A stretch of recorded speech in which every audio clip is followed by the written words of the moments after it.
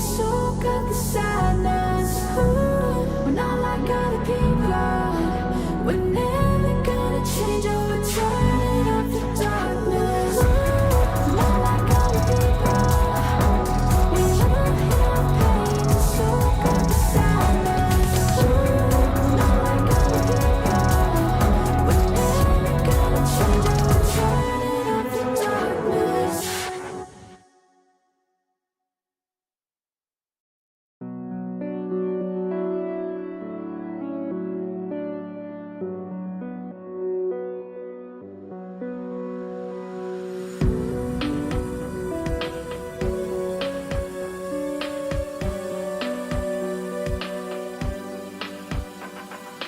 In the forgiving night, beyond a paradise, you come here to feel alive.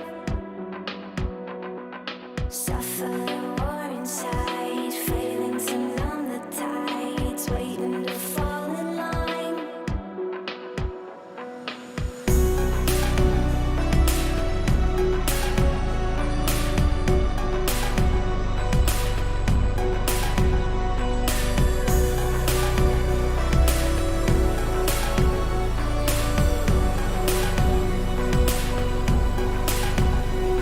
A heart with no reasoning, faced with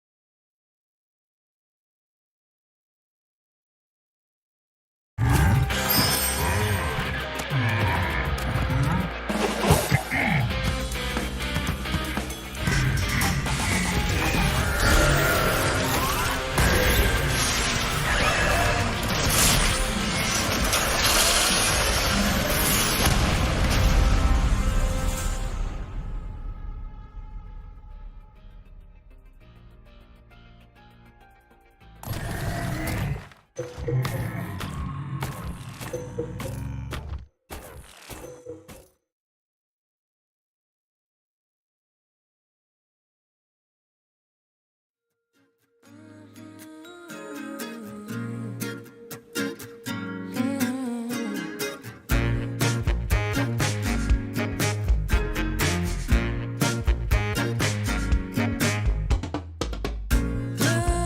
sky is everywhere.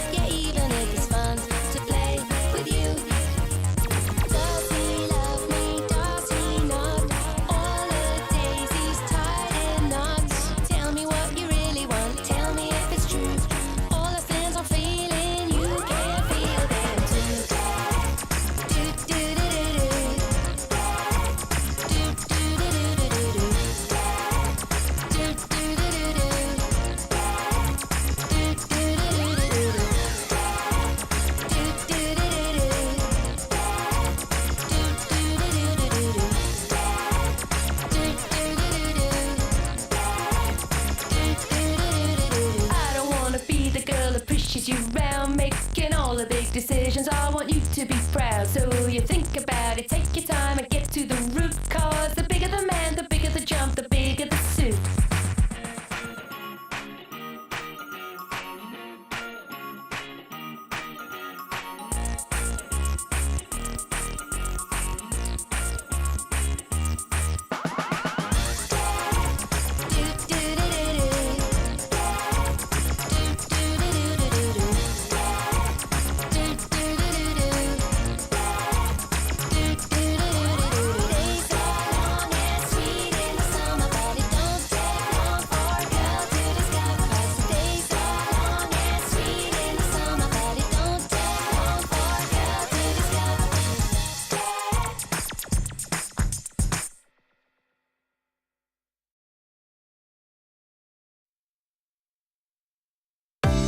지쳐버린 뚱한 표정 이제 그만해. 반짝이던 너의 모습 only one. 유일했던 그 웃음 너머로 가득히 더는 딜하지 않아. No way. 언제라도 넌 변명은 no. It's gonna be okay, just live alone. 그 운명을 믿어봐. 난 이제 용서해. 지친 날들에 우리서 둘이서 가볍게 맞춰 let it go. 한 번 더 웃어줘. 빛나게 더 뜨겁게.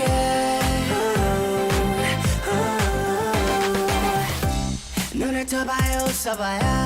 나의 눈물은 말랐어요. 예쁜 눈망울 콧날은 어떻고 입술도 어쩜 넌 이래. 제발 한 번만 봐줘. 날 더 이상 이대로 힘들긴 싫어요. 너도 나 없이 혼자는 힘든 걸 알잖아. 사랑해 baby. No way. 언제라도 넌 변명 no. It's gonna be okay, just a little alone. 그 운명을 믿어봐.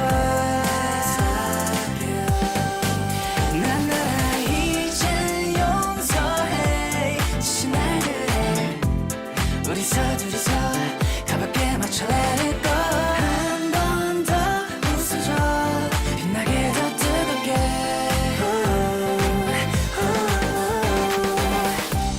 태양이 더 거칠고 밝은 날이 오도록 이제 다시 시작해. 눈을 떠봐요. 이제 형이에요. 이제는 끝인 걸 알고 달렸지. 어둠 속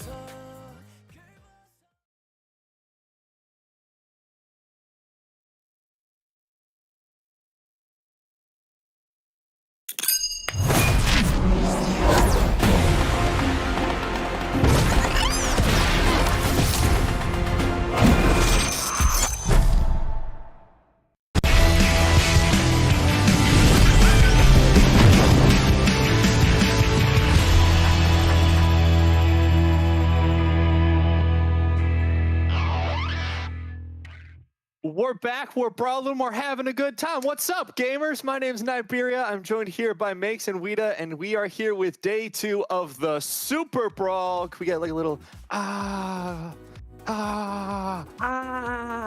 will beat you up, Makes. I will beat you up in person. We are going to have a boxing match televised pay-per-view on Twitch after this.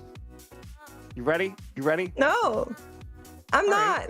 Don't It'll be great. rough. It'll be great. Don't worry. We're going to be there for finals. We're going to have a pay-per-view. We'll have socials film it, and we can let chat vote on it. It's going to be great. But in case you guys have missed the memo, we're here, Rising Legends, European TFT, Middle East, African TFT. We got most of the world here. It's great.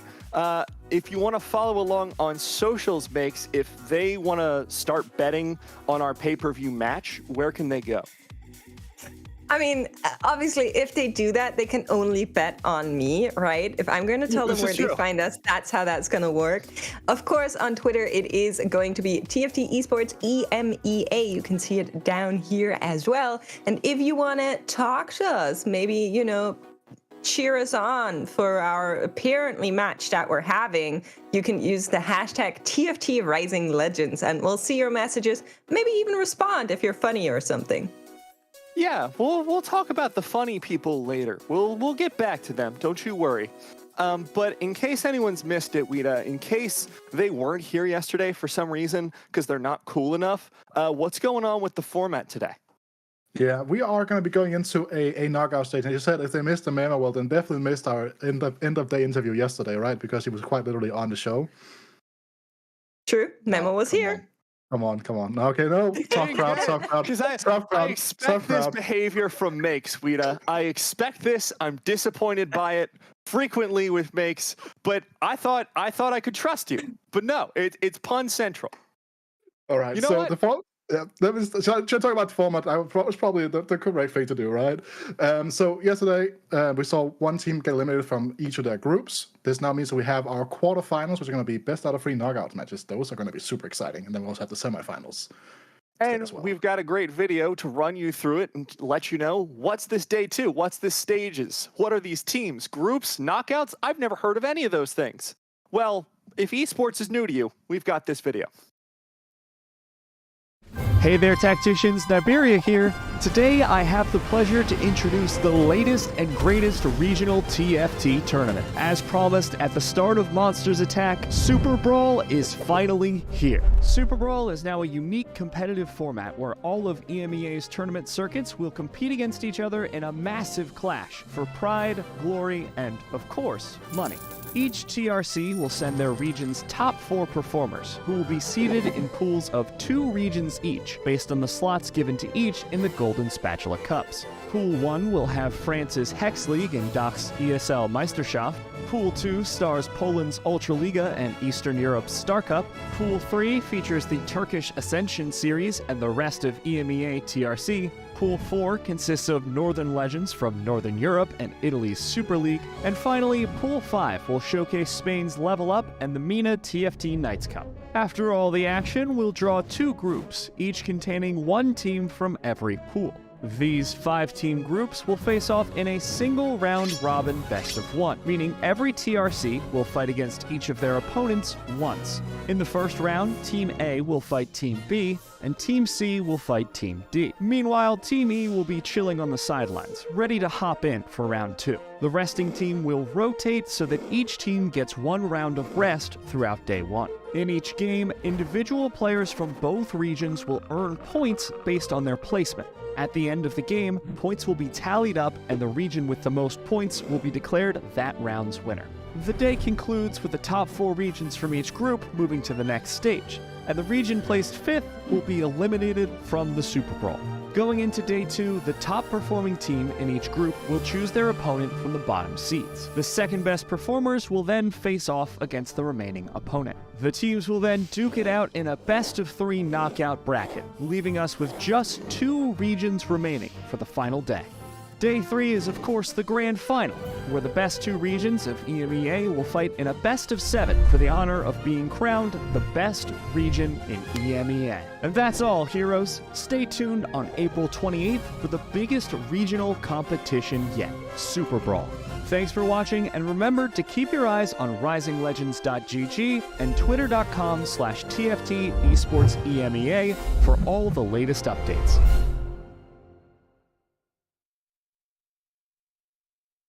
You know, I said this yesterday in the green room, but I'm going to say it again on air this time. I have never heard myself being sick during a VT so much as that one. But you know what? At least it got the information across. We got there. We got across the line. So in case you guys need the context, we are here in that day 2, in that knockout stage, and we are going to have the beginning of the playoffs today. And I'm super excited for that. We got 2 regions already knocked out, but we're going to be down to our last 2 by the end of the day. Yeah, absolutely. And honestly, I'm so excited because there's one more region we haven't really seen. It's Italy. And when you're a big fan of the Blender Mafia, I'm a big fan of the Blender Mafia.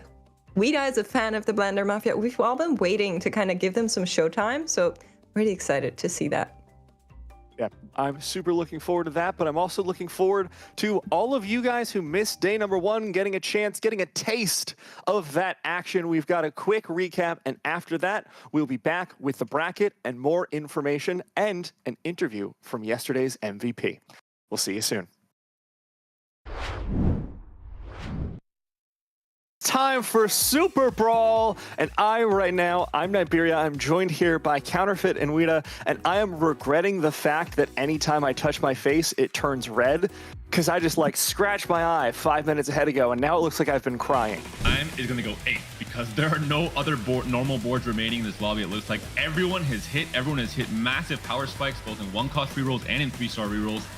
And whoever is not up to par is going to have a very bad time. Looks like Odessa is that player. Still untouched, but it looks like the front line for N9 has fallen. Can that Vayne claw something out? She cannot, and N9 will take the loss here with Diga Sparta, and he can just go from there. The Samira is the last unit standing, and it's looking rough. The Rel, pretty much the last one standing out of the composition, despite being a ludicrously strong tank. And then now he's got him in his sight and he's gone. And now it's just up to Ezreal to not die from this Twisted Fate, which I think might be a tall order. Same game, quite that dramatically, as the 3-star Belveth will be joining us momentarily. Now Belveth, no longer Zephyr, is firing away into the backline, whap, whap, whap, with the tentacles, and it will take down Fifek in potentially 3rd place. Just 1 point, perfectly done, and Turkey takes places 1, 2, and 4 in the final round of the day. Of the X giveaways and taking care of you naughty chatters, and we'll see you guys tomorrow at 1 p.m.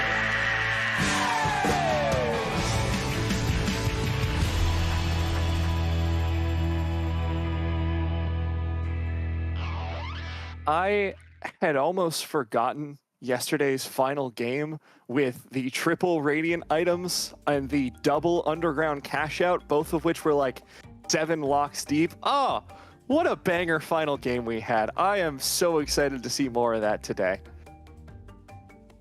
Yeah, absolutely. I mean, I personally had forgotten how cool Wida ended the show, but you know, that was maybe just me. I was happy to see a reminder of that. But honestly, there was some more stuff going on in the off-stream lobbies that we kind of need to dig in later, so do stay tuned for that. In the meantime, let's pull up that bracket. Wida, how are you feeling about the regions coming out of day number 1? It's going to be interesting, right? Because we heard on the end of day show yesterday with Potable and with Memo, right, that there are reasonings for picking Eastern Europe and MENA. And we had Talal on yesterday, right, talk about the strengths of this MENA team. Which is really interesting, right? So this potentially could be a bit of an upset coming through there. I think that the rest of EMEA versus Italy matchup is going to be super interesting. Like 2 regions that people didn't really know what to expect coming into this weekend in general with. So super fun matchup there as well. And we wanted to mention Italy earlier, Makes. I know I have been the real Italian champion earlier on in the sets, and I really love to watch those guys play. I really love to talk to them. Yesterday we didn't get a chance to see them on stream, but they did make it through day number 1. So I'm looking forward to seeing how well they're going to be performing throughout the rest of this competition. Now that we're going to have them on stream, we're going to see what kinds of strategies they're employing. Because yesterday we got to see some really cool adaptations from Poland especially. I remember that Fifek game manipulating last stand during the matchups with a teammate to save a little bit of HP for that teammate, make sure they secured those top couple of spots. And I think stuff like that is just so cool. Yeah, absolutely. And I mean, I think we've been seeing it across all teams where kind of players make sure that they're playing a little bit around their weakest player, making sure that they hit all the comms that they can actually go into top 4 with. We've been talking about which comms are kind of good for that and which comms are maybe not as easy to reach those high places. Due to that, often Kai'Sa being neglected because only 1 player per team is running it, so everybody else is kind of on a different line, which is cool to see, and it makes us see a lot more compositions per game, which honestly, I'm always here for. Yeah, the variety's been really cool, and we, of course, have some MVP-worthy compositions to go through today, and we're going to start out with those Laser Core. Wida, how has Laser Core been going so far in this tournament? Because I feel like we've been seeing it less consistently than we did during the last Golden Spatula Cup. And we've seen the ups and downs of it, right? And the thing is that when you have that laser core hunt opener on 2-1, as we have a little cat coming by as well, it is such a strong composition because you get the team-wide drones online really early on. You can really push the tempo. And in this lobby in particular as well, we can see he got the Warwick support augment as well. Just really align that pressure and had the 2-stump and just really allowed you to go up in levels. Be stable enough to find that Mordecai and get those 6 laser core going, just roll over the entire lobby. Yeah. Been really. Go ahead, Max. I honestly love playing lasers as much as my cat loves being on screen. So I think it's really cool to see that comp be a little bit more involved now that hackers aren't as relevant anymore. Before that was like Warwick Hacker Brawler, Warwick Hacker Brawler. Now it's gone more into the laser clips with that adaptation of everybody gets a drone, and it's so fun. I love seeing it, and I love when players go for it with that laser core heart. It's just right from the get-go, you go for it. And Swellertiger, honestly, I kind of want to give a shout out straight away because he's been top 1ing 3 games in a row yesterday, which is really difficult. Yeah, just really consistent play from him, and almost as consistently as his play, almost as consistently as your cat wanting to be the star of the show, is that Star Guardians composition that we saw so much of yesterday. We already mentioned Kai'Sa being this repeated threat, I'm gonna say, but we saw so few Kai'Sa 3s, and so much more often, surprisingly, we were seeing that Star Guardian misfortune. Yeah, I think overall that's a very strong setup, right, Mace? Because you can kind of see here, he got the Star Guardian Emblem kind of for free, compared that with the Clear Mind to able to push the levels. Yeah, absolutely. So if you really want to like go all the way with this comp and you're not a fan of getting all of the stars and instead going to level 9, the one thing you need for it is that Star Guardian emblem that we already mentioned. It's going to make your Misfortune cast so much more, and you can slam some high AP items on her. It's going to be great. It's going to be fun. And I mean, even the Syndra too with the Shojin over there, like you can imagine how many units she pulled onto the board and just caused wreckage all across the board. Plus 8 Star Guardian, it's just such an incredibly high-capped composition we saw, because Syndra just every couple of autos throwing in another champion, like you're saying, and just becomes this massive board. Sure, at level 9, you can theoretically only have 9 units, but Syndra means you can have 18 if you're lucky enough. So she's just been so strong throughout, pulling in things like Fiddlesticks and other threats. Segue to the threats composition. Let's go. We saw a couple of 3 stars yesterday, actually, including the Aurelian Soul from Sweller's threats game. He had an Azul 3 fully itemized with the Exiles. I mean, isn't that the craziest board? When I saw this, you know, I think, Wida, you were asking in our green room, like, what are they feeding Sweller? He's on 3 wins back to back. And I was like, okay, let me dig up the compositions. And I like looked through them like, yeah, with that exact voice, Star Guardian. Yeah, that's how I always talk. Like, that's exactly how it went. I look at the Laser Corps, I look at the Star Guardians, and suddenly I see this, and I'm like, huh? He did Azul 3? Like, we definitely need to talk to him about this. I want to know everything of how that came to be. But you can also kind of see the setup here, right? Another Clear Mind game was also on our on-screen lobbies as well, with Hyperbolic Time Chamber really being a tool of Volta. That game with Hyperbolic yesterday as well, where he had 3-star Brilliant Soul, 3-star Belvath, and 3-star Aatrox. Another star for this as well is the My Sword Is Your Shield, one of the best Garen augments, right? Kind of talking about how they were trying to figure out like they weren't really going to buff Garen's augments because people were still trying to figure out like how they were actually going to become good. And Garen's like support augment has become an absolute menace. Like it's almost a snap pig if you see it in your lobbies. Yeah, I think what I'm pulling out of these couple of games especially is the consistency of Sweller's emphasis on both Clear Mind and Exiles. That's 2 games in a row that he picked up that augment combo, clearly believing that those 2 are incredibly good for his playstyle. And you can see why. You know, early experience from Clear Mind plus the extra shielding on Exiles is going to give you a lot of A, board strength, and B, an accelerated game plan. With that free experience, you're free to spend that gold on perhaps rolling down and finding some units to stick on that board so that you can keep your bench clear. So just really fun gameplay coming out of Sweller, and it's clear this is part of why he was the MVP. Yeah, absolutely. Maybe to explain the MVP again, I'm not sure if we went over that just yet. So we do have a team format here going, right? It's always 4 players from each region going up against another team of 4 players. But for every day, we're also rewarding the top point scorers. And yesterday, the number 1 of that was Swellertiger. So he was MVP yesterday. Today, we're going to have a new MVP. And I think we're even rewarding the 2nd and 3rd place. So go us. We're so cool. We're awesome. Sweller, Yes, of course. let's go, team. Yeah, woo!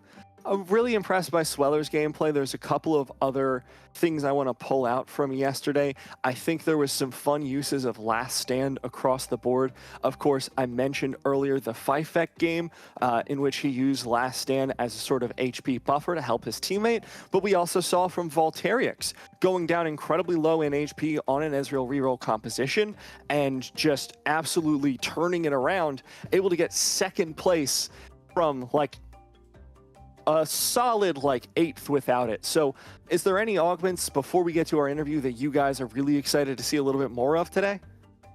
I think when we're talking about kind of how you're playing with your team and against the other team, we have to shout out stuff like Exiles, like Future Sight, right? Those things where you can actively make your board a little bit weaker if you play them not to your strengths, but actually to the strengths of your opponent. And then when you know you're facing off against somebody from the other team, you can position in a way where it works again. We did hear from Memo yesterday saying like, oh, you know, it doesn't always work. One time I was trying to hacker onto the enemy carry and I was like, let me live. And my enemy carry went into nothing. Like, so they need to kind of get that communication going and they need to make sure that everything is on the correct side. But I think with all of that stuff, you kind of have to keep in mind that they're actively trying to sometimes be stronger and sometimes be weaker. Yeah, I think that situation about with Sasa and Memo was kind of like the anti-thesis of what you're supposed to be doing. Augment-wise, I think that looking for stuff like Power Grid, we didn't see that a lot yesterday. If you go through my match history, I almost play nothing but Power Grid at the moment. It's actually kind of weird, but Power Grid is super strong, and again, 6 hard in general is really, really, really strong now. And again, you can more stably get to level 8 in these more team-based matches where you're not going to put under as much pressure. Yeah, I'm looking forward to a lot of those strategies coming out, but we do have an interview ready for our MVP from day number 1. Swellertiger, how are you feeling after your day 1? 3 first places in 5 games. How the hell did you pull that off?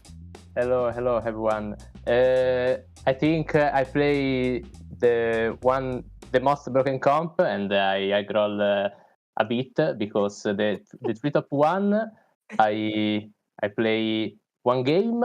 I play Azol carry with Mech frontline, and I hit Azol 2 on level 7.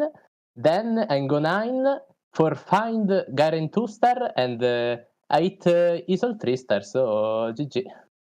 I Garen and I hit Azol 3-star. Not bad, I think. And, yeah, I mean, that's the board I did want to ask you about. I was just telling the chat and obviously my co-casters about how I went through the lobby screens yesterday, and suddenly I looked at yours and was like, Azol 3? Like, how did that go? Of course, you already told us, but I thought it was so cool. Just you hit it naturally, no duplicators, nothing. I have a duplicator, but I aim for Garen 2-star, but it's more easy going for Azol 3-star than find Garen 2-star because too much contested. Yeah, it was really good.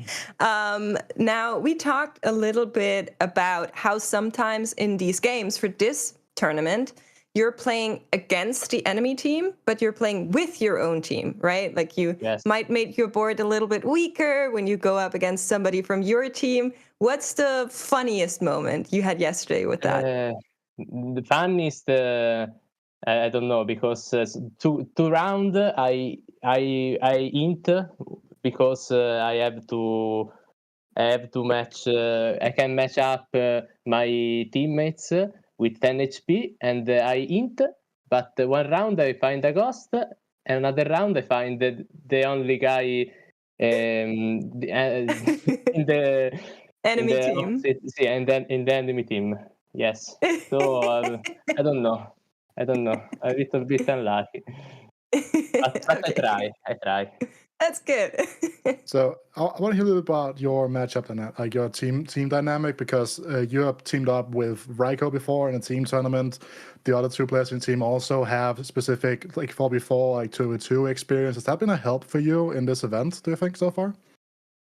I think we all of us don't have so much experience in these types of tournament, because I never play double up or something like this, and I don't think the other player play some tournament like this. So sometimes maybe we can grief each other. I don't know. No, we don't have too much experience in this tournament, in these types of tournament. Awesome. So- Also, I know like going into yesterday, you guys were not feeling too confident because of your bad scrim results. Do you feel confident today? Yes, but we make only 3 games of the scrim, and Raiko play only 1 game, so we don't play too much scrims. All right, Sweller, thank you so much for the interview. I'm looking forward to seeing how Team Italy does. Big fan of you and all of your teammates. But before we let you get back to that team prep, is there anyone that you want to give a shout out to before we send you off to get ready for today's games? Sorry, I don't understand what. Shout out, like thank you to either your friends, family, your teammates, that kind of thing. Thank you for everyone who watching and support me when I'm playing, and bless with the Crostatina. I love it. Thank you so much, Sweller. Good luck on today's games. Hopefully you can pull off that 1-1-1 one more time. I don't think, but I try. Thank you. I believe in you. I believe in you. Go get ready. Love to hear from Sweller. Love to hear from our Italian players, as always. Love the boys. Really cool to hear from him about how there's different levels of strategy going on, and they feel like they don't have a ton of experience with this format, despite their experience in previous SuperBrawl. So just interesting perspective from Sweller. Yeah, for sure. And I think like what he said about kind of how sometimes you're trying to help your team, but you're hurting yourself in the process because it's not super clear who you're going up against, has to be something that players keep in mind and try to like play around, which is not always easy. So we might see some more action going on in that direction, which could be good, could be bad, depending on whose team you're rooting for. It could go horribly wrong. That is true, Max. Hopefully not. Hopefully everyone's doing great. Just root for the ball, then you always win, right? Isn't that the joke? That's the old school one, right? Yeah, the classic. I just root for the carousel in TFT. That's good. It's the only way to consistently win, Wida. It's the only way. Never bet against the house, as they say. Of course, we do have, before our first game, a lobby chat with one of our players, our Hungarian pro streamer. Oh, first, I almost forgot the contest. Thank you, producer Kai. I was gonna say, you're forgetting our memery. Is that really who you want to be? I was too ready for the competition. I was too ready to get into the games, but you're right. We've got a socials contest once more. Same one as yesterday. Send off suggestions to the Twitter at TFT Esports EMEA for some of the phrases down below. Reaching level 9? Nah, I prefer completely forgetting an entire segment. Just a suggestion. That's the on-air one. Strong. Coming in strong. Thank you. I really think I have a chance of winning it. Backstage, Panda was talking about how he's pretty sure that he could win the competition, so he doesn't want to leave suggestions on stream because he wants the players to have to try. And I do have one more, if you're going to let me. I'm ready. So, maintaining economy, perhaps you meant cat. So that's another banger, another absolute winner. Chat, feel free to take that one. You know, we have a little bit of an inside line into which ones are going to win because we're on the team. We know the kinds of senses of humor. So if you just want to submit that one, I'm sure easy dub there. Yeah. And no but of course, Of course, we do have that lobby chat I was talking about earlier with Brozilla, our Hungarian co-streamer, friend of the show, and we will be back after that to send you guys off into game number 1. Stick around.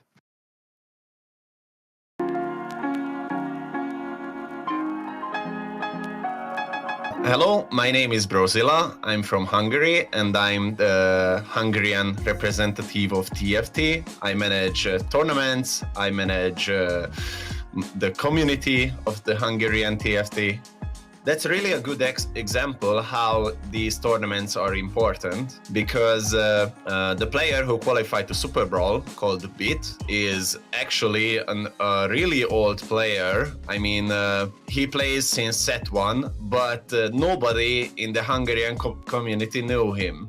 So they were like, you know, he plays since set 1, I manage like tournaments since set 2, like every set, a bunch of tournaments, and never ever heard about him. And in set 8 he pops off.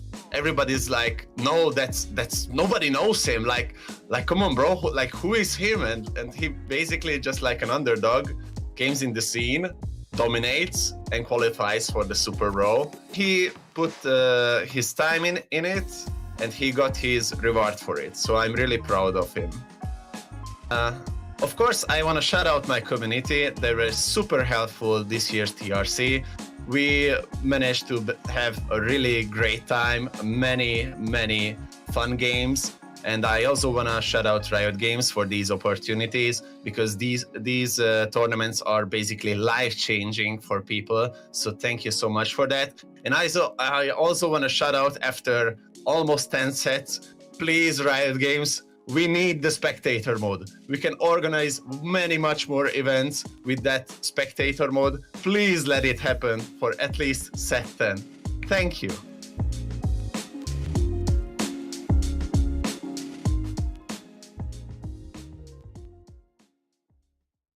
Love to hear from Brozilla. Always so happy on these interviews. Always so happy whenever we talk to him. Guys, we are seconds, if not, I don't know where you go from seconds. I apologize. Fraction of a second, hundreds of a second, thousands of milliseconds. A plink. We're a plink away.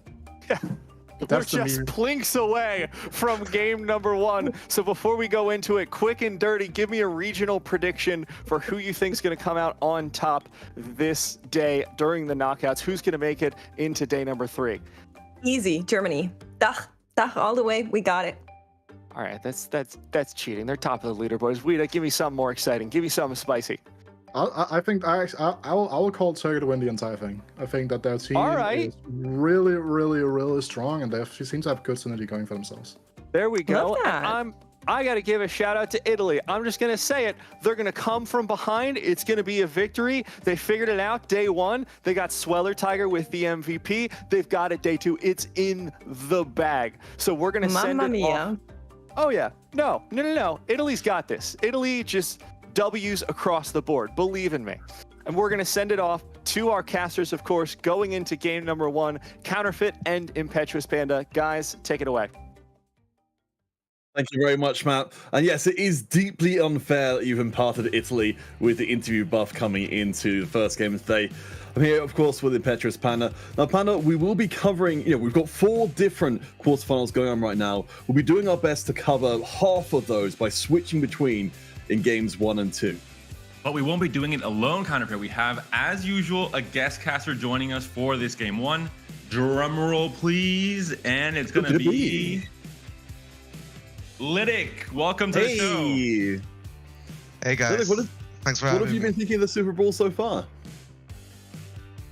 It's been great. So I've only got the first 2 games of Eastern Europe yesterday. That's the part of the TRC I am off, so they did really well. And unfortunately, the second 2 games didn't go so well, but hey, they're here. We have you now as a biased caster, so hopefully that'll bring them some luck for the day at the very least. But Counterfeit, what's coming up, and what are we excited for in this game 1? So this first game will be Italy versus ROEMEA, the rest of ROEMEA. for Italy, as we noted before, they've been really leaning very heavily on Swellertiger's honestly astonishingly level performance. To be, a team that went 2-2 to still have the most MVP points is amazing. For ROEMEA, though, they are much more even in their performance. They got a good win over Spain and Eastern Europe in day one, and they lost a very close game to France as well. So they're very much, as much as Italy are kind of an underdog team in the tournament, I think ROEMEA definitely are as well. We mentioned there is going to be some maybe problem with communication with all the different languages that are spoken by the rest of the team, but yesterday it seemed like all of that was under the bridge. It was all solved and ready to go because the performances, as you mentioned, were quite good. We'll see the same happen today, and if countries like Turkey, like France, like Germany that have that maybe upper echelon in terms of synergy and communication will have an upper edge in this day too. From talking briefly with N9 before this all started, he'd say that for the ROEMEA team, they've directly tried to address that between days 1 and 2 by switching to English only rather than trying to mix up languages in their communication. So they're trying for a more simplified communication style, but at least one that doesn't require any additional work to get going. So perhaps that will help them push even further today. Lytic, from these two teams, any standouts that you saw yesterday, or any opinions you have on any of these players specifically? You maybe played on ladder, you've seen their streams as well. So personally, I played the most with Sacred Norris. He's pretty decent. He plays very flexibly and he's been performing fairly well yesterday. And of course, Swellertiger was crushing it yesterday, so definitely one to look out for. Yeah, so I mean, heading into today, of course, we saw a lot of varieties. Was mentioned at the top of the show.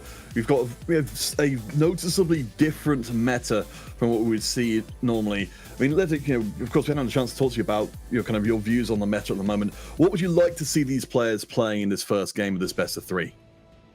So I think Star Guardian is like super dominating right now on the current patch. So definitely gonna wanna see some Star Guardian. Obviously, you don't wanna compete with your teammates for it. But I'm assuming both camps are going to look to choose one player to find Star Guardian. I don't even think it's a big deal if it gets contested because you get so stable with Kai'Sa 2. And then if you don't have any luck finding more Kai'Sas to chase the Kai'Sa free, you can just choose the power level route and cap your board with legendaries. So definitely the one comp I would look out for. One key difference that I'm looking at from yesterday to this game 1 is the fact that yesterday, all 3 of the first games that were on stream were decided by a 2-1 hero augment, which really locked players into specific directions and didn't really allow, I think, as flexible 8 play as we saw later on in the day. So I'm curious if that'll be the same start here today, if we'll have those 1-cost rerolls terrorizing us for the first 2 games like yesterday. Yeah, we did have the big, conundrum of whether or not it was best to really lean into the 1-cost reroll and build your comp around it, or just use it as a support piece. We'll see if that does remain the same here. So we check in with TheGOD, who's got a pretty decent start here. Some interesting 2 costs already in the mix, but allowing for an early Infinity, which of course we've seen be pretty successful throughout yesterday's tournament. Yeah, definitely a great Infinity opener, even with one shop coming up. Already have the Infinity teams.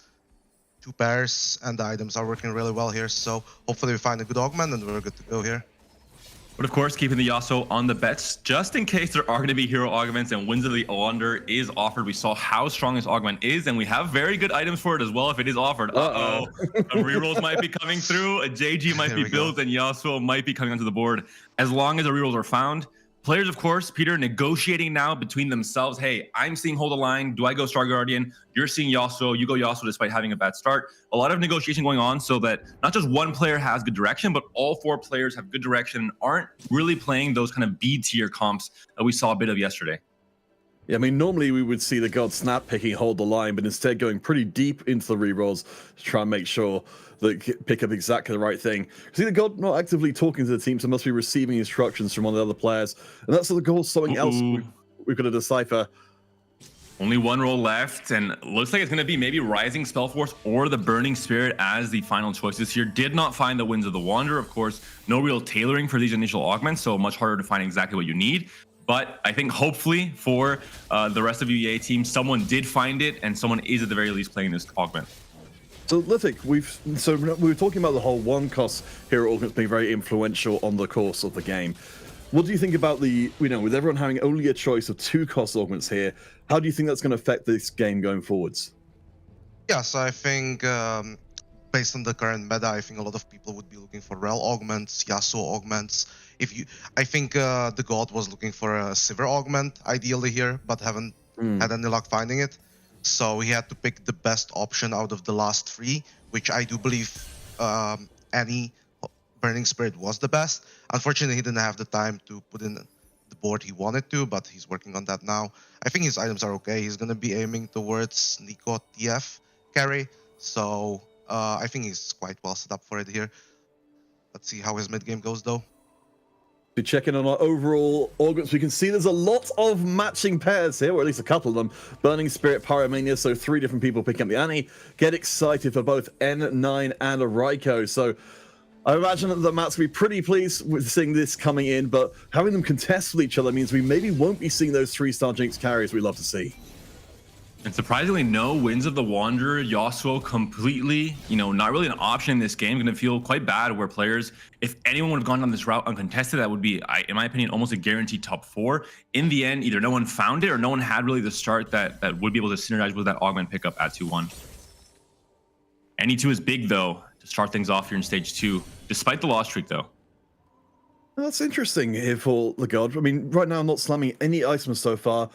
Maybe we see the change of direction. You can see there's a lot of thought going into whether or not to get this upgrade right now, but Gadgeting comes in, so it's a mid-strength board, and looks like for now we'll be seeing Lux doing the job of at least trying to eliminate 1 unit. I think TheGOD's still presumably looking to keep this loss streak going, but just soften it somewhat. Yeah, I think TheGOD's gonna be looking at least check what items come on the first carousel. You very often get the double item carousel these days, so he's gonna have much better options. Now that he hit the Annie 2 and found the full gadgeting in the Lux 2, though, he decided to pick the full gauntlet and probably just gonna look to finish the sword on the carousel. Would have probably loved to have that Lulu 2 instead to slam items on her and have the Gadgeting actually matter in terms of the items being slammed on a Gadgeting unit. But all in all, as you mentioned, Lux 2, I think the moment you hit the Annie 2, Lux 2 naturally, you have to pivot off of, hey, I'm no longer going to maybe be able to lose streak all of this stage 2 because I'm going to be too strong compared to some players that are just almost full opening or maybe playing underground even. I'm kind of struck here by how strong Shining Star was playing there with that unrelenting vibe board.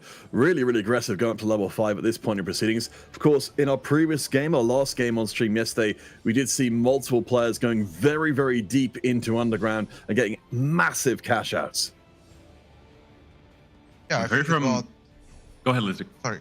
So I think TheGOD picked up Iran Rod here. I think he's going to be aiming for Shojin and then have a leftover Rod. Perfect item to have leftover in a Spellslinger comp, so he's super happy. I would hope he would start looking for some tank items now that he has 2.5 full offensive items, I guess. We heard yesterday from Kenobi in the game 3 that Unrelenting Force really is going to be one of the best augments to play Ezreal carry instead of just the straight up Ezreal hero augment Rising Spell Force. So curious if we'll see that from Shining Star in this game. We saw a Ging play that to perfection yesterday, playing Unrelenting Force without Ezreal, instead going for a fast 8 board with those Radiant items. We could see something similar if Shining Star is able to survive for one of those, Heist 4 or Heist 5 cash out even. I mean, we've got 3 different players, Shining Star, N9, and Raiko, all on win streaks right now. And we're seeing 2 of them go up against each other, and it's the 2 Jinx players. You can see from the Raiko side of things, the itemization is a little bit more traditional, but the 2-star lies with N9. For both of them, keeping the win streaks going would be huge, but I think the raw amount of bodies on the board for Raiko will be enough to push him over the edge. Even with Prankster kicking in, I still think it's the smaller Jinx that takes the win. Yeah, I think both players are fairly happy here. Obviously, Raiko about keeping his win streak, but I think N9 is in a fantastic position, already on 4 Jinxes. Obviously, he's contested, but there should be enough Jinxes in the pool for him to hit, even if he's contested when he's this far ahead. So we'll see how this goes. Maybe he will decide to not chase the Jinx free and just pivot into Misfortune. I think that's Raiko's game plan when he sees his opponent on 4 Jinxes, but we'll see where he takes this game. Yeah, I like the flexibilities there. Italian players looks like not matching, at least in this matchup. Shining Star hopefully also not facing off one of the Italian players, but it is really these 2 players that are 100 streaking, so happy they did not actually match up in the end. And we'll be able to translate this win streak onto stage 3 if we're seeing here Raiko, of course, an easy win. And Shining Star looks like it might also be one considering his strength all throughout the stage 2. The results are coming in just a bit. And if both Italian players 100 win streak all of stage 2, that's a very, very good sign for this team. Oh, for sure. As we mentioned before, Swellertiger has so much been the focal point of the team. So it's fascinating that he isn't one of those players who is win streaking right now. But perhaps, between days, we might be seeing more emphasis being put on the others. And if it carries on as it has so far, it could work out very well for Italy indeed. No underground whatsoever, though, for Shining Star here. Has the Ezreal and the Shoplitic, but what do you think about this start without having that underground as kind of something to rely on in the late game as a new power spike? Yeah, I think this spot is not ideal, obviously. He doesn't even have items for Ezreal, so I wouldn't necessarily, in his spot myself, look for the Ezreal carry. I think he just wants to, he should just look for a strong mid game with the Vi 2 with triple items here, with the Unrelenting Force, and then transition that into an actual board.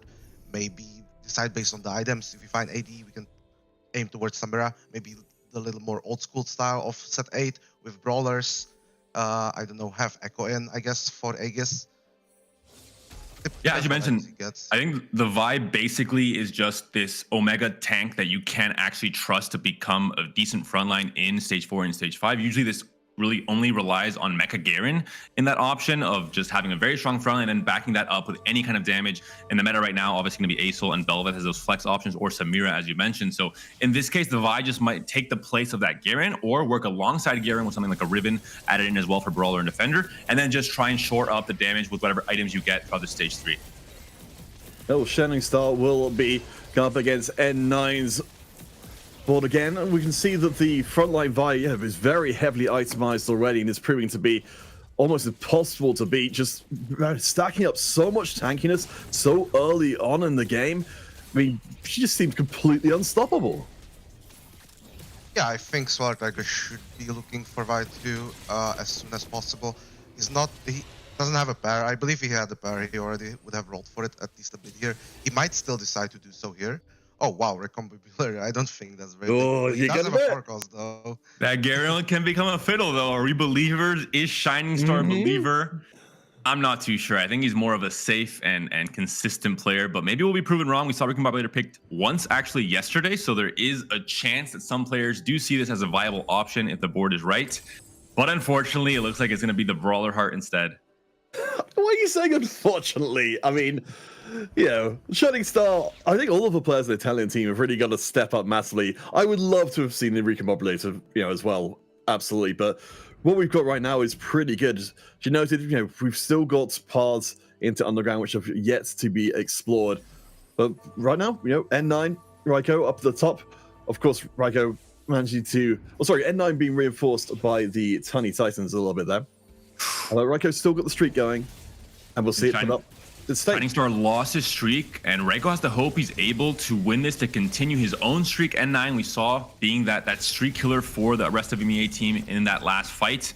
And it looks like for now the Vi is going to be standing tall and strong. Will it be enough though with this Jinx continuing to pepper in her ult? It looks like it is going to barely be enough to kill the Vi, but the rest of the team should be surviving unless this Jinx able to actually get excited enough, and she does. Shining Star a loss, but Raiko defends his streak.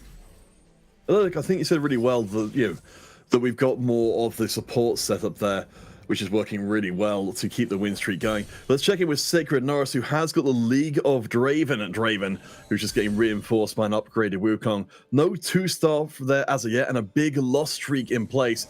Hopefully we'll be seeing that turned around in the near future. Yeah, we're seeing Sacred Norris choosing the Draven path, which I don't think is necessarily the strongest on this patch, but I've seen him play it quite a bit on the ladder as well, so maybe he knows something that I don't. I think it works even much better with the Zephyr after the hacker changes, that now that targets the closest enemy, so you can really use the Zephyr quite nicely. Choose the better initial target for the Draven. Unfortunately, he hasn't found the LeBlanc for hacker though. It looks like he's very close to getting the hacker in place, but it's not fully online as of yet. Still, the itemization for the Draven is pretty good. And of course, wanted to keep the loss streak going for the time being. He can consistently turn this into wins and start getting paid out once that Draven gets the kills flowing. Through the stream game yesterday, we did see Draven didn't really work out. I think it's in that tier of B tier kind of reroll comps where if you hit everything a little bit above tempo, it does seem very strong. You fully itemize a Draven, 3 items in stage 3 and 4 can do a lot. But the moment you fall a tiny bit behind the tempo where you should be hitting, all of a sudden a myriad of problems come up and your comp ends up going 7th or 8th. So hopefully the same does not happen here for Sacred Norris. By going into an uncontested line, could maybe have more success hitting that Draven 3 much earlier. We know that a lot of players will be going into the 2-star pool, or 2-cost pool rather. Roman Death certainly did well with Raven off stream yesterday, managing to get a first place with it. So we know it is possible, but you're right. It's a risky way to play. Sacred Norris dipping below 50 HP, while Raiko still remains undefeated. N9, of course, the other Jinx player, still not perhaps exactly where he would like to be.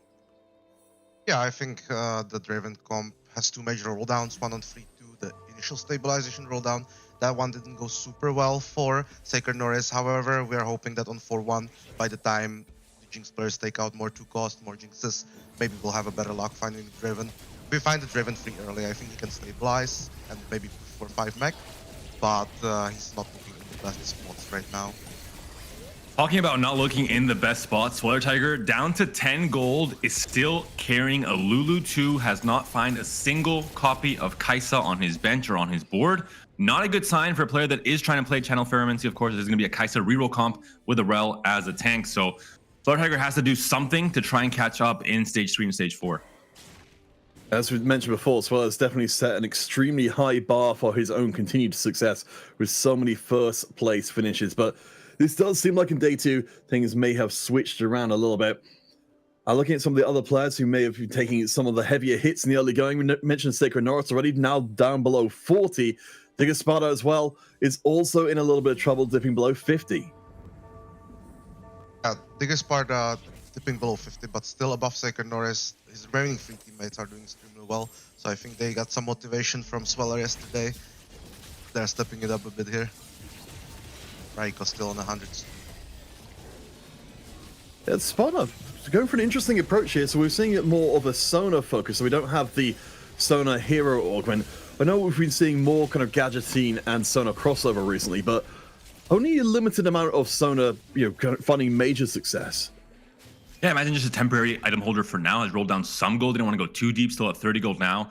Entering the end of stage 3 is not really the best place to be at if you want to go 7 and continue rolling to find the TF, to find the Nico, which is where this comp is going or tends to go in most cases. So a few players seem to be a little bit behind the tempo of where they should be in terms of board strike, in terms of economy coming into stage 4. And I think they'll have a lot of trouble stabilizing throughout, against some players like Raiko, who's still win streaking, 10 win streak now to end the stage 3. Gotta give a little bit of credit to Sacred Norris, though, who, despite absolutely getting hammered here, has at least kept a 9-loss streak going. I mean, you compare with TheGOD, who's just above them, with the same, roughly the same amount of gold, but much, much smaller streak, while still having similar HP.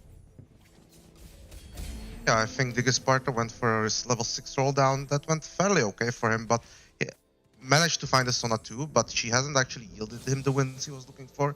Oh, he finds a Twisted Fate, though.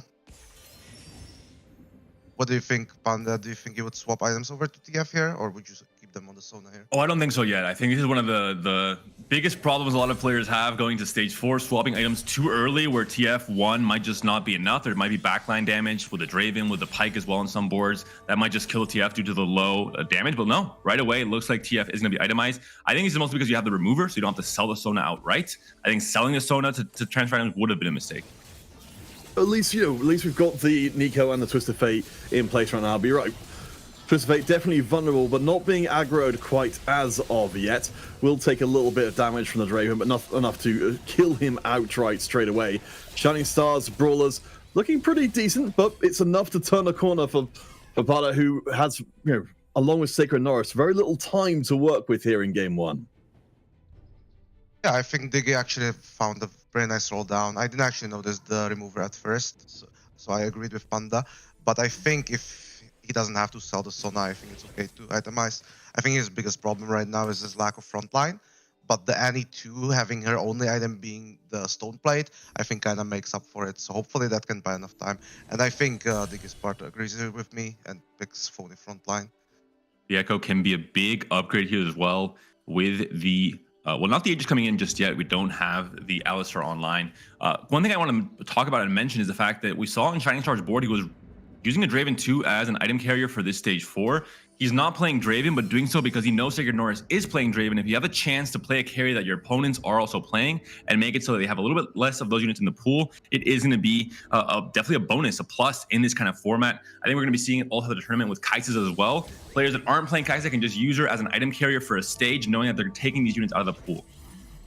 Well, someone who has been taking units out of the pool as well is N9, hitting the 3-star Jinx. The itemization isn't fully there, but having an Anima Squad emblem means that she's got a fair amount of raw punch. You can see, even against the Vi, who's absurdly tanky, he's hitting it pretty hard, but the front line, I think, isn't quite there, especially against the board that's so hard to take down the individual members of. But Jinx gets the end of round. The Hand of Justice coming in clutch for a little bit of healing. And that will put N9 back into winning ways with no money in the bank at all. Yeah, also has another spat.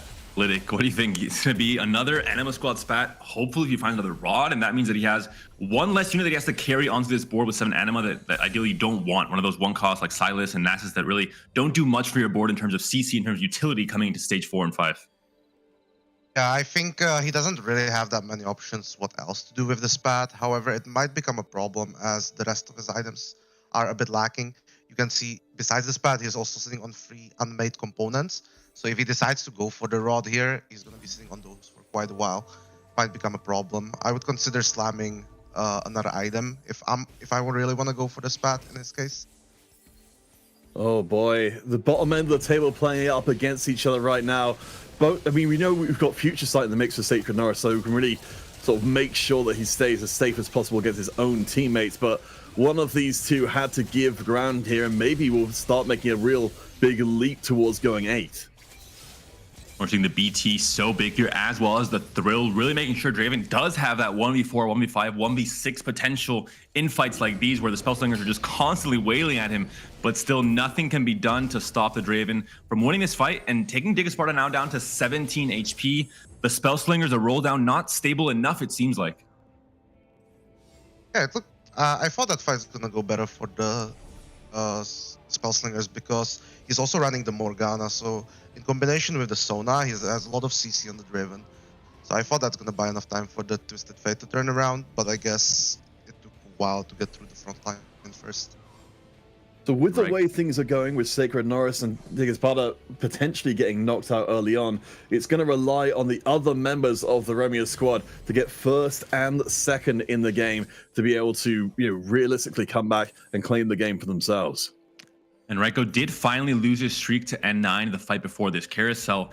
And I just have to say, get excited. It seems to be a pretty good hero augment when it comes to snowballing a good start into a huge win streak. Both players that chose Get Excited are both sitting above 90 HP at 4-5. This is not something you can expect in every game. This is the next level of stability. I think on the 2+0 augments, you're a lot of the times looking for a decent stabilization on 3-2 that's going to carry you through to the mid game. And then even if you're not going to be able to find a 3-star win condition as this game, because they are contested, I think the health advantage is good enough to take you to higher levels and find some more expensive units, your actual carries. Well, in this particular matchup between our Italian players, they're both feeling pretty chipper about the whole thing, because even with the loss being handed out to Raiko, a very, very light loss that will keep him towards the top of the table. As things start to collapse down, we're seeing more and more of the HP draining away.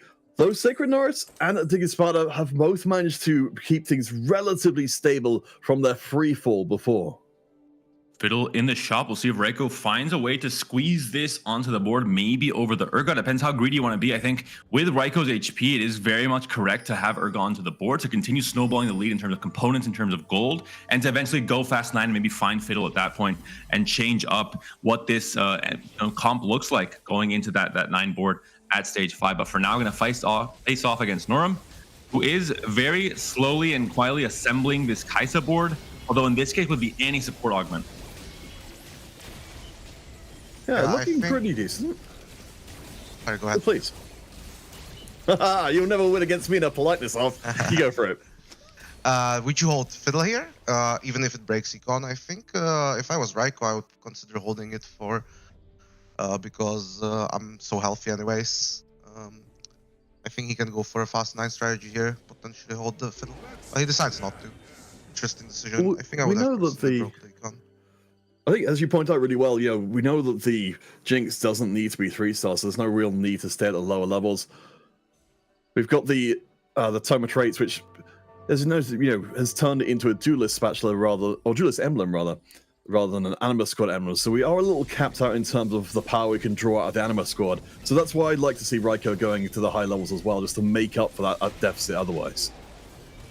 Look at the HP totals after this PB round. We're going to have to look at DeGoSparta because he's on 4 HP. Really, any loss at this point in Stage 5 will be the last one he'll be having in this Game 1.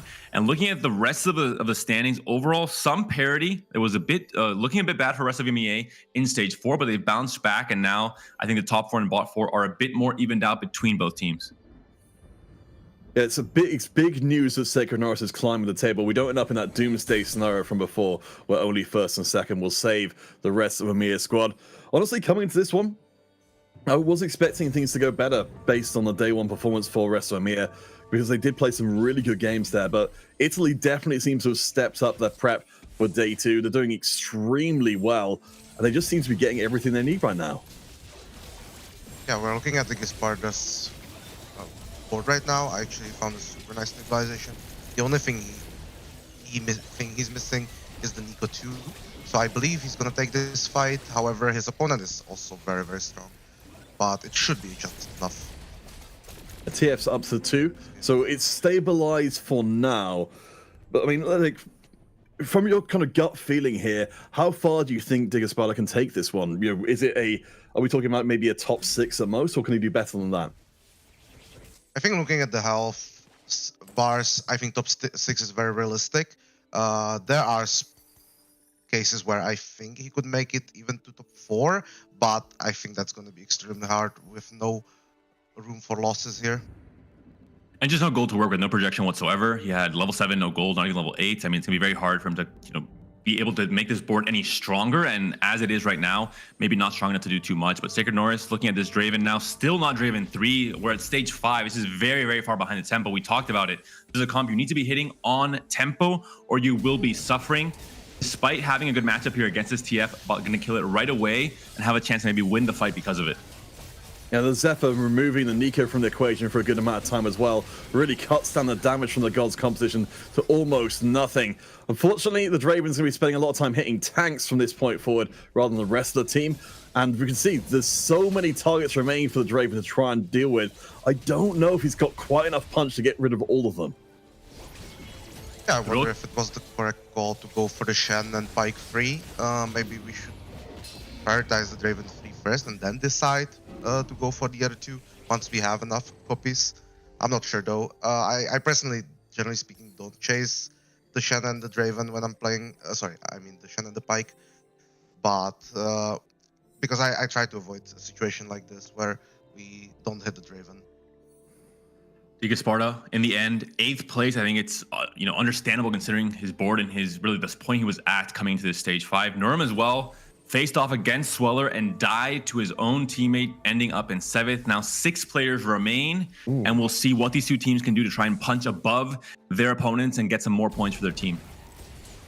Again, we're seeing the use of the Zephyr to try and make this Draven board last one more round. Swellertiger is more than 30 HP above where Sacred Norris is right now, as N9 goes up against their teammate.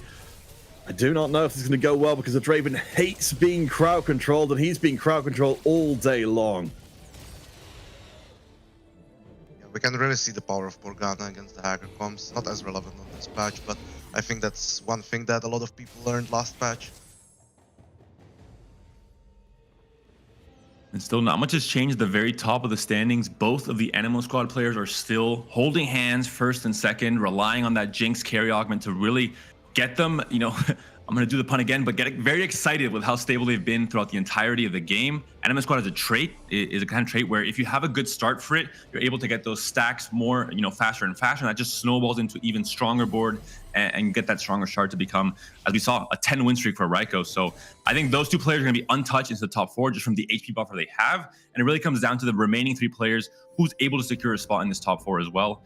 Shining Star, overall, Lytic, how happy are you to see still this Samira 1, almost stage 6? Yeah, we're not very happy about Samira 1, obviously, but he is trying very hard to find it.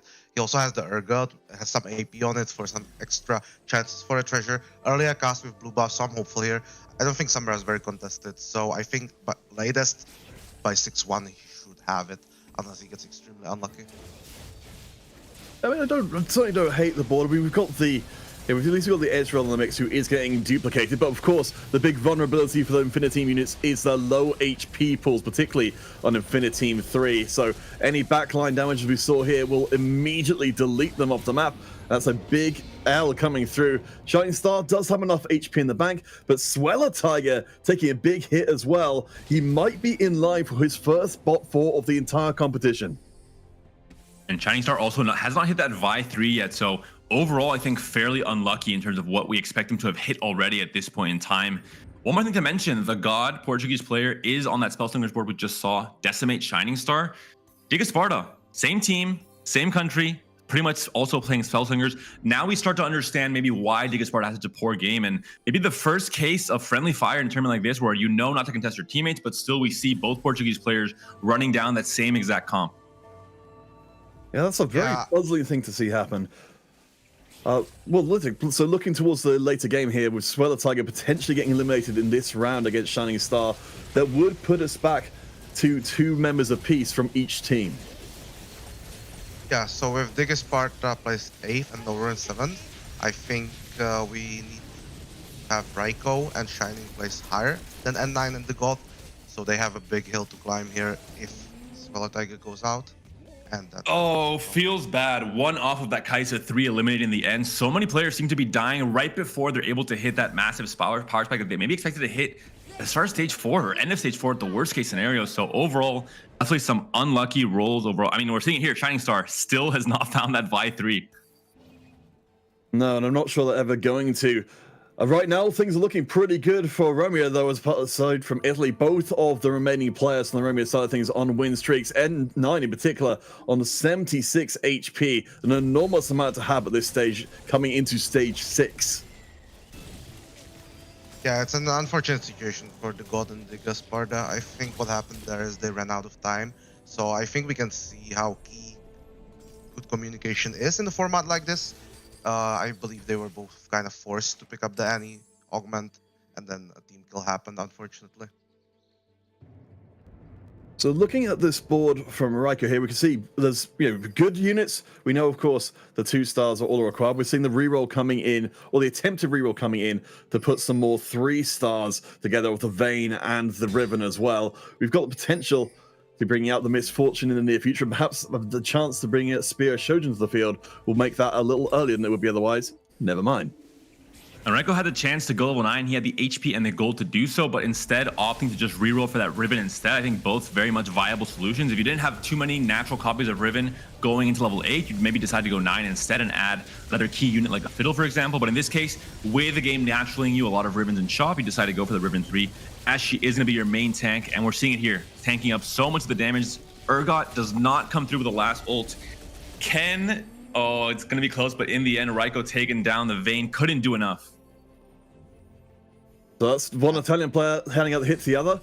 TheGOD also taking the L against N9 off stream, which means, or off screen rather.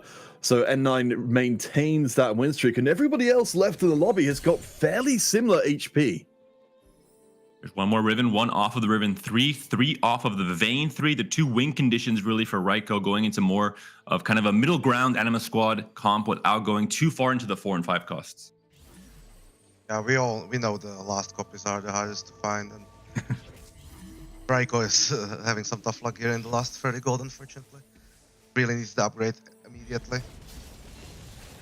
Check in with the God Spell Slingers again. We can see the itemization for the dual carries of Nico and Twisted Fate are pretty much there in their entirety. One more item for Twisted Fate and they'll both be at fully itemized. The front lines are not quite comparable. The Riven's still incredibly strong, and I think the single target damage just isn't quite there to put it down. In the end, a very interesting game one we're seeing here. None of the usual carries we expect to see dominating lobbies are going to be here in this top 4. There's no Kai'Sa, there's no Gnar, there's no Yasuo, despite there being 2-cost hero augments all around the board. So overall, I think an unusual game one, definitely an exciting one compared to what we might be seeing later on today. But Anima Squad getting so much love near the end of day 1, but also now to start off this day 2. There it is, Riven 3, huge power spike for the front line. We saw in the previous rounds, Riven even at 2-star was almost impossible to put down. This could definitely change the nature of the lobby, but we've got to think most about TheGOD and Shining Star, both who are in the gravest peril, particularly Shining Star on 11 HP. We also saw him selling the second Bane 2 on his bench, and we also saw him selling 1 MF, so I'm not really sure who he chooses to be his late game carry. Do you think he's going to have enough damage in the late game, Panda?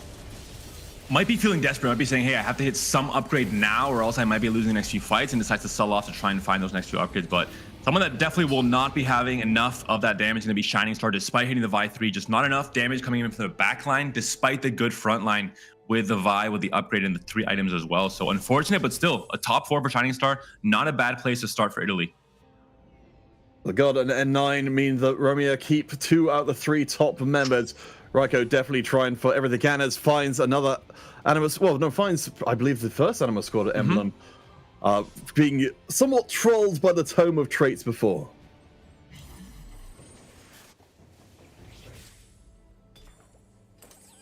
So should we be expecting to see Raiko stepping up even further with that 3-star Riven completed? We're looking for the 3-star Vayne as well, but now we could potentially be seeing the Anima Squad 7 coming in, or even if not, just changing over one of these weaker Anima Squad units and placing in a something else, maybe a legendary with that emblem in place of it. Only problem is the setup here with both the Alistar and the Nasus means that you are looking to have Mascot online for the HP. So taking out Nasus, despite him being a very weak unit for MF, does also kind of make it so that Alistar is no longer the ideal unit to have on this board. So maybe a little bit too late to make those huge pivots. Yeah, I think he's gonna look. He actually managed to save up enough gold even after hitting the Riven, and he gets free treasures here, so that helps a lot. I think he can reach level 9 quite comfortably, even, especially since he has enough health. So we will look to see an Anima Squad on level 9, I'm assuming. This is really counting on the Riven tanky enough, and it looks like she is going to be able to, Peter, as we're seeing it here all throughout this fight, continuously a barrage of damage coming her way, and just completely untouched basically in that front line, continue to heal the redemption as well. This has definitely been a lobby of just amazing uber tanks on one, particularly on the Italian side of things, you know, getting the Vi's, getting the Rivens as well, just single units being loaded up with all the tankiness you can muster. And on Raiko's side of things as well, having the Anima Squad Garen as well as the Riven 3-star, that's the front line you are not getting through anytime soon. Yeah, this front line looks insane. I think Raiko is in a pretty decent spot to take this game.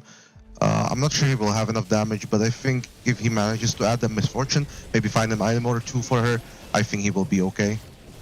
It's great to see the completely different variations of Anima Squad being played here. I think both players, despite being on different teams, kind of an okay handshakes of saying, okay, you're carrying Jinx and you're carrying MF. I'm going to go more into the AD route with Vayne instead to make sure we can all hit our units and we can both be strong and not rely on the same exact version of Anima Squad coming into this stage 6. N9 taking the L there as all the plots and plans come together. I really don't know if there's enough left in the tank here for N9, despite a very, very good early game to actually get across the line. I mean, like, you know, is there anything which we can see N9 add to the board or change around here that could possibly deal with how strong Raiko's front line is? Yeah, I think I don't think he can really overcome the difference in the front line, but we can see he's sitting on 5 copies of Misfortune, and Raiko is only sitting on 1. So Misfortune 3 is very possible here, especially with the amount of gold he has. I'm not sure whether he's going to decide to roll for it or whether he's going to go 9, but I personally would definitely try to look for the Misfortune 3 win condition here. I think it's the case where you have to think, if I go 9 and I'm already losing my fights, let's say under normal conditions, do I actually win against the opponent, against Raiko? And if the answer is no, as you mentioned, I think the alternate win con would be the one that a lot of players ignore or don't really, think about too much, is having a 4-cost 3-star instead as your win condition, especially an MF like this that has the 3 items already on her. And it's all about getting that last spot and just having confirmed by our admins that the top 1 player of this particular game will swing it for their team one way or the other. Right now, it's looking like Italy have climbed out of the ashes to take this first game. We'll see if N9 has got anything left in the tank, because, as I said, it's incredibly tough to get across, even with all the itemization for your own backline carries. Raiko should win this, has already gone level 9, and 9 is greeting it out. I think rightfully so. He has 44 HP to work with, wants to have the maximum amount of gold. We know he's going 9 because he has already pre-leveled quite a bit of gold, and that means that he's going to be trying to roll for the MF3 at level 9, and he's going to have to need a lot of gold to do so. Yeah, I think mathematically it's a little better to do it on level 8, but given his health advantage, I think it's acceptable for him to try to go level 9 and potentially even boost his power with enough legendaries. Raiko's noticing, though, he's picking up some MFs as well to try and reduce the odds of N9 hitting. It looks like it's going to be the case. Only 3 MFs were found, and it looks like they were sold in the end. It took the words out of my mouth there. I mean, with the extra players who are currently dead on both teams, you have to know that at least 2 of those players are keeping their eyes firmly clasped on the other person's board to make sure there's no surprises. Jana will be the last one in, so really looking to boost the power of the Misfortune. I don't believe this round should end it one way or the other, but that big knock-up will keep the big tanks in the air for a little while longer. We have got the Misfortunes with the second cast coming through. Jinx is still alive, gets a stun. Edge of Night saves Vayne for just a second. We end up in a Misfortune off, but with Jinx behind, suddenly Italy are the ones falling behind. Wow, yeah, that fight was super close. I think the Janna 2 was a huge help, especially it being on the rainy weather, which I think this comp benefits off quite a bit. The early MF cast means a ton in the mirror matchup. Maybe you can snipe off some units before they cast, even with your own MF. So I think the Janna being on rainy is super crucial for N9 here. We're not seeing any upgrades coming in on either board. Gold is being rolled down, but nothing of consequence has been found for either player.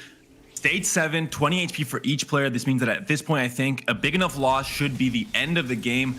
We'll see how the fight pans out, especially looking at this Jinx and at this MF on N9 side of the board, and seeing what angle the MF takes, what cone of damage comes out, and if she can snipe down the opponent's carries before they do the same. The MF now only a razor blade on the side of Raiko, taken down, it looks like, and in the fight, I think, might be in favor of N9. As long as this Jinx gets her cast off before the Vayne can do enough damage, it will be the case, but is it a big enough loss? It will be. Raiko taken down, N9 and the rest of MEA win this game 1.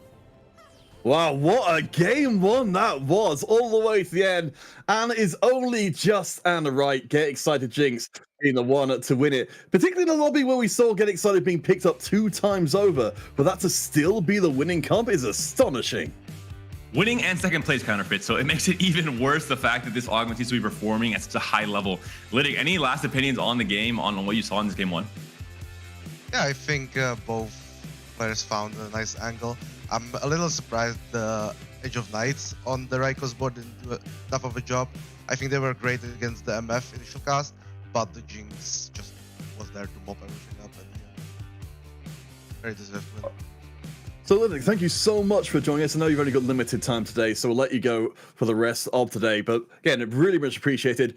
Looking forward then, we'll of course be having a break coming up when we're hearing from the analyst desk. As noted before, we've got a lot of games going on. So that was only the first game of the best of 3 between the rest of EMEA and Italy. We've got everybody else playing as well.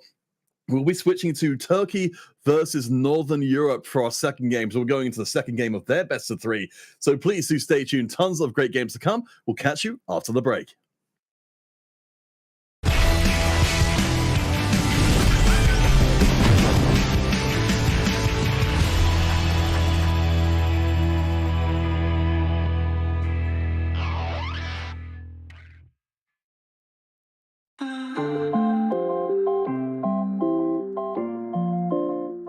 Okay, so my name is WitchTFT. I'm from Sweden. I'm 26. I mean, to be honest, I started playing this set, so I haven't really seen a lot of other sets. I played a bit in the end of set 7, where remember I played Lagoon, and I used to play double up with my friends, but that's about it. But so far I can tell this, I love this set. Yeah, it's pretty good. I think it's feels very balanced. Like, I have a lot to learn in TFT. Like I said, I'm still new. I need to learn like more of the basics, like economy and all that. And also, I feel like TFT, I feel like it's very like, it's based on your knowledge of the patch. Like last patch, I felt unstoppable. I felt like I was the best player, like on the server. But in this patch, I don't know what I'm doing. Like I'm down 700 LP since the patch came out, and it's been like a week. So I have a lot to like practice and take in before the Golden Spatula starts. And it would be kind of cool to win it the first time you play, like in the first set you play. But I know the competition is really good, so I don't really have any expectations going into Golden Spatula. All I know is that I'm gonna play for first or 8th. That's all I know.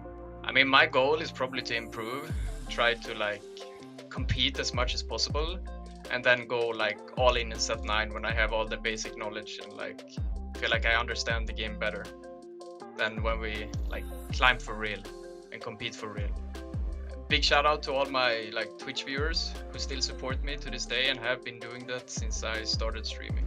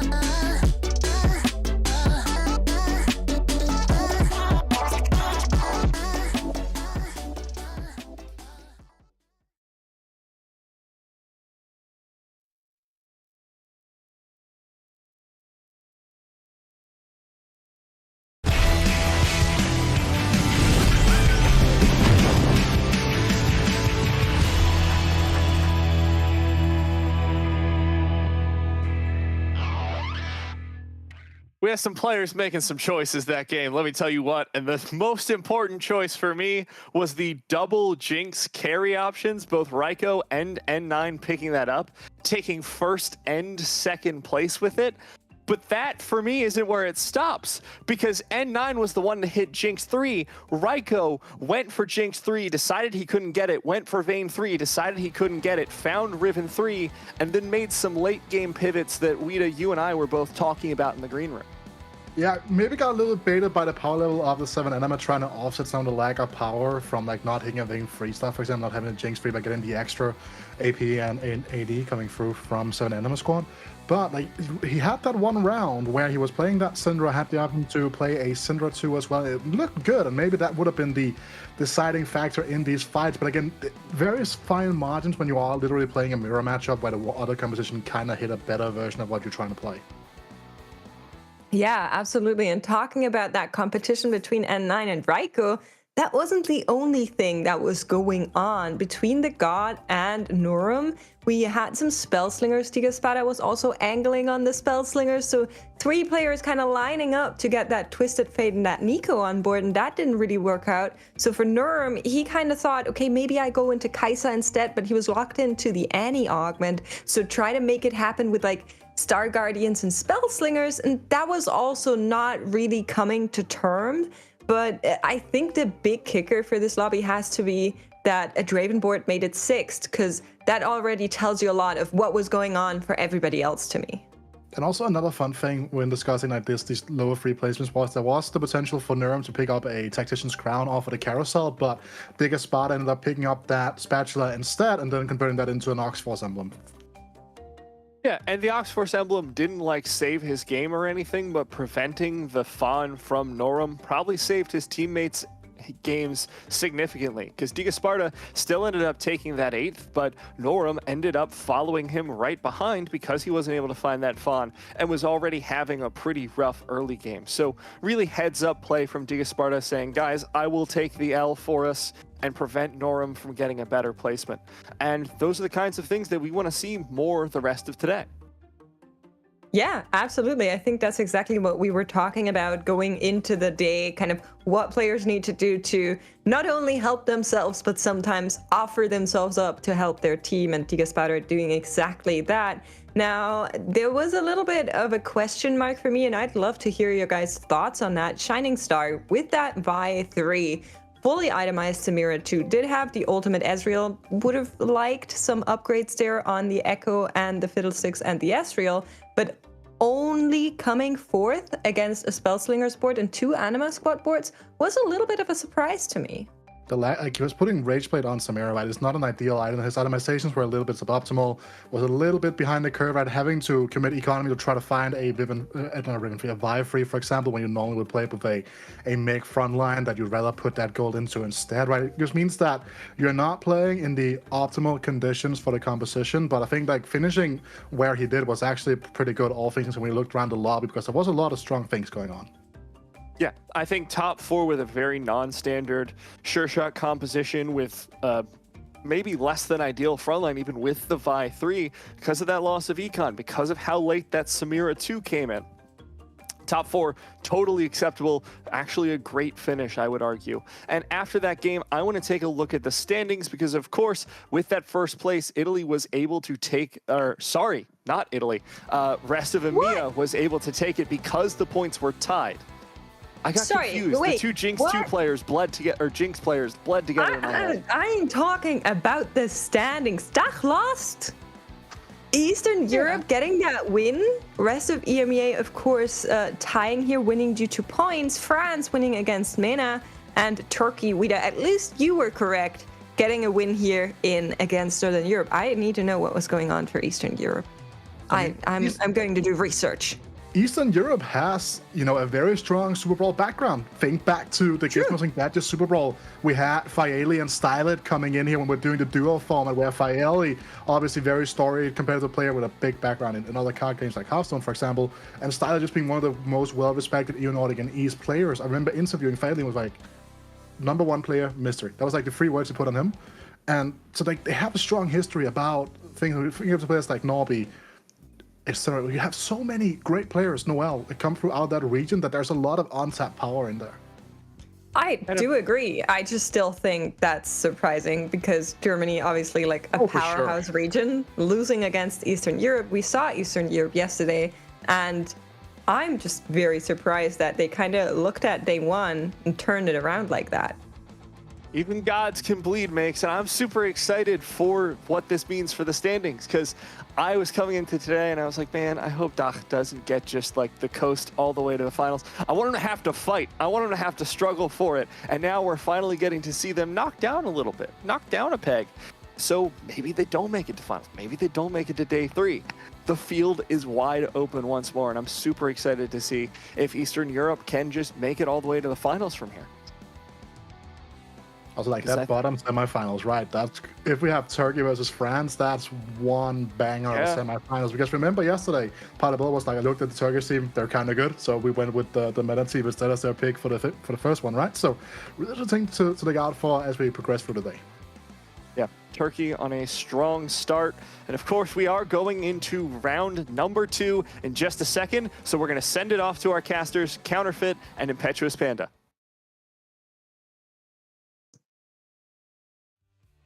Well, Peter, you've managed to do it. We hadn't done it yet this tournament, but you are the first. Congrats, Peter. Close. Oh my gosh.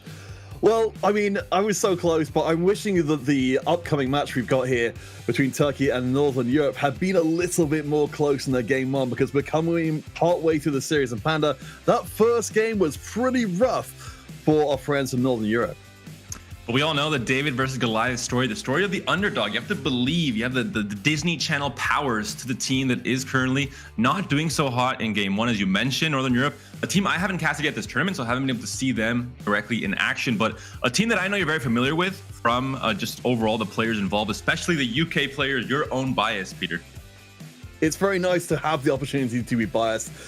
Though in this case, I would say, in terms of the individual players, Witch, who's not from the UK at all, who's from Sweden, in fact, is probably the strongest player from the Northern Legends team coming out of day one. So while there are players like YLCO who are very, very exciting players, I think that, coming into day two, game two, I am worried because we're at the elimination point for our teams. All these best of threes are being played. We could see, several teams being knocked out 2-0, and that means they are done with the SuperBrawl. So Peter, in the very unlikely situation that this team has formed for Northern Europe, you just mentioned there's a Swedish player that is, after all, my second nationality. So this is, I think, the only time in TFT history that you and I, Peter, will be rooting for the same team of players. I am also Team UK, and this is, again, savor it because it will not be happening again. I mean, it's rarely happened in the past. We can do a fusion if you want. Oh my gosh. Are you coming? Oh, wrong way, Peter, wrong way. Oh, wait, where's the other finger? That's not how, you have not seen enough Dragon Ball. I was splitting my bets there. I do the same side, Peter, but we'll work on it for eventual SuperBrawl 2 sets from now, where once again we see a UK and a Swedish player together. But these are the teams. Team Turkey, the favorites, and for good reason, Peter. I think all 4 of these names, if you've been following the GSCs since Rising Legends started in set 6 in Gizmos and Gadgets, you've been seeing these names in day 3s of GSCs in World in the case of Ging. So overall, a very experienced team, whereas Northern Europe, maybe not so much in terms of, Besso especially, the player that I haven't seen enough of in GSCs. No, and I think, there's definitely the kind of experience gap there. I mean, Turkey, has been mentioned many times before, it's definitely got a lot of the GSC experience, particularly thanks to their TRC. And Ladder getting in repeatedly. I think Northern Legends still a long way to go. But looking back at the results from the first game, we did not see Turkey were dominant, primarily because of Ging and Havali, who took second and first place respectively to sweep away the lion's share of the points. Look at the starting carousel, Peter. We saw 3 sparring gloves, 3 tiers, and 2 belts. So overall, a much more AP-centric start and a direction that is going to be given to these players. The gloves, I think by most players, the second worst item to have in the starting carousel after Cloak, in their opinion. So some players not going to be starting off on the best foot in this game too. No, and I think particularly, again, for Northern Europe, they're going to need to do a lot here. In the last game, of course, I mentioned YLCO in passing from before as a player I was really excited to see play. Came dead last in the previous game. And you know why, Panda? I'm not worried about that. Why is that, Peter? Because YLCO is the most coin-flip player I've seen for a really long time. So, honestly, if he didn't come first or last, I think something was more wrong. And of course, as coin flip players like Soju have taught us, that means that this game, YLCO is going to get the fattest first we have ever seen. A 3-star Mordekaiser on level 9. I'm seeing it, Peter. I'm with you. That's Team how UK, Team Sweden. Let's go. Yeah, absolutely. We're going to use the combined Ginyu Force powers to push this one through. I'm going to do my pose. I'm going to work on it during the day, during this game. By the end of the game, we'll be able to do that fusion dance and put back Northern Legends into a game 3, where perhaps they'll stand a chance of bringing it down. A very, very game Turkish team. Again, we noted the individual players have been doing very well. Ging and Havali, we expected that from them, though. And once we're seeing it here, a board that looks to be going the direction of that Rel Kaisa board. As long as he gets the augments, they're able to synergize with this start. He has good items for it as well. Can slam Hodge, can slam Archangels even on this Lucian too. And he's gonna go for Exile, so a very open augment. I generally like, especially with this format where you don't want to maybe tie yourself into a line that maybe can test your teammates. Exiles is an augment you can pick up and still have the optionality to go throughout many different comps coming to this stage too. Underground Heart. Yeah, Kafuzzles, you gotta do it. We know how good Underground can be from the very beginning. Northern Europe, I'm all in, baby. We're on the hype train now. So in our previous game, of course, we did see Vi being played pretty heavily, but not necessarily in an Underground kind of way. Of course, you want to be putting in that loss streak, ideally, to get the Underground It's a strong online. board, though. Lucian 2, Vi 2. You don't really have the items to slam. You don't want to Zephyr right away. It's the only maybe, upside of playing Underground for a loss streak. But still, especially against a board like this from Ging, very, very strong board. I love to see this Gadget Team +1. Finally, we have the Gnar comp enabled. I mean, you know, Gadget Team Crest in particular, it's just so nasty for being able to enable a Gadget Team unit so much quicker, getting up to Gadget Team 5 so much faster. I think Ging is really already on a path where we could see another back-to-back strong performances.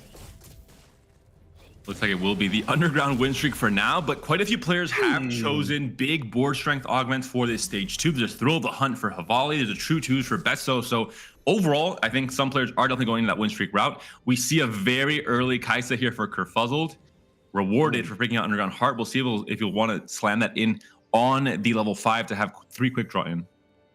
I'd be really interested to see how Kerfuzzled approaches this game, because of course, you know, while we might otherwise see people dipping into Underground relatively briefly, Kerfuzzled is going to have this heart in place for the entire game. So unless we see him get to the ultra late game, if he doesn't run Underground in some fashion, he's going to be playing down an augment. Exactly, so he doesn't have the optionality to say, hey, I'm win streaking, okay, I'll get out of Underground now because it doesn't make sense for where this board is going.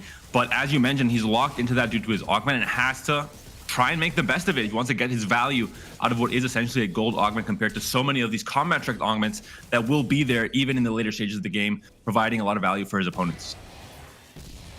I'm trying to figure out what Kerfuzzled's approach is here, because yeah, the win streaking is good, but as you can see, it's ticking up very slowly. We do have the possibility, if Kerfuzzled goes up more levels, to get more Underground in, and the higher Underground numbers do incentivize you more for winning, rather than just the usual loss streaking. Would have liked to see the Gnar held here in that shop that was available. You had the gold, you didn't want to buy anything else really for what your board's going to look like, and would slightly diminish the odds of Ging actually hitting his first Gnar, which is a big power spike. When you hit that Gnar, you're able to use your AD gadgeting items that much better, like the Titan's Resolve and the BT, for example, as well. So we'll see where Ging goes with that board and when he's able to hit that Gnar, I imagine in a 3-2 roll down. But YLCO, another quick draw player we're seeing here, Kai'Sa, 2 Kaisas already. Could be a very early Kai'Sa 2, especially if we see a 3 cost on this stage 2 carousel or a champion duplicator, especially Peter.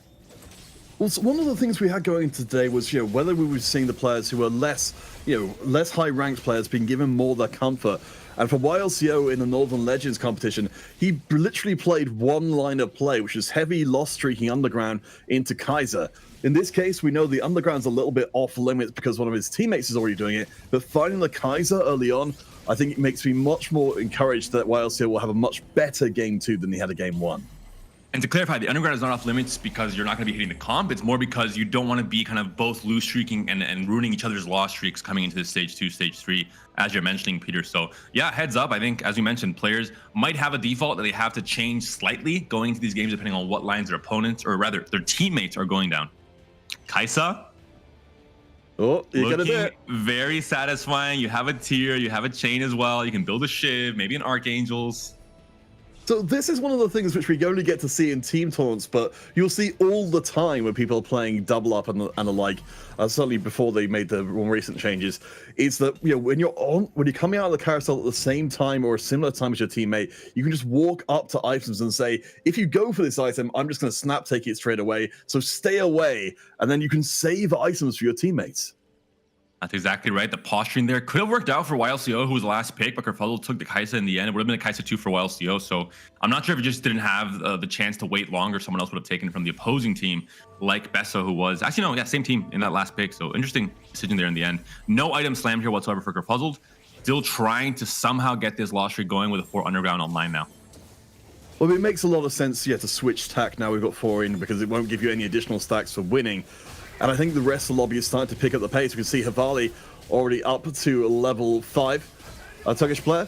It's got the Thrill of the Hunt as well, so the board is strong. Getting the big heals whenever the kill comes through means that the losses will be normal, but the wins should be pretty dominant. We'll see the Kaisas will be sold here from Kerfuzzled to make 20 if he wants to go into this loss streak route. It does make sense, but no, in the end, going to keep these Kaisas on the board despite his teammate YLCO going for the Kaisas as well. So we'll see how this team play affects going to stage 3, the chances of players hitting these upgrades in their 3-2 roll downs. Both teams have a win streaking player coming out of stage 2, going into Krugs, YLCO and Rubik from Northern Legends and the Turkish side of things respectively. So we might well see them facing off against each other. It's going to be, we see from Rubik, we haven't seen a ton of so far, bringing out the Sunfire board and a very strong laser core start. Morgana as well, such a great unit to splash into really any comp in the meta right now. And facing off against YLCO, it will be Turkey versus the UK to decide the 5 win streak player going into Krugs. The Renekton doing so much with the Bramble and the Warmogs. It looks like it's going to be enough. The front line is just looking so good. The Sunfire board as well, slowly taking away the damage. Really helpful combat augment in this stage 2, and the win will be going to Rubik's side. I was really rooting for YLCO to get that one, as we talked about. Really streaky, really coin flippy player, would do very well with the win streak. But I think the Morgana really, we mentioned the Sunfire board, the Morgana as well, for cutting down those early defenses and enabling Ashe and the laser core drones to do a ton more damage. So great news for Turkey right now, with Besso taking 2nd place as well. Turkey coming out of stage 2 looking pretty good. Looking pretty good, but it is a Turkey sandwich that we're seeing here. 1st place for Rubik, but 8th place for Arat at 64 HP. A worrying amount of HP coming out of stage 2, especially with prep and with not much being prepped already. Very curious to see where he wants to take this gold prep augment and how he's going to get value out of it coming into stage 3. Lots of gold to work with. Yeah, I mean, so we got gold coming in now for Arat, but looking across the economies of all of our different players here, we've got only a couple of real big streaks. We've got the win streak for Rubik up the top, Arat with the big loss streak, and then in the middle, Havali and Kafuzzle looking to trade places. Kafuzzle's going to be going down a little bit further with 50 gold in the bank on a loss streak. Havali a little less, but building up his own win streak. We don't know where Arat is going to go with this prep. It could just be Lasercore for now. The Ashe is fully prepped, but of course we're already level 5, so I don't think it's going to be an Ashe reroll in this case, especially without the hero augment for Ashe. I guess a lot of the decision will come from what he's offered at 3-2, if it's going to be a hero augment, if it locks him into a specific comp, maybe even just Lasercore. It's interesting as well. We've talked about in the previous game of having our players sometimes contesting each other. So that will be Arat and Rubik both bringing out the laser core early on. Of course, we are waiting to see what comes through on our next augment. Maybe one of them will land a laser core heart and then really commit. Of course, there's a big difference between 2 players on the same team contesting each other on more of a fast 8 comp where you're not really trying to 3-star anything compared to a reroll comp where it is going to be much more doomed, or even just a 3-cost reroll like Kaisa. So I think laser core, as with Spellslinger's last game, with both Portuguese players going for that same route, it is, I think, slightly okay for 2 players to be playing that same comp. Well, we'll see what comes through, and it will be our hero augment, so our players will be making their more final choices here. 2, 3, and 2. So a little bit earlier focus than we might have expected here in roughly, as we look towards the later part of this game. Right away, it's going to be the Grandmaster Training Jax augment in the end. So going to go for a mech angle later into the game, it looks like. Or just straight up brawler with I don't think so though. With the support Jax augment, I think it's not going to work as well, and just too late to pivot into Jax. You've already built a Last Whisper as well, so I'm assuming it's going to be just a straight up mech game plan with backline damage like Samira, for example, with this Last Whisper, or Belveth even. Yeah, I mean, you've got the options there. We've definitely seen our players using them across day one. I think just having that set there is a very strong front line, and of course, mostly being with, in this particular lobby at least, the absence of hackers means that is going to be a pretty reliable front line going forwards. Kerfuzzled playing the Underground, as we mentioned, was completely locked into this because of the Underground Heart as his first augment selection, and said, all right, I'm completely fine with this position. I'm going to go even deeper into the Underground. Picks up Rising Spellforce, picks up the Ezreal carry augment we've seen so much yesterday, and overall did fairly well. But we'll see how it changes his game plan, considering he's picked it up this much later into the game. Yes, I think he's going to have to make up a lot of ground there. She said the Ezreal in play, so Kerfuzzle has got a little bit of an earlier turn-off point towards a functional composition going forwards. Let's check in with Rubik, who still remains undefeated. It's really interesting that this is just a board of just the 2 stars coming in for the front line, the brawlers and defensive stats. No backline itemization at all. We're seeing 2 players on the same team with the same carry augment. It's going to be multi-shot for both YLCO and Witch. Apparently, the UK and Sweden OK business handshake not working out. We're of course friends, Peter, but these players might not be, considering they're going to be contesting each other on a 3-cost carry, which is much harder for 2 players to hit 3-star. Oh, for sure. I think we're definitely going to be in the area where, for the Northern Legends team, they're going to be looking for just that, the 2-star version, then going deeper into the competition, but it is worrying. I mean, it's a real trade-off being made, as we talked about before, between making sure your players play, you know, the combination of what do they hit and what are they comfortable with. On the opposite side, Ging has hit Temper Tantrum, the better of the Gnar augments, has a gadget team +1. He's completely uncontested on this comp rather, and just gonna be very comfortable in my opinion. Already has a gadget team crest on the Sona, so playing this relatively newer version of Gnar without the hacker, instead playing this Chinese variant with Morgana and with Sona. The Sona with her heals off of her spells, healing up Gnar even more, so it allows him to get that double heal off of BT. And then in his downtime, if he's stunned or if he's CC locked, you have that heal from Sona as well. So overall, a comp that works so well together. Yeah, I definitely do like it, especially since, you know, with the hacker change to give less Omnivam across the board. You know, getting those extra sources of healing along with the Bloodthirster is definitely very important. I'm keeping an eye out for Havali on this particular carousel, noting that we have got a spatula in pocket for him, as of yet uncompleted.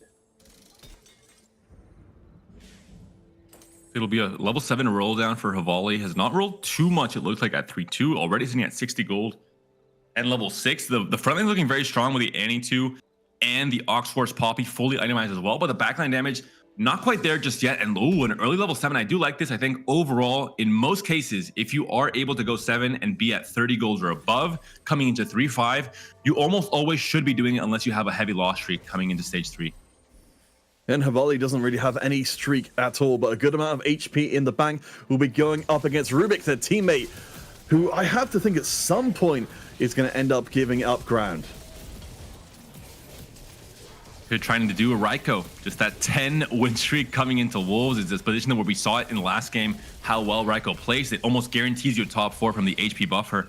And similarly so here, it looks like Rubik, who is much stronger, much more stable than Havali, who wasn't able to roll down too much level 6, ends up taking the win. Havali now down to 71 HP. I mean, looking at the overall HP pools at the moment, it's still looking very Turkey favored. With Arat managing to stabilize pretty well, with Witch and Kerfuzzle, who of course we know is on the underground streak, dropping it to 50 or below. We're in a perilous situation here that could easily see, you know, enough HP damage being done to the Northern Legends players to fall below the point they can recover. Very lucky TF there early on or late in the stage 3. Going to be able to have that guarantee for that's going to be the carry that Havali will be trying to itemize for stage 4. But Besso's board is sitting at 73 HP in the top 4, has a fully itemized Shen 2 already online. And the Sivir, no items just yet, but still a lot of 2-stars on the board and an early Samira as well, Peter. Could this be enough to win this fight? I mean, certainly Kerfuzzle, I'd imagine, would hope it would be the case. So maybe with the itemization actually starting on this carry Ezreal, Kerfuzzle is actually happy to turn the corner and start turning this into a win streaky board rather than a loss streak. Just a few seconds off that next ult from the Samira, could have aced, executed the Ezreal, and maybe won that fight. But as you mentioned, the underground player wins it in the end. Not ideal for Team Northern Europe. At least we do see, yes, time and a half. Thank you very much, production, for showing us. So Sivir will be gaining a couple of gold per round. If you can throw some more damage items on her as well, you'll be getting more gold. Though it's not quite as ludicrous on the initial release where it would count the sure shot extra AD as well. You'd end up getting an absolute ton. It's for Besso, it's a good amount of gold coming in to help prop up this loss streak and make sure that he stays towards the top end of the table. Coming to stage 4, we're looking at pretty equal HP standings from 8th place to 3rd place, only really a 20 HP difference, so really not that big. There is going to be a bigger gap between our two HP leaders right now, one for Team Turkey, one for Team Northern Europe. That is, of course, Rubik and YLCO. And YLCO is the only person, with Besso aside on loss streak, to keep a substantial streak heading into stage 4. Kerfuzzles, saw from before, did break the streak from before, has a lot of items on the bench. Hasn't committed anything more than the Archangels, though, so with Underground 5 coming in, we'll be rewarded with an extra stack on a win. Maybe, just maybe, we'll start to see a mixed win-loss record coming in. It's really not ideal. You could slam a second Archangels. That means that you don't have that tier for the blue buff. You don't really have any viable Rod items to slam outside of the Archangel itself. And the same case for the tank items. You could slam Redemption, but you want that tier for blue buff. So overall, a very awkward spot with the item components, despite having 5 open components. And it makes it so that we're going to have to wait maybe to the carousel to slam something. Yeah, well, certainly I was pretty wrong about the whole turning around the corner and winning thing, as Arat takes a fairly heavy loss there to Witch. We've got the silver augments coming in as our last one today, so our players, having probably saved their rerolls up until this point, looking to try and make sure they get the most out of that final augment. The End of Thieves, I think, is okay. Ideally, you want this obviously much earlier into the game. It just has more impact at 2-1, but still, you're going to have a lot of carries you can itemize in this comp. It's not just the Kaisa. You have obviously MF as a very viable carry. Even in the front line, you have the Fiddle already online. So I think the Thieves Gloves does make sense here. Going to either come down onto the Rel, because she's already 2-star and you maybe need more frontline, or just the MF, although she is, at this point, only a 1-star. Well, we have got the last one's come in, but for Kerfuzzled finding multiple 3-stars this round, we'll take a small second to point out YLCO hitting the Star Guardian Heart, and of course, everyone's favorite team augment, the Future Sight, coming in for Besso. In this lobby, we've got still a lot of players, with the exception of Kerfuzzled, on a decent amount of HP. I could see this game going long. Huge upgrade, as you mentioned. Still has some awkwardness with the item combo, but did slam the Onyx Spark. I think it makes a lot of sense with that rotting to keep that tier open for blue buff and that bow still for the third item for this Ezreal, or maybe just a cash out item as well as a possibility with Underground online. It takes the L there, so goes up to another Underground spot. So went down to Underground 4 in this round, which does suggest to me that Kerfuzzled has reached the end of the line. I mean, with 18 HP left, even past this point with the cash out, it's still a very dangerous place to be. Oh my gosh, you couldn't have asked for better. The game heard you need a blue buff. He gave you a blue blessing. Truly blessed day to be a fan of Northern Europe. Am I right, Peter? Absolutely, but I'm still worried. I mean, this is, we know that Vi is very strong, though she's not carry Vi this time. There's so many eggs in this Ezreal basket that I do wonder, we know there's a Gnar comp going around, though it's not the hacker variant from before to jump straight onto the back line. There's still so much strength in just a single unit. Gnar will be stuck onto this Vi for at least a little while, but as you mentioned, yeah, still Lee Sin 1 at this point in the game when you're playing Super is not ideal. You have 5 components that have not been slammed. You're at 18 HP. I think Kerfuzzled is a guy that can stay very calm and collected, it seems like, in this situation, in this, do you not feel any pressure to slam these components and try and actually stay alive? Oof, apparently not. I do like that we've got the Hextech Gunblade in there as well as a kind of a get-out-of-jail-free card in case the Ezreal takes damage. But the whole aspect of it being an X1 basket kind of comp is that when we've got those, those big stuns coming through in the center of the board, anytime that Ezreal is not casting, it's a real big problem. 2 key units with good components as well. The Garen with a cloak, the MF with a tier. Even if you don't necessarily want it for your team, there's going to be the idea of taking this away from someone who does on the opponent's team if they have less pick priority order when it comes to the HP standing. So those are the hot numbers here, as well as we're seeing it there. The Unu could be actually quite interesting for Ging as well, who's playing Gadgeteen. Oh, for sure. I mean, we knew that the Gadgeteen crest was already in place, so Gadgeteen 5 had already been online, but the chance to be able to add a little bit more into the tank is always nice. So in this particular setup, it looks like we'll be seeing our Gadgeteen being used on the front line. We have, of course, seen, LeBlanc in previous iterations being given the Gadgeteen emblem for raw extra damage, this time prioritizing the tankiness. Love to see it. The Ging is saying, I'm not playing the Chinese variant. I'm going to play the Turkish variant. We have the Gadgeteen crest onto the Garen now. Throwback to set Gadgeteen, the same idea with maybe making a Mecha Garen later into this game if you have the units that fit for the comp. I love the positioning here. Well, with YLCO having the corner Kaiser, though in this case it doesn't actually work out, but managing to land the stun onto the backline carry of YLCO could have made a huge difference. But at least, double frontlining here, if we include the Gnar, is enough to overwhelm the 2-star Kaiser's damage capabilities. And good feedback for Ging overall, playing against YLCO, beating him, the player that was at 70 plus HP coming into this fight, and a player who has rolled down to 20 gold, so he has already used a lot of that economy to stabilize, and still Ging is winning that handedly. I think Ging have a very good position to finish in the top 4 for this game. Let's develop, as we check in on Besso, who is now our new lowest player, along with Kerfuzzled, who of course is in happier climes. We know Kerfuzzled has made that big cash out. For Besso, the loss streak is in place, but there's very little room to use the Sure Shot Mech combination if you don't start getting wins right now. And facing off against Ging, the player who is hoping for the demise and the doom of Besso, considering he is holding some Garens here as well that Ging would want for his own. We'll see now if his Garen can do enough. The Garen and the Gnar, the two-part damage combination here is going to be doing so much. Still with the Titan Resolve, especially on the Gnar, able to heal back up with all this armor and a massive win. Big enough, it looks like, to take down Besso, but no, 3 HP and a dream for the Icelandish player. Oh my gosh. We can see that the 3-star Sivir, with of course more base AD at 3-star, is giving a little bit of extra gold. Getting just across the line here and keeping that streak going is fantastic, but we're still looking at a board that has only got the 1-star Garen in the mix, the 1-star Samira as well. I mean, the 3-star Sivir, unfortunately, apart from spitting out gold every round, is not, I don't think it's going to be enough to get Besso up above maybe top 7 at best. Yeah, I completely agree. The gold was just not there to transfer into actual board strength. You haven't hit the key upgrades you need. Maybe this last little bit of gold might help. The last injection coming in from this ASOL PvE round. We'll see if it'll be enough. I mean, the key thing here is going to be those 2 upgrades that you mentioned, Samira and Garen. And there's not even a Garen on the bench. So, I mean, you still have to find 2 more copies of Garen, who is your main tank here. And I mean, you can see that Urgot front and center in the competition there as the 2-star does get hit on Samira. That is extremely good news, but the itemization isn't fantastic.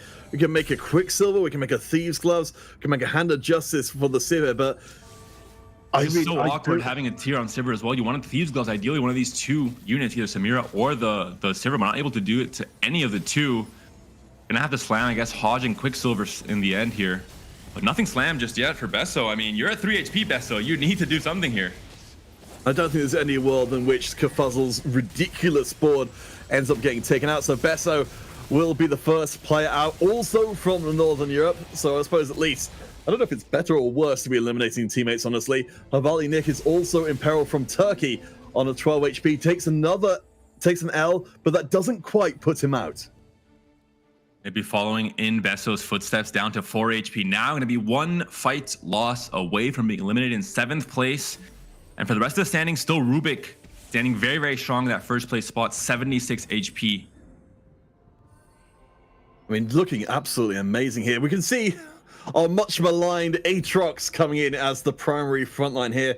Was watching a video from the Dokhy yesterday explaining just why the Aatrox doesn't seem to do as much damage as a 3-star, but in terms of being a frontline for LaserCore, of course, we now know, with LaserCore 4 spreading the drones around, he's doing a pretty decent job. And you have to take what you can get. If you're seeing that there's 4 players going for Garen, there's a high chance you're not going to find Garen 2 when you roll down at 4-1 or stage 4 in general. So instead, you have to opt for maybe a slightly worse main tank like Aatrox, but at least one that you know you can get 2-star, and it can at least push you through into that level 9 that we're seeing Rubik go down. Avali fighting for his life. TF trying his absolute best. 4 Ox, 4 Spellslinger is online. Pretty much perfect items on TF except for maybe that JG. And it seems like it might just be enough. Huge stun from the Morgana. Buys enough time for that TF to get things done. Yeah, amazing news for Havali Nick. I mean, with Kafuzzles above on a win streak, it's going to be tough to move up the table, and you might have to do it at the expense of Arat, who is your teammate, who has just hit Garen 2. I mean, this bottom end of the table is looking pretty busy right now, and Arat's board is very good. Echo 2, though, huge upgrade for Havali. That's what I was looking at. Same situation as Besso, not having that Garen upgraded, but did just find the Echo 2, which is Havali's main tank, so maybe that's just enough to get him through this. We know that Arat will be going up against Havali in the next round because of the future sight. So it's very likely. I honestly don't know if we're going to see one of these 2. No, it doesn't look like it. I thought maybe we see one of them, take the knee for the other and let the stronger board definitely survive. But instead, it will be a straight up brawl to the end. Belveth is smurfing, slides right onto the right side of the board there, kills off the TF, kills off the Morgana. Only the tanks remain and nothing can be done. This board is just way too strong on the side of Arat, who has that projection for a Belveth 3, kills off his teammate Havali, and now only 6 players remain in this game 2. I mean, we've seen the 3-star threats have absolutely been in win condition. The 3-star early souls we've see win games a couple of times. 3-star Belveth, brings us back to our previous GSC, where King Dance was able to bring out the Belveth to great effect. I think this is very scary times, and for our players for the Northern Legends side of things, I think they could be very much forgiven for starting to hold Belveth at this point. Edge of Night in the end for Arat. Could have picked up a second Zeke since you're already playing into that positioning, downside or weakness, let's say, having to position 3 of your carries together, but it's not to. Instead, it will be YLCO picking it up. No Infinity Team players, unfortunately, who could make use of this one and only emblem on the Stage 5 carousel. Yeah, and it's a strange world we live in, but this is the 4v4. Do remember, of course, for this game is very, very important for Northern Legends in particular. They've lost the first game and they lost it pretty thoroughly. So if they lose this game, they are out of the competition entirely. So close for that Maul fight. Skips over Lee Sin, so no projection for Lee Sin 3. It looks like only 3 copies, just hit the 2-star, so it does make sense. But does not hit the Maul fight. Can't position his board now to make use of Randuin's Gold Collectors a little bit too late. So unfortunately, he picked up this Anvil a little bit too late to actually change up his board positioning, and Ezreal gets put him into the air. So overall, positioning a nightmare to start off this fight for Kerfuzzled. And I'm wondering if the Ezreal will get stuck onto this Garen, if the Bel'Veth can once again slide into the backline. She does. Sona dead, Ezreal dead. This Bel'Veth doing so much, and Kerfuzzled taken down in 6th place. And for one of just a tiny bit of extra time, I mean, the Rising Force Ezreal with the Radiant Blue buff as well felt like such a great option there, but being spotted out by the Future Sight, being knocked in the air, oh boy. And the reason I am particularly distraught with that is Kerfuzzled, one of the best players, or one of the best players for Northern Legends, incredible ladder warrior, to be knocked out in 6 is appalling news for the team. That's a fight where time is of the essence. You spend too much time rolling down. You don't have those key 5 or 10 seconds to look at your opponent, to look at his board, to see if there's any Zephyrs, for example. So everything went wrong with positioning, and that ended up being the fight lost. But we'll see it now. YLCO, UK versus Turkey versus Arat here in this board. Bel'Veth now the one gets Zephyred, gets a taste of that same medicine, and now DPS is delayed by so much, especially the positioning for the Bel'Veth now stuck in her own backline, not able to get anywhere close to this Kai'Sa, who is just slowly but surely trying to take down this Garen with the Dragon Claw, with the Warlock, with the Redemption. Makes it that much harder. Can this Kai'Sa do it by herself? Well, by herself. The Syndra is also doing a lot, just continuously to yoink in units throughout the entire fight. Well, YLCO, as the last remaining player from Northern Legends in the top 4, does hand out a pretty serious loss, but I do take your point. Bringing in these aura items, making your board much more predictable, was trying to move around several units to rejig what you're doing. I think it's so dangerous in this lobby when you know that you've got all the remaining Turkish players laser eyes on exactly what you're doing at all times. One Kai'Sa off. We saw there for YLCO from Kai'Sa 3 with Witch, his own teammates from Sweden now dying and opening up those Kaisas into the pool. We're seeing here for Ging, despite the fantastic setup, has not yet hit his key power spikes. Annie is still 2-star, Gnar is still 2-star, especially. His level 7 is going to have around 25 to 30 gold to roll and try and hit these upgrades. Holds the Kai'Sa. Very close. Oh my gosh. Just a few away. But I don't think it's going to quite happen this time around. No, I'm wrong. Huge upgrade. After the Gadgeting Titan Resolve as well, which is massive. Probably the best item that can go onto this Gnar right now. So the armor will be there as the fight goes along. And then you have the BT as well for the insane healing, as well as the Rocket Propel Fist counterfeit. Be careful. Who is this fist going to be able to yoink out from one of those corners? Oh boy, well it's going to be the prediction, less a prediction and more of the inevitability. You're going to face it sooner or later. That Gnar 3 though is just such an absolute beast. I'm glad that at least there is the Giant Slayer there for the Kai'Sa, but 2-star against 3-star, the math just doesn't really line up, and eventually Gnar will go face to face and destroy Kai'Sa utterly. And no longer a hacker Gnar can just jump right onto the Kai'Sa at the start of the fight, but you can position in a way where the Gnar can sneak around like we saw with the Bel'Veth on the left or right side and get into that backline right away, which is why we see Gnar like he's positioned here on either the left or the right side. There we go. The Annie 2 has been found, still holding this Kai'Sa, trying to make sure YLCO does not hit, but to no avail. Kai'Sa 2 and Kai'Sa 3 has now been found for YLCO as well. Every single player hitting their key power spikes. Oh my gosh. So with 3 Turkish players in the top 4, the end of this series is assured in favor of Turkey. All that remains now is to see if YLCO can go out in a blaze of glory and make sure that the Northern Legends team is remembered for the rest of the SuperBrawl. Turkey have done so well, and their boards are just ridiculous. Rats, it looks like, going to be taken down here by Ging. Made his board slightly weaker, it looks like, knowing he was facing Ging and knowing that he's not going to have a chance really to continue fighting in this game. Let's Ging take it, and now it's all up to Ging and Rubik to close this out for Team Turkey, with only YLCO and that Kai'Sa 3 trying to defend the honor of Northern Europe. Oh boy. I mean, Ging is just on such a ridiculous tear. Rubik's board as well, just fantastic. I mean, I guess, since we know what the result of this overall will be. For any of our newer viewers, can you tell them a little bit about Ging in particular? Because I think it's a name that people should really know if they're coming into the competitive TFT scene, and maybe a newer viewer. Ging is a player that's been around for pretty much all the sets that TFT has existed in EMEA, alongside players like Salvy, like Dark Hydra, like Fluffy, going way back into set 2, set 3 when competitive really started. And he's been popping off and performing at a high level pretty much since then. Maybe isn't as known as other players in EMEA because he's not as comfortable with English, doesn't do interviews, isn't so known as a personality outside of the game itself, but still a player that you can almost guarantee to be in Rising Legends finals every single set, and potentially Worlds as well, as we saw him qualifying to the last 2 Worlds. Yeah, he's definitely a player that's spoken of with great affection by everyone on the casting crew, as we see Ging moving forward with the win streak. The Gadget Team 3, of course, or the Gadget Team with the 3-star now is, of course, absolutely ridiculous. We get our last items coming in here. YLCO will be out last on the carousel, trying to find something that will let him at least finish this last game of the tournament for Northern Legends on a win. And 2 more emblems on the stage 6 carousel, but unfortunately, despite them usually being highly sought after, with the Anima Squad vertical and Infinite Team vertical being, huge power spikes, in this lobby, we do not have any single player for Anima Squad or the Infinite Team Lions.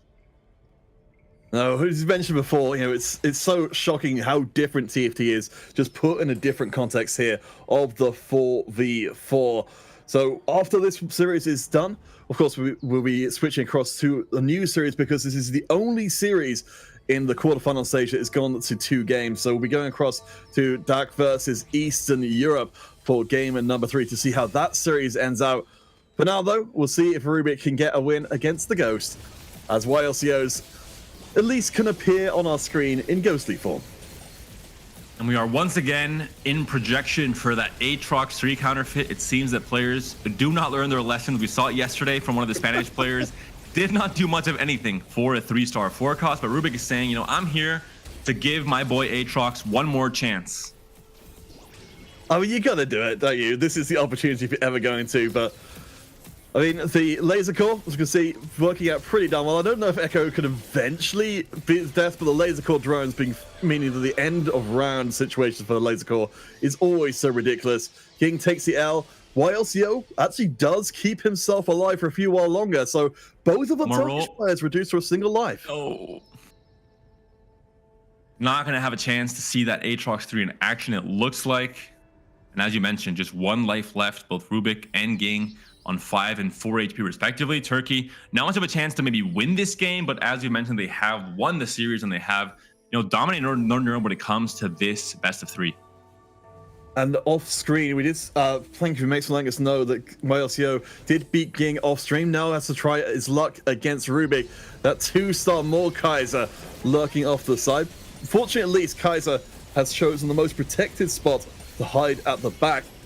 But it's going to be a pretty big ask. This board is immense from Rubik. Oh, the Mordekaiser is not actually so good. The Skylands falls on just that left bottom corner, but it's still going to be enough for this Kai'Sa to win this fight. Down, minus 13 HP for Rubik, down in 3rd place. Ging stays alive, though, with a Gadget Team board. It's seeming more and more likely that we get the bittersweet ending to game 2. I think we probably monkey's pawed this game a bit too hard, which is that we wanted Northern Legends to win the game. Instead, we're looking like we'll just get the Northern Legends member to win the game. Well, Peter, I think it's all my fault once again. I rooted for Spain, I rooted for Poland, and next on my Grim Reaper list, unfortunately, was Northern Europe. I had the best intentions, but unfortunately, it seems the caster curse strikes once again. Well, we're going to have to start working through and revoking some nationalities for you, David, because you seem to be an absolute menace of a competitive scene. I'll root for DEUCH now. I'll see what Mix thinks about that. Oh, no.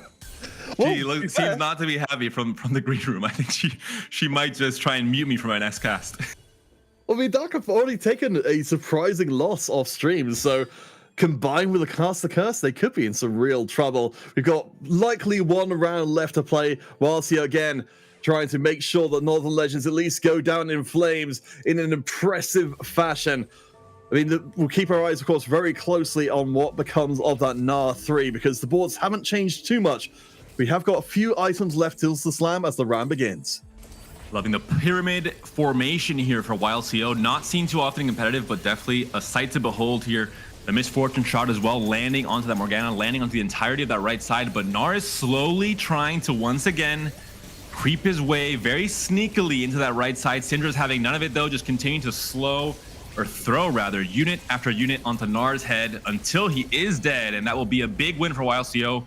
Big win for UK, but unfortunately not the win you were hoping for, Peter. No, so Turkey take the series 2-0 despite not taking first place in the previous game. And honestly, I think it speaks well to Turkey as a squad that even in the game where they don't take first place, they can still have that consistent performance over the entirety of the squad that still gets them across the line. And for my own opinion on this game, I love to see Gnar in action. We didn't see too much of it on stream yesterday for the day one. I think it's a comp that really only opens up to be played at a high level if you have the guy team +1, ideally as a 2-1 hero when you're gambling a bit too much. So very happy to see that kind of all fall into the perfect place for Ging to really pop off with a great second place for him. So as we mentioned before, this series is done and Turkey will be progressing to the semi-finals, but the other series, the other quarterfinals, are still in progress. So we'll be moving across to Eastern Europe versus Dark for the game 3, which will decide which of those two will be going through to the semi-finals as well. So we could be in line for an upset. We have an interview with Morgan during the break. When we return, our analyst desk will break down that series and prepare us to jump straight into game 3 of our other quarterfinal.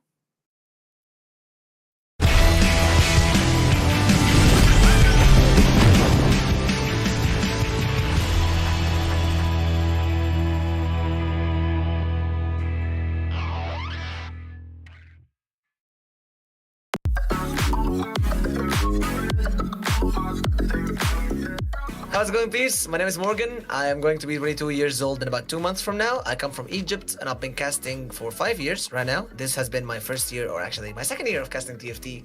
Okay, so what strategies are regions now going to use since it's no longer depending on one player and it depends on a team strategy? Now, we could just have one player perform absolutely best, getting rank 1 in every game, and we could just make all the other 3 just absolutely grief enemies, copying their comms, stealing their items, and dancing on the carousel, waiting them to go out just for the turn order to come, and then grab that item just to grieve them so our player could win. This could be a very effective strategy, not just to win against your enemies, but also to tell them and play on mental. So which region is going to perform the best from the 10 regions participating in SuperBrawl? Of course, I'm gonna be very biased in this question. It's really easy to answer. It's gonna be MENA. We're going to outperform every single region out there. Okay, is there any region that MENA region is scared of facing? The question should be more like, which regions are scared of MENA? And the answer is going to be all of them. They better be. I want to thank the community. Their comments have been so generous ever since I started commentating. They've been very welcoming to me. I get a lot of good comments that come to me in my DMs and in chat, like, we love your energy, we love your casting, we love hearing you cast in these games, and it's been so welcoming. It feels like it's a true family. You guys are the best, and I want to wish luck to my region in this tournament. I want to say that Brix, Mujiwara, and everyone are going to absolutely kill it, and you guys are amazing. I love you, TFT community.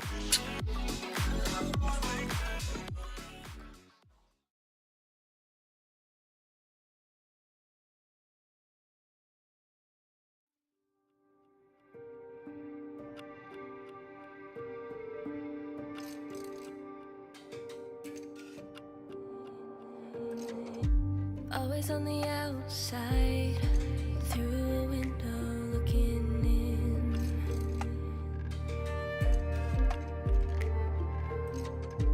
Never the right time, so the chance goes by again.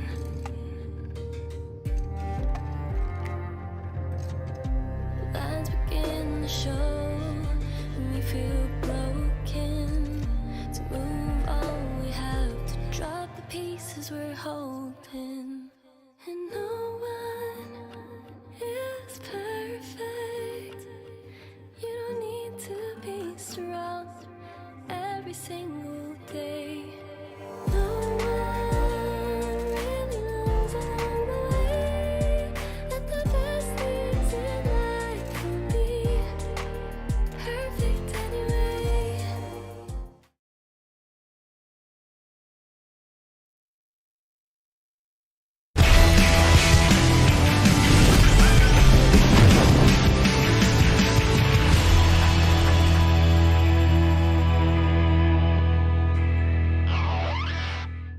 Kaisa 3, give it up for Kaisa 3. Woo!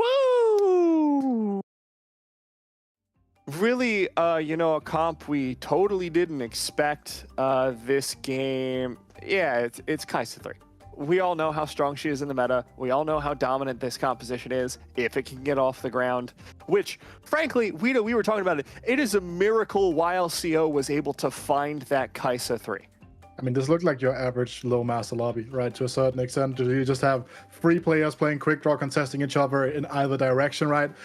The issue here was that the 3 of them were on the same team, and like Fossil obviously not on the exact same line, but had a lot of overlap. Because normally you would like to play Kaisa as a secondary carry, and this setup didn't really end up being the case here, right? So a lot of interesting stuff going on, but at the end of the day, Kaisa 3 on top. I mean, Honestly, Rich and YLCO pulled out multi-shot. Guys, Yeah. chat a little. For a second, I was reminded of an off-stream game in the last Golden Spatula Cup where 3 players hit Kaisa 3. Didn't happen this time around. Also, for them, it didn't work out. It was a crazy game lobby. I just thought of it. But something I wanted to highlight going into this game has to be the comp that Ging brought to the desk. Because honestly, in the last patch, there was so much Gnar going around, right? We saw Hacker Gnar, we saw Hacker LeBlanc, we saw mixes of both. It was just all over the place. And for this one, we did see the Gnar come into play with a little bit of a twist. So at the beginning, we thought he was going to go into Gadgetin Zona with that Morgana, which is a very, very good comp. Brings you lots of CC, brings you shred, brings you healing. It's crazy good. We've seen it a lot on the Chinese Super server. For Ging, a little bit of a different angle, did find that Garen 2, made him into a Gadgetin, had a massive, massive front line, hit all of the 3 stars, and then towards the end was even able to put in that Morgana, put in that Sona, and get that extra healing and shred onto the board. It's just beautiful to see. I would have wished for it to take first place because I just like this comp so much. It wasn't in the card, but a well-deserved second for sure.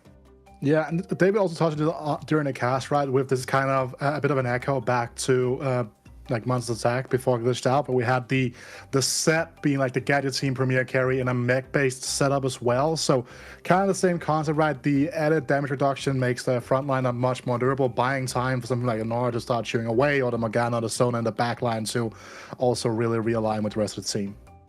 I think the big thing for me to pull out of that one, Arat, if you were watching his boards during the middle of the game, eventually, sank his board during the last rounds, like David was theorizing on the cast, maybe to give Ging more of a chance to take that first place, but was playing that double Belveth backline. And the highlight for me was his Zephyr usage. Multiple rounds in a row, he was just completely nailing the enemy carries, and nobody was able to adjust better than he was. So really well played from him, on top of, I think, the villain of this match, Garen. We saw Zhonya's Garen. We saw Gadgetin Garen. We saw Garen threats. And every single time, just an absolute horror of a unit to get through for everyone with those stuns. Yeah, and also worth keeping in mind, right, Max, that when you look at just the overall setup that came through from him, that like the future side, we saw one of the fights he was trying to keep his teammate alive, was trying to keep Avali alive, but like the Belveth was just like too good at reaching the backline. Like he was trying to actually use it as a tool to cooperate with his team as well. Yeah, for sure. And something else I kind of have to keep in mind here is that Bessel also was kind of free-falling. We weren't really sure what was going on there. Did find that Sivir 3 only had a tier on it. Did find a Last Whisper, slammed it onto the Samira. It seemed a little bit dizzy, and I hate that for Besso. He's really, really nice and a lovely player, but this round just wasn't his best. Yeah, I mean, sometimes the pressure gets to you. It was that last round was a tier open, popped it on the Sivir, whether intentionally or accidentally, also had the components for a Thieves Gloves, had the components for Hodge plus Quicksilver, and just ultimately it wasn't enough. Wasn't able to save himself in that last round. And it was interesting for me seeing time and a half played around that Sivir 3. And I think there was potential, but just wasn't able to pull it together in the end. And we're seeing here with the standings, DEUCH has taken back their spot in that series you were talking about earlier, Makes, now 1-1 versus Eastern Europe. Yeah, I mean, honestly, the only thing, okay, the only way how I can explain this is Eastern Europe knew that they were going to go up against DEUCH, right? Which allowed them to have a little bit of a prep time. And they have somebody on their team that for the entirety of Rising Legends, so for 1.5 years now, I've been shouting out as probably the most analytical player when it comes to other players. Thrae has to be the player that goes into that spot. He literally keeps pages upon pages upon pages on how players position, what players tend to lock themselves into, what they start on. Like, he studies all of that. And I think this win that Eastern Europe had is due to Thrae being able to correctly predict what DEUCH was going to do. I will totally check in with him and see if I'm just like making stuff up here or if that's actually what happened. But I'm like 85% sure. Well, now we get the chance to take a look at that strategy playing out. DEUCH versus Eastern Europe. The final game of their series is coming up now. And for that, we toss back to our casters and Petrus Panda and Counterfeit. Guys, take it away. Oh, the two in a row hit. That's a rare one. I'm trying to hit the combo bonus here. But yeah, going into this one, of course, we've got a lot of catching up to do, being that we come into this one as a third game of a 3-game series. I think everyone was shocked to find out that off stream that DEUCH had actually taken a loss, and it was also actually a relatively compelling loss being handed out by Eastern Europe. Yeah, similar to France and MENA. MENA also taking that game too, so much closer than it looks like for some of these teams.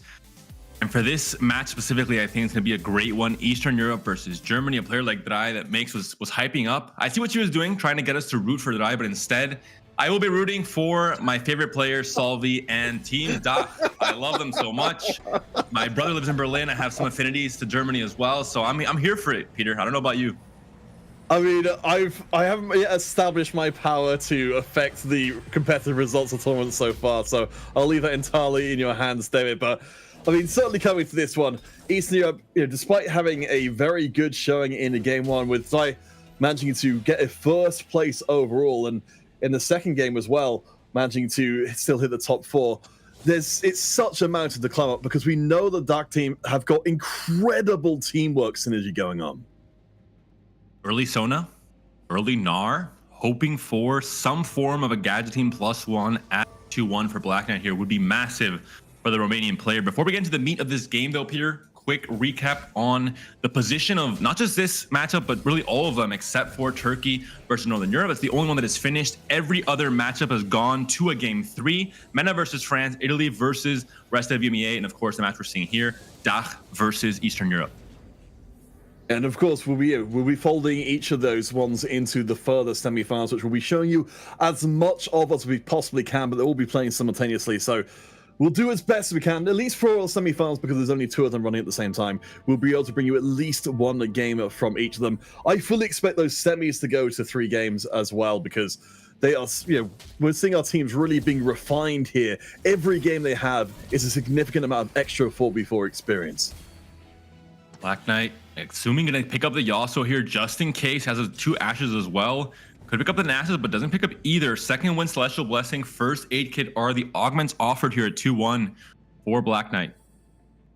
So we don't have the absolute roaring out of the gate from before, but it does mean our players get to spend more time deciding how they're going to be taking on this game. You mentioned, in our previous match, seeing how the players will try and keep their options open would also benefit their teammates by not ending up contesting them either. So many pairs here for Black Knight. Couldn't find anything. AFK is a possibility for Salvy here, as well as Masked Heart. Maybe some form of a Vex reroll game we haven't seen much of in the tournament, at least not on the stream games, or Battle Mage is an option, but Yumi is no longer here with us. Battle Mage may be a little bit less appealing in the current meta. No, we very rarely get to see the AFK coming in. Salvy, of course, has been a central figure in the Dark teams, putting things together here. Of course, a massively respected player. Starter as well, coming to larger and larger prominence in the scene. They'll be facing up against each other. Of course, for Salvy, very happy to take the early loss, though the Lux is doing a pretty good job of making sure that loss is not a full one. Yeah, very good AFK board for killing units. I think the Morgana CC is huge at this stage. You don't really have much of a front line, but I think you have enough burst damage to actually kill off pretty much 1 or 2 units every single fight. So despite what I assume will be a 3-loss streak with AFK, going to be, I think, a pretty decent one in terms of the HP standings for Salvy as these 3 fights conclude. So I'm really fascinated to see who ends up coming out the gate swinging here. As BBIT, we can notice, along with Membo, finding a couple of hearts in the mix. So we know where a couple of our players are heading at least. Huge news with BBIT, though, with that Gadgeteen heart. We've talked about that in a previous game. Not quite as good as an emblem, but not super far off either. I think we understand now why Black Knight just instantly sold off that Gnar and that Sona, opening up the avenue for BBIT instead, the Hungarian player, to be our Gnar reroll player for this game. No Gnars yet, no Gadgeteen yet either, unfortunately, so not the absolute best start when it comes to the direction he's given by his units themselves. Items are pretty good, though. Chance for a BT with that, the sword, and going to be potentially a Titan as well with that bow. Ideally, Peter, though, something to keep in mind with Gadgeteen, you do want to try and keep a slot open on Gnar because the Gadgeteen items are so strong compared to the normal ones. You want to have one chance to put on an extra Gadgeteen BT or an extra Gadgeteen Titan resolve on the Gnar later into the game. Yeah, definitely incredibly strong. I mean, just having access to the first one already is fantastic when we know that Poppy's going to be sticking around for an awful long time. Throwing in the 2-star Salas and the Morgana just to try and maximize that front line, but not slamming any items as of yet. You mentioned, we've got the chance for best in slot later on with the Gnar. So BBIT not going to preserve or make sure to preserve that win streak. Going to keep his cards close to his chest. Should be winning here against Salvy, who is still AFK, getting a glass of water, maybe some lunch, while these few rounds get resolved. In this case, one key thing to keep in mind, though, despite this being Gadgeteen +1, it is not an actual emblem you can put onto a Sona, for example. So the way you itemize your secondary carries after the Gnar will change slightly in terms of wanting to maybe just put all the items on Annie instead to get all the bonuses from the components being on a Gadgeteen unit itself and not on a Sona that has no emblem in this case. It certainly feels like there's a lot of pressure on BBIT from Hungary. One of our players with less competitive experience has started joining the competitive scene more recently, of course, thanks to the TARCs, the TFT regional competitions, of which the SuperBrawl is really the culmination of all these new regions really coming and joining the competitive scene. We are here today and tomorrow as well to celebrate each one of these players getting the chance to really step into the spotlight.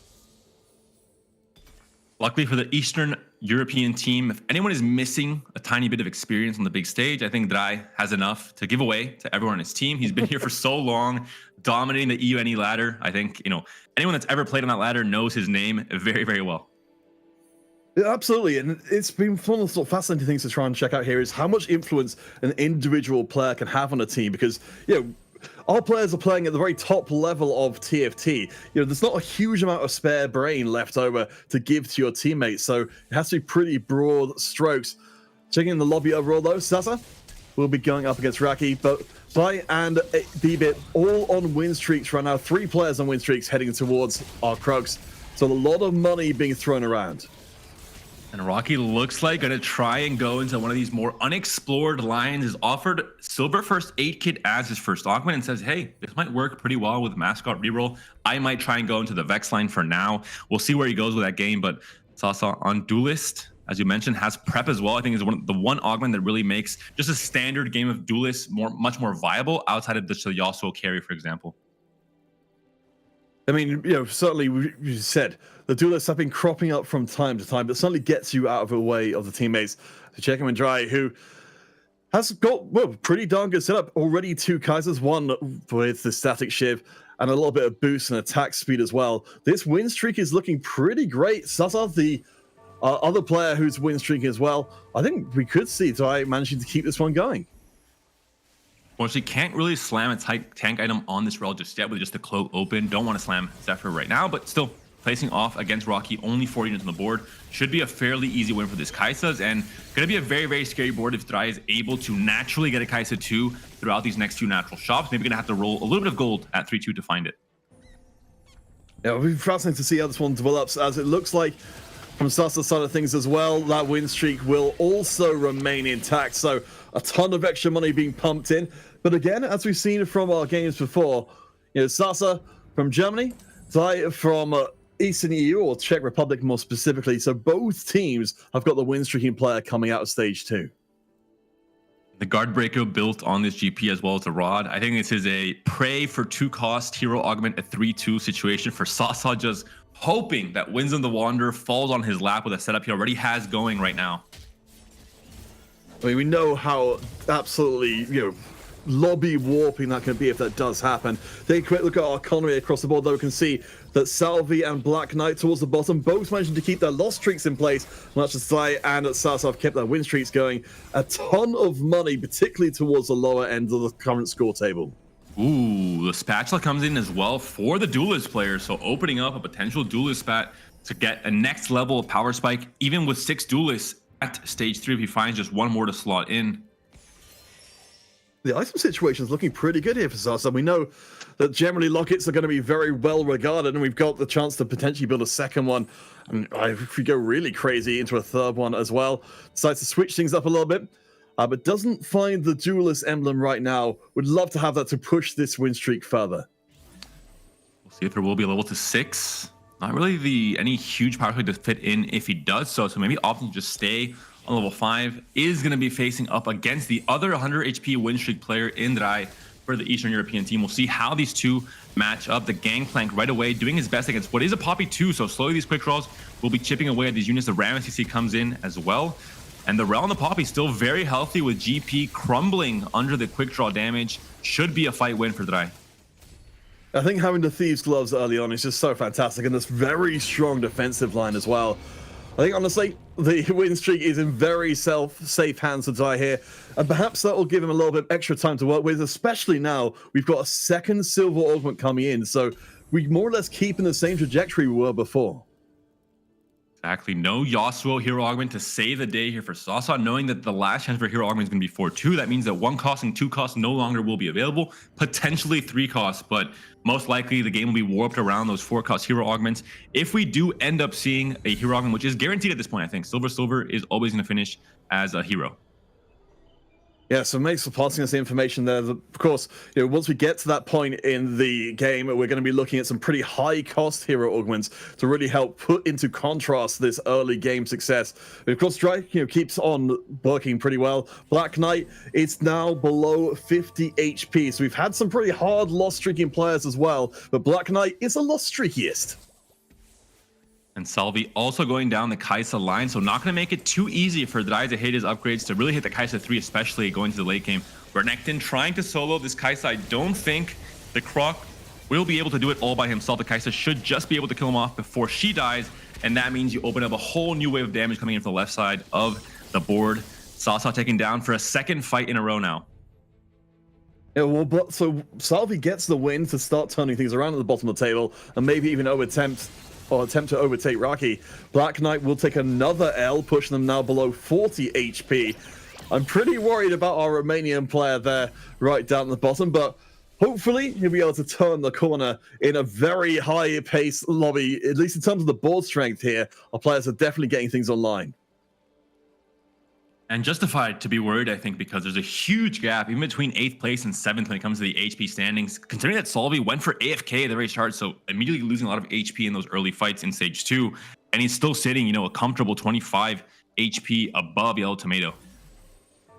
Well, at least Yellow Tomato knows they'll be going up against Thrae in this round. Can at least keep their top mastermind player up on that win streak for as long as is humanly possible. We can see Thrae picking up the Triforce as well, so we know that this is, of course, as we expected, the full committal into the Kai'Sa board. But again, it seems to be in pretty safe hands, and at least we'll see Yellow Tomato taking the L here, pushing them a little bit further down. The future sight, of course, will be a major factor in the teamwork going forwards. And Future Sight being picked up here as second augment has a lot of implications in this 4v4 format specifically. In a normal game, you are obviously not sharing any info with the other 7 players in your lobby. It's everyone against everyone. It is a free-for-all, usually in TFT. In this case, there is information you can share with your 3 other teammates saying, hey, I'm facing Thrae in my matchup pool 100%. If you guys also have Thrae in your matchup pool, forget about it. You're not facing him this round. I'm going to be fighting him. So that opens up the chance for these other 3 players to really maximize their positioning against, if they're only facing one player from the opponent's side, against that player specifically. So it's actually a huge informational advantage for Team Eastern Europe. A pretty big stumble there with Thrae losing the win streak there, despite the matchup being something of a known quantity. So that's a lot of money out of pocket as Memo from Germany starts to step up. We saw before bringing in the admin heart from the beginning of the game, but has gone more down the short shot line than anything vertical admin. Yeah, very interesting mix of units here. Belveth coming onto the board now as well. Maybe a chance for the Morgana to come online, but 5 win streak means he's going to have, it looks like, an easy enough time making it to level 8 near the end or near the middle of stage 4. Already level 7 as well. I mean, a good spot. No, very, very good spot.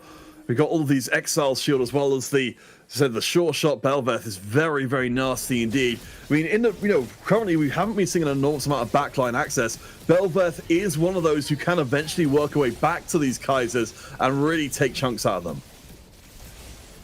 We're seeing it. There's still a Kaisa 1 or 2 Kaisa 1s rather for Thrae. So unfortunately did not roll down much at all at 3-2 and has not hit any key upgrade, which is why he's been losing these last few fights, despite coming in to that 3-2 fight as a 6 win streaker. So Memo and Salvy, 2 players from the Meisterschaft, the Germany side of things, on win streak right now. Things are looking very, very good. Again, this is game 3. Whoever wins out here will go forward to the semifinals. Whoever loses is gone from the SuperBrawl in its entirety. And so far, your curse doesn't seem to be taking effect, Panda. It comes from a good part of my heart, so I don't think I will be caster cursing. Surely I can't curse 4 teams in a row. That's out of the possibilities that exist in reality, right?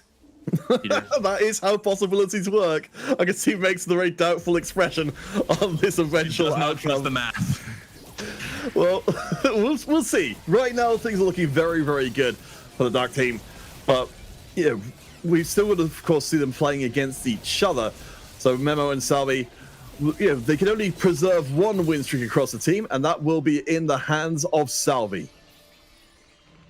Both Memo and Salvy just very good spots for going fast 8. We saw the fiddle there as well for the Salvy, so just showing how strong he is right now. Black Knight still falling down now to 25 HP. One player we haven't seen much of is Bibit, a player that was playing that Gadgettine start. We saw him hit Sona 2 a little bit earlier. I'm wondering if he's already hit. Ooh, no Gadgettine at all.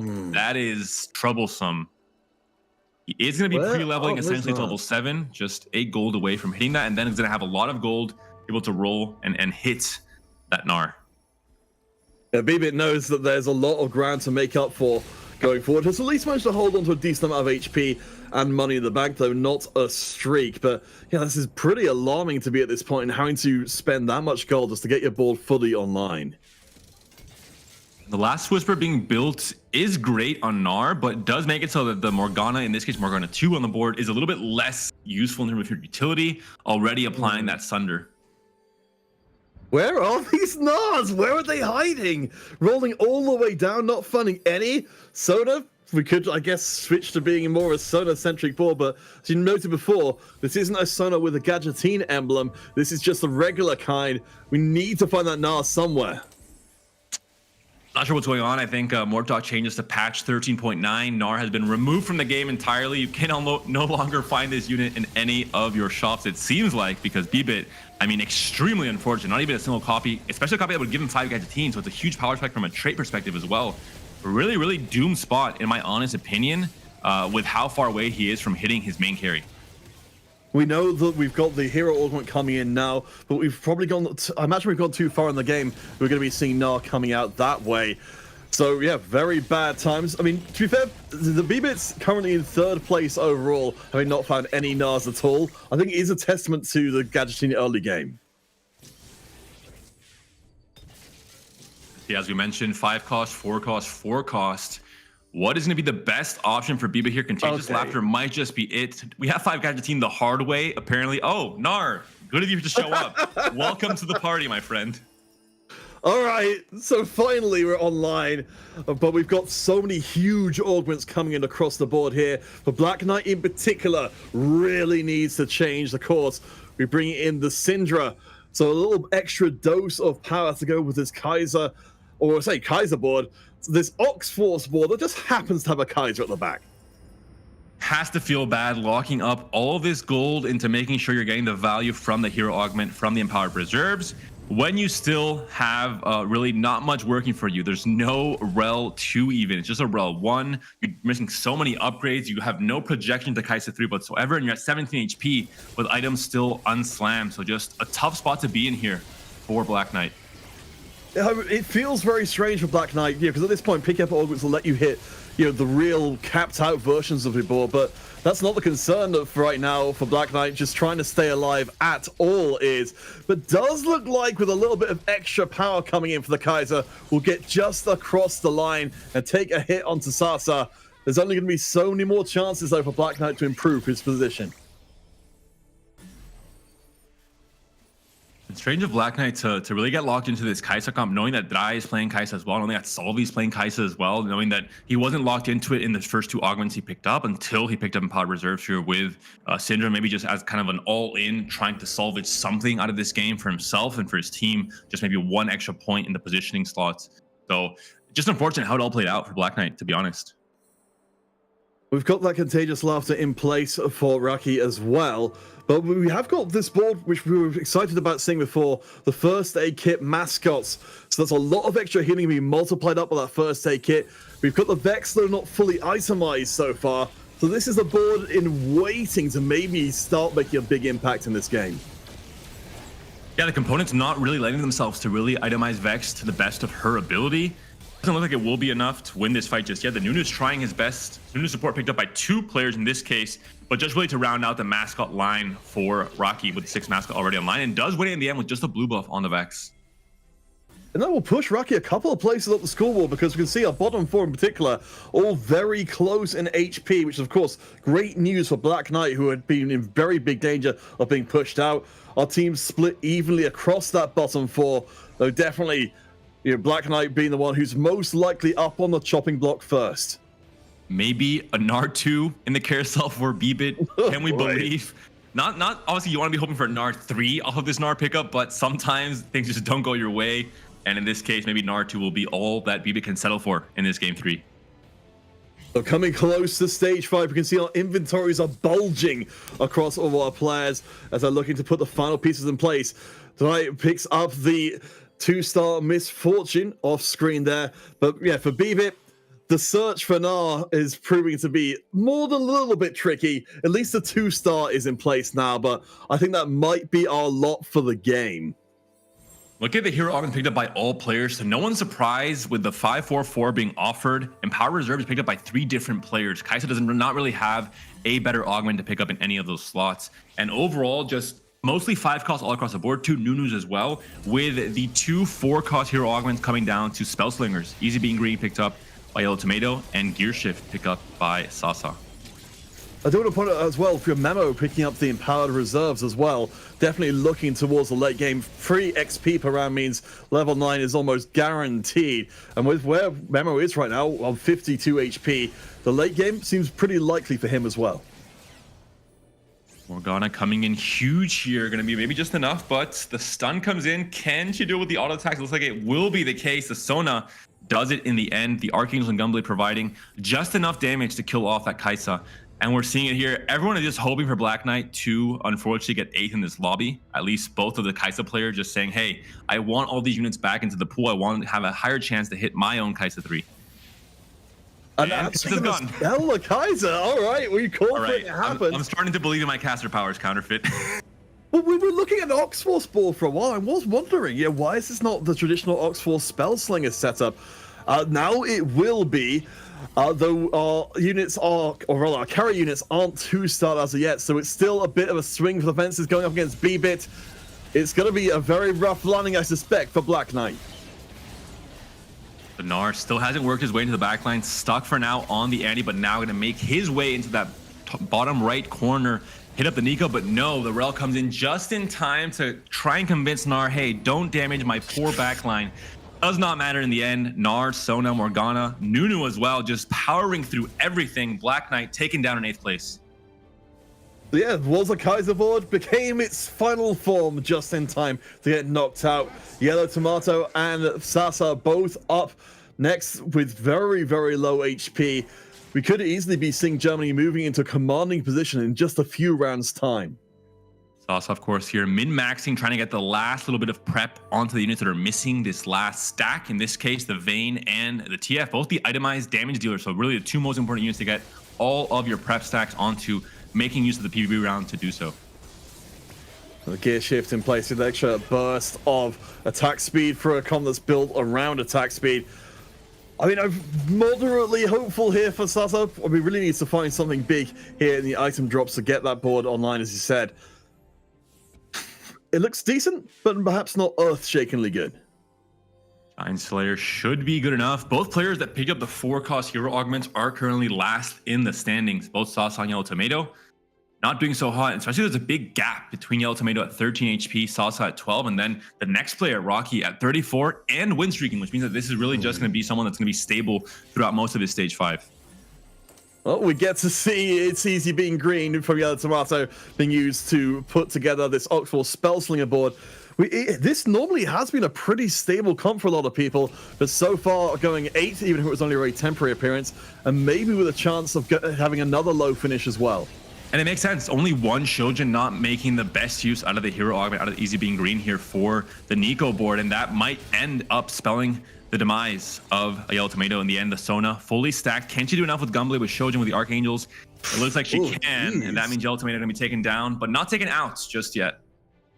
Yeah, it was very, very close thing, but definitely put a pin in the Sona 3-star just sitting at the back, fully itemized, an end game threat, the likes of which we're not seeing too many of in the lobby. Yellow Tomato down to 1 life.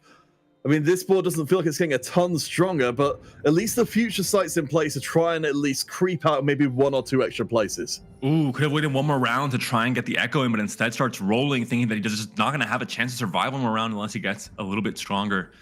In this case, now the Vex fully itemized. We start to understand why Rocky was win streaking until now, but did end up taking the loss in that last fight down to 20 HP. We were talking about before that the Vex didn't have the full itemization online. Now absolutely does, using one of those swords like a Giant Slayer, and the Archangels as well. We know how well the mascots do hold on for these longer rounds because there's just that ridiculous amount of regeneration. The Vex will eventually kill everybody.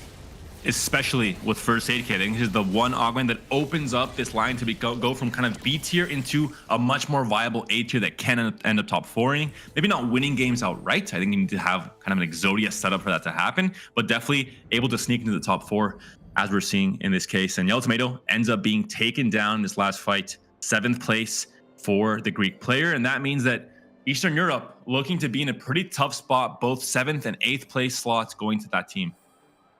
And of course, having worked out the maths before, we know that hitting 1st and 2nd is the only way Eastern Europe come back from this. We may well end up in the same situation as before, where the best Eastern Europe can hope for is to go down fighting. Certainly a piece of the puzzle for Eastern Europe is getting rid of Sasa, who is only on 12 HP. Maybe Memo will be the one to do it.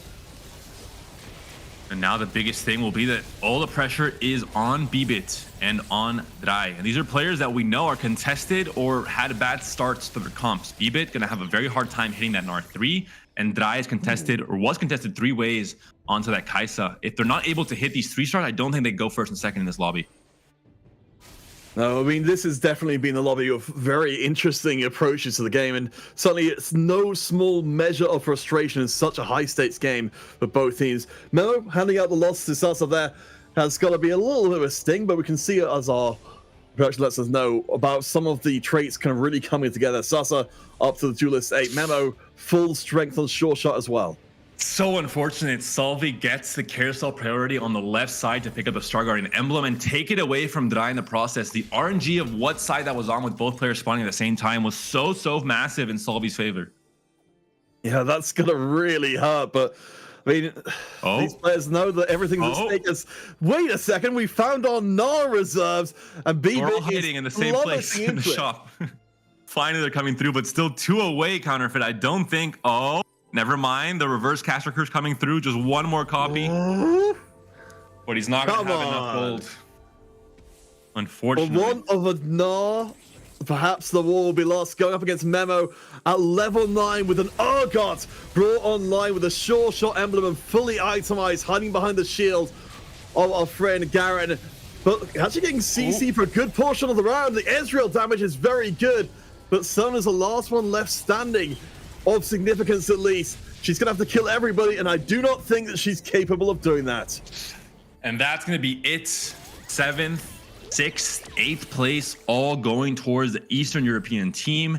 As we talked about it, only Thrae, the most experienced, the leader of this squad, is now left alive in this game 3. He's first in the standings, but all for nothing, Counterfeit. At this point in time, DEUCH has guaranteed their game 3 win as a team. I mean, we came into this game starting to think that maybe, just maybe, we would see a ludicrous level upset and see our German friends not even manage to make it through to the semi-finals. But that's going to be a huge sigh of relief for the many, many Dark fans, of course, who were anticipating that unlikely possibility. I don't know, though. Given how close this game was, this might start to change the minds as to how our finals will look like tomorrow. As you said, many DEUCH fans like myself and Makes who have been rooting for this team ever since this competition started on day 1.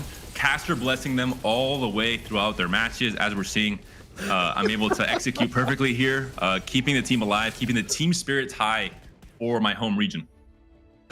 Amazing. Your reality rewriting powers, I think, your most impressive powers of all, Panda.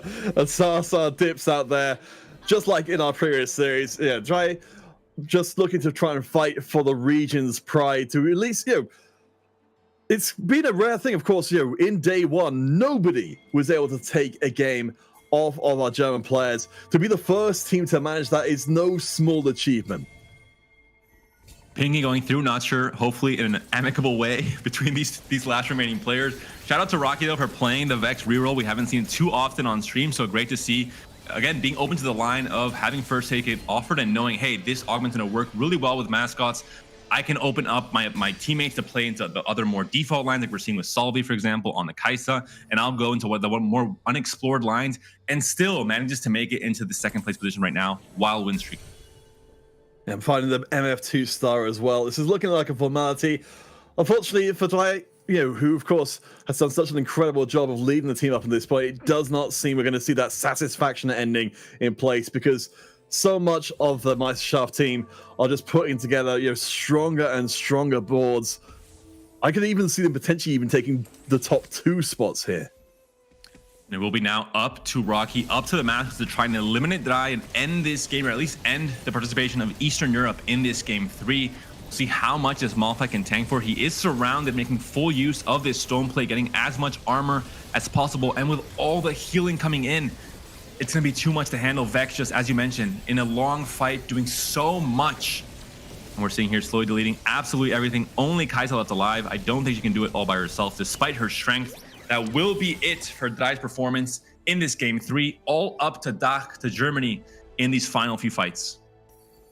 Yeah, a victory lap here to be taken. Of course, MVP points, which will be worth 450 euros per day, awarded to our top 3 performing players. So for Salvy and Baraki, they do have a very specific stake here.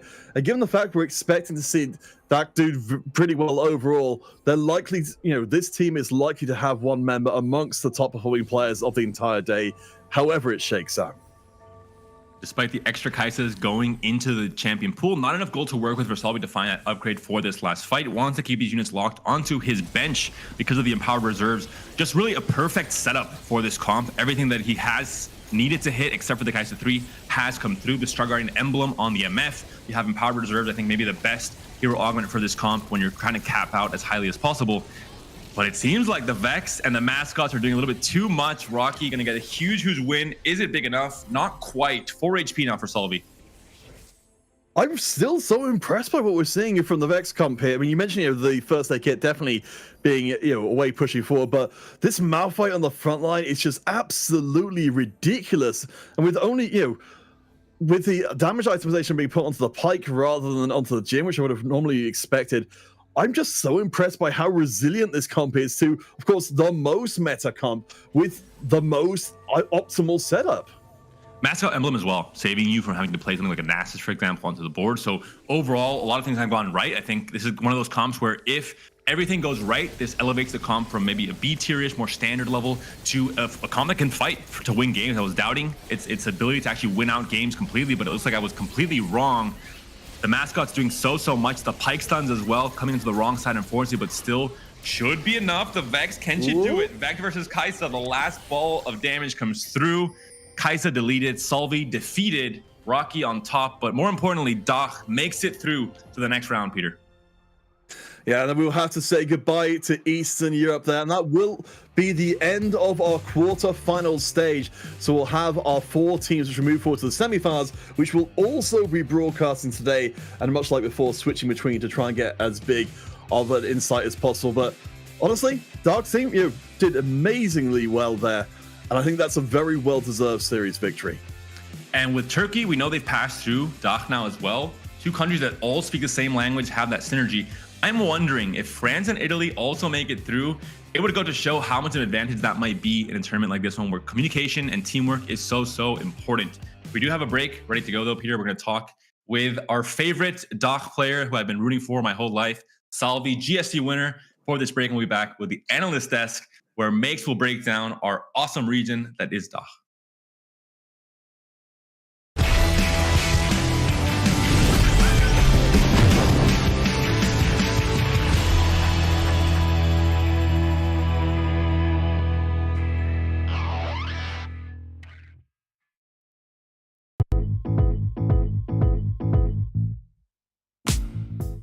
Hey everyone, my name is Salvy, I'm from Germany, and I pretty much play TFT since the start of TFT. I actually really like the new circuit. I remember back in set 3.5 where we had I think it was the last 4 versus 4 tournament.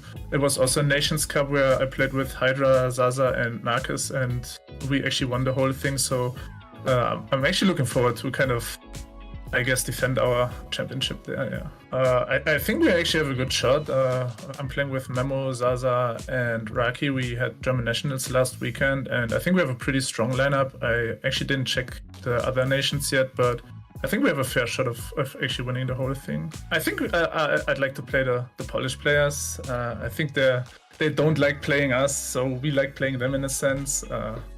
So yeah, I'm probably looking forward to playing the Polish guys. No, I think teams will try to work together. At least that's what we did last time. It actually works really well. Like if a person is in a bad spot and he can't even play for a top finish, I think it usually makes sense for him to just straight up grieve and try to cause as much disruption to the enemy as possible.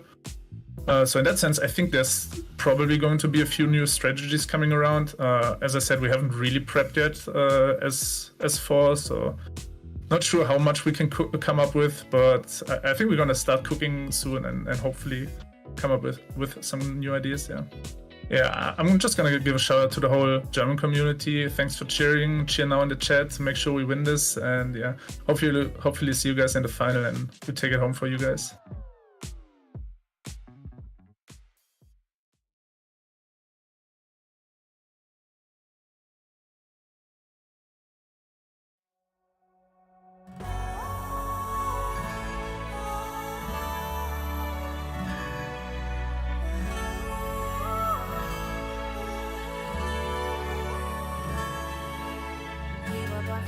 Before there even was a dawn, so pure, so bright.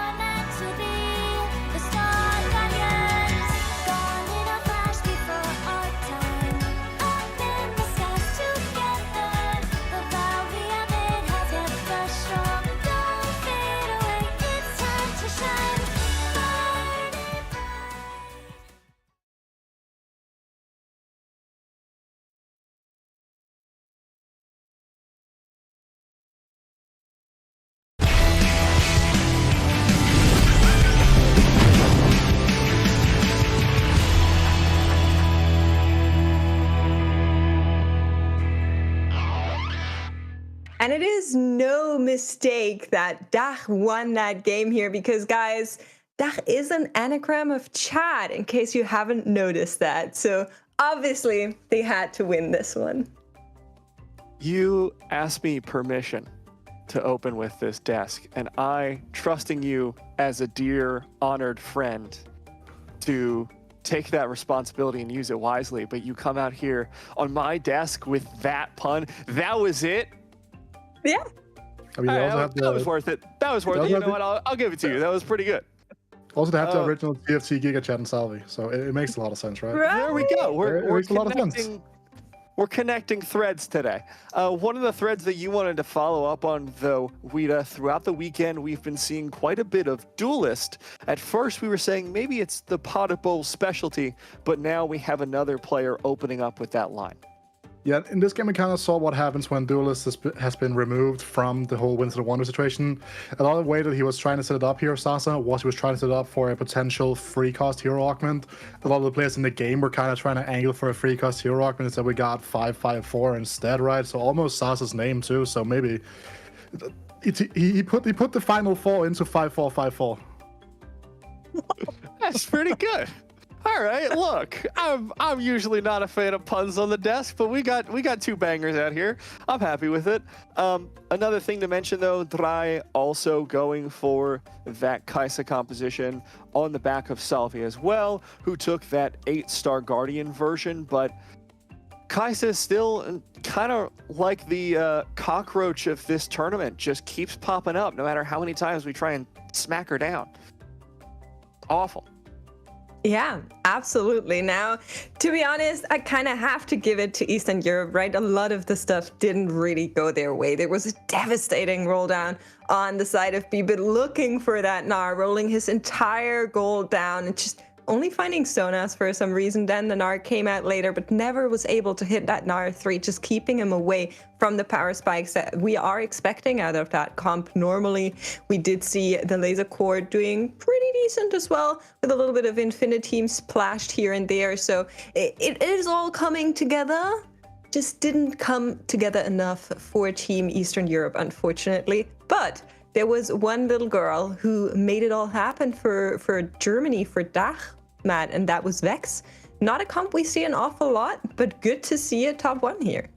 Yeah, I feel like the strength of Vex is, yes, not a composition we see a lot coming out from our pros, but when those pros do go for it, it consistently gets into that top 4. This is something you've been pointing out, not just in this weekend's competition, but Golden Spatula Cup number 3 as well. Vex, when you have a good line for her, is very effective. This game, we saw Rocky going for it with early Malphite 2, opened with that first aid kit, giving additional healing to the mascots, anything else that would come in, and found the Vex 3 in a pretty good amount of time, and was able to just cleanly find his way to the later game. With a mascot spat as well. Like, Rocky really did just hit the composition, and you can see on screen right now, it just crushed through these boards.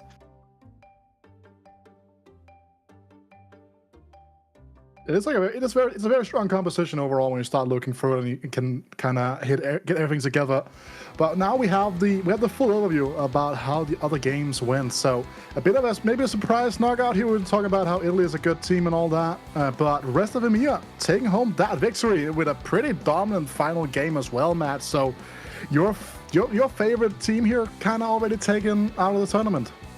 Yeah, I'm looking at these scoreboards though, and there's a certain beauty to them though. You know, the first game ended on a tie. The only difference was that first place, and then complete symmetry between the second and the third matches, 13-23, 23-13. I'm coping very hard right now. I was this gonna is how say, I'm getting through it. Yeah, at least you can find some positives in whatever that situation is. I do kind of want to shout out that it's pretty good for Turkey that they now had a break during that game. So with that, I think we also have a break of our own. Speaking of, good segue. I love it, man. Let's send it off. It's a quick one, though. We'll be back soon.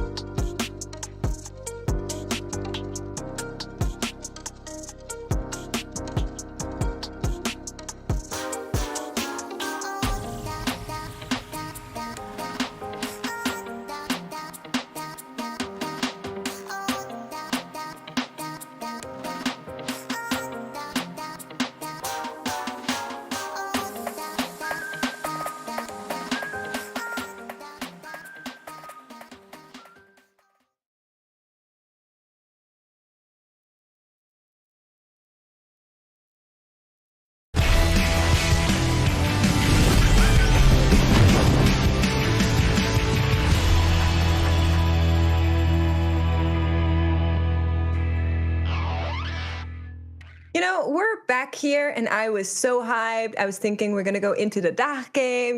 Me being a German resident, I thought I was going to... Nope. We're going to watch France versus Turkey, which honestly, I can't even be mad about, Rita. Both of these teams are so good, filled to the brim with the top notch of their region. So I think we're in for a treat, honestly. Yeah, and I think that what really speaks volumes for the Turkish team in particular is that we are finally seeing a player that has been able to be a continuously strong tournament player all throughout an entire set, really come in and be the counterpart to Ging, with Havali really having a fantastic season throughout the entirety of the Golden Spatula Cups and is qualified for finals for the first time in a couple of sets. And then you have players like Rubik and Arad who have been to those regional finals before. They're not there, I believe, for this one specifically, but they are names that we recognize, names that we know have a strong individual level. Yeah, absolutely. And I'm just ready to see where they take it. We did have a little chat to Potable yesterday at the end of the day. And, he was kind of saying yeah, we're griefing each other for MVP. Ha ha ha. It's all fun and games. But they just came out of a 2-1. So they had to go to the third game. Whereas I said it before the break, Turkey was able to just cleanly 2-0, which means they had a much more dominant performance. And they actually now had a break, ready to prepare for the different outcomes of where this was going to go, chat in, have a snack. So I think going into this, I kind of have to lean towards Turkey and say I think they're probably in the better starting position in this best of 3 that's coming up. Yeah, probably. But then again, you can make the argument that the French team is all warmed up, didn't really have other things to think about, right? Because they had a very dominant performance. They took home all the top 3 spots in that final game between Romandev, Paderborn, and Volta. So they're also looking super, super strong. And I think this is going to be this could be the individually highest level match that we're going to be seeing all throughout the entirety of the event, because this could probably have been a final as well. Yeah, and here we have it, Team France versus Team TÜRKIYE here going up. And all of these players, if you've been following Rising Legends, if you've been following competitive TFT, every single one of these players is a name, is somebody that is known for showing up in dominant competitive play. And I'm just so ready to see them face off. We're going to go into game 1 of this best of 3 here. First carousel is going to come in as we are in game. A lot of players wanted to get that bow under their control, right? That is probably the most sought-after component next to tier. We heard Kenobi talk about this yesterday as well. I believe the whole ability to lean around Static Shiv as an item. It can go into Spell Slingers, Kaisei, you name it. It can kind of go everywhere. So that's something to keep in mind. And again, you were talking about this being a team of well-renowned players. Well, maybe outside of WOMENDEF, right? Because WOMENDEF has had a fantastic Hex League season, but really not a name that we have seen in international play in our region just yet, right? This is kind of the first real foray for him, where we kind of see him go deep and kind of have a great run potentially.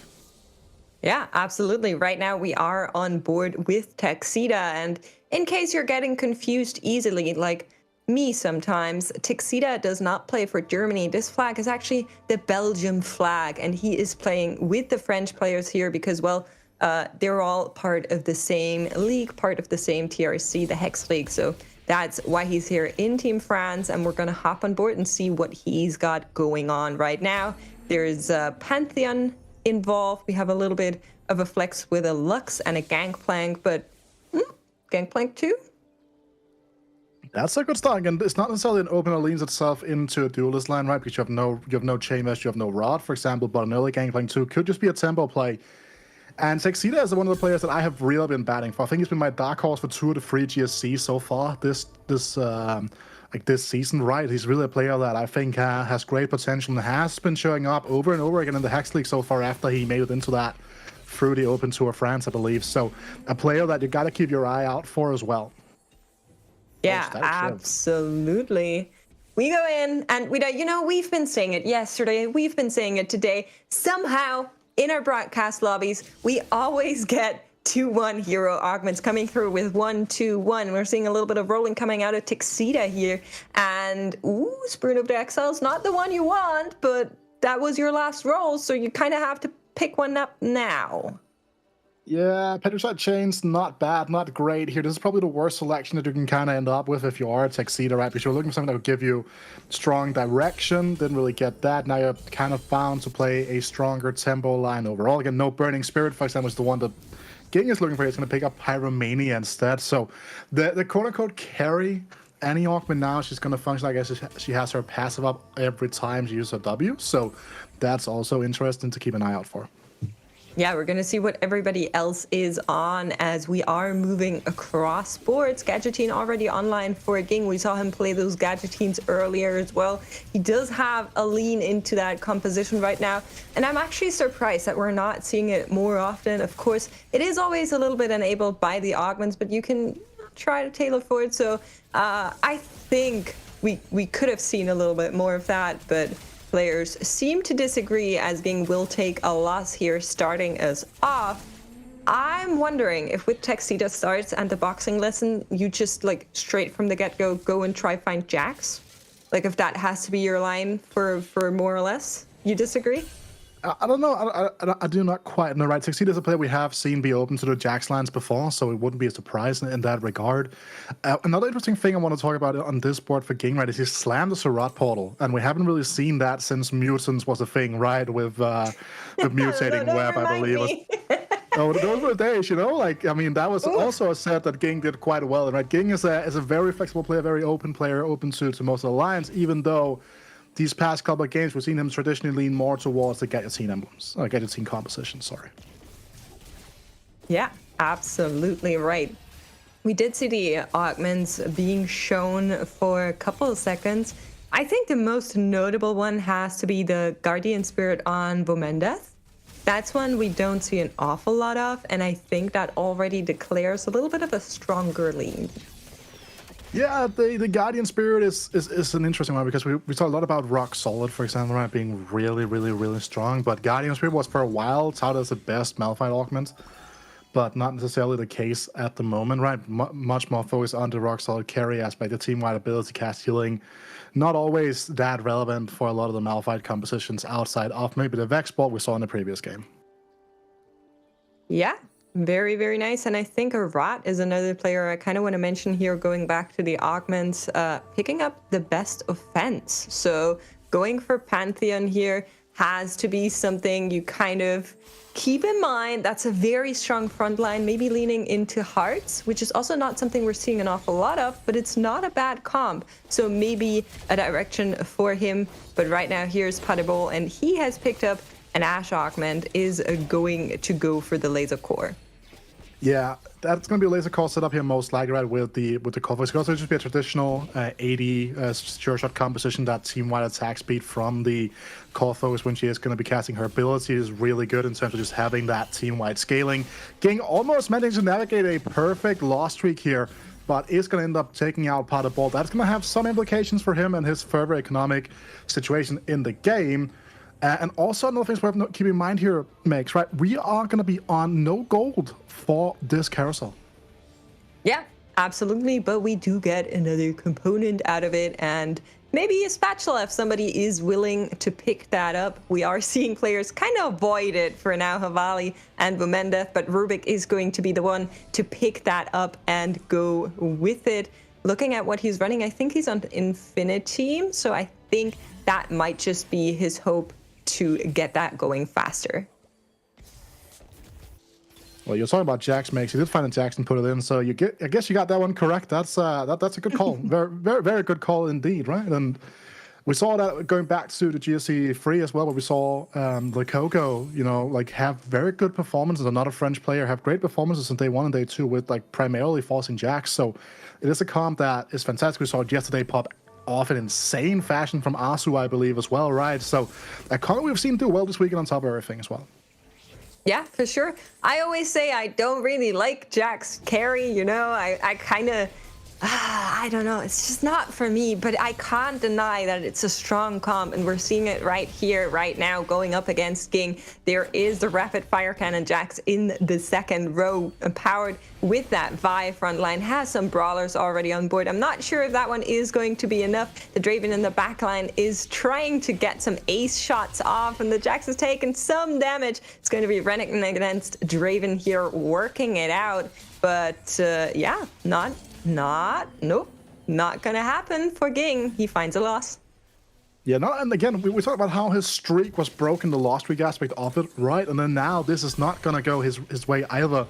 But he is gonna go into a more traditional get your team setup, right? Putting the Morgana back into play that we've seen a couple of times on top of everything here as well. So it's a spot that's interesting to play from, because I'm not the biggest fan of Burning Spirit. I'm a big fan of Burning Spirit. I'm not so much a big fan of Pyromaniac. I guess you get a little bit of extra CC to kind of alleviate some of the pressure from Morgana, but I don't think this is going to be his ideal choice. Oh, Volta, my man.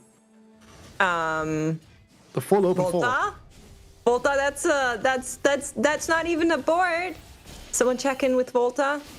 He is a player that has been in the competitive fields for so long, and he loves open fording. He loves getting those strong loss streaks in. Tell me a little bit more about that, Wida. Yeah, so he's 60 HP right now, which is, it's not bad. It could have been worse. We saw someone down like 54, 58 yesterday, right? The big hurdle for him now is that he's going to have to put together a board that can beat the Crocs. And that might not sound like that big of a deal, but it can end up being relatively tough at times. We're probably going to see a very big roll down on Thrae 2 for like a stabilization board. We saw this happen yesterday as well with a player that was playing the Vex composition, which I think is going to be the case here as well. It could also just go for a deeper one on Thrae 5 if you want to go really deep and have a much more massive swing around potentially. But you got to find that perfect balance. That's going to come into play regarding like how strong your matchup pool is, how strong the rest of the lobby in general is going to be. Yeah, absolutely. And you can see that Malphite is not going to die to the Crux here. He will get some extra components coming out. And now hitting that level 5, it's going to buy a little bit more out of the shop. And we can see players all across the board finding some upgrades. Havali and Tuxedo, notably the two players that are 100 HP and streaking, as the next augment will come up shortly. One more round to go before we go there. Volta rolling a little bit, finding 2 mascot, and has the spell slingers in right now. It's opting to go with the Sona instead. We'll see. So what he's doing here is he's trying to tailor his next augment to give him some sort of mascot element, right? Ideally, he would have had a mascot on the bench he could put into play, but he didn't have that, so he had to roll a little bit deeper than he would like to, just to have that guarantee of him being able to tailor his augment. Yeah, absolutely. So hopefully that is going to come into fruition for him as we move on. It could be anything right now. We did get hero augments first, so chances are pretty good. It's a golden augment, 13% it's prismatic, and 37% for a silver augment to show up next. Which one is it going to be? Any predictions, Wida? Last second? Prismatic.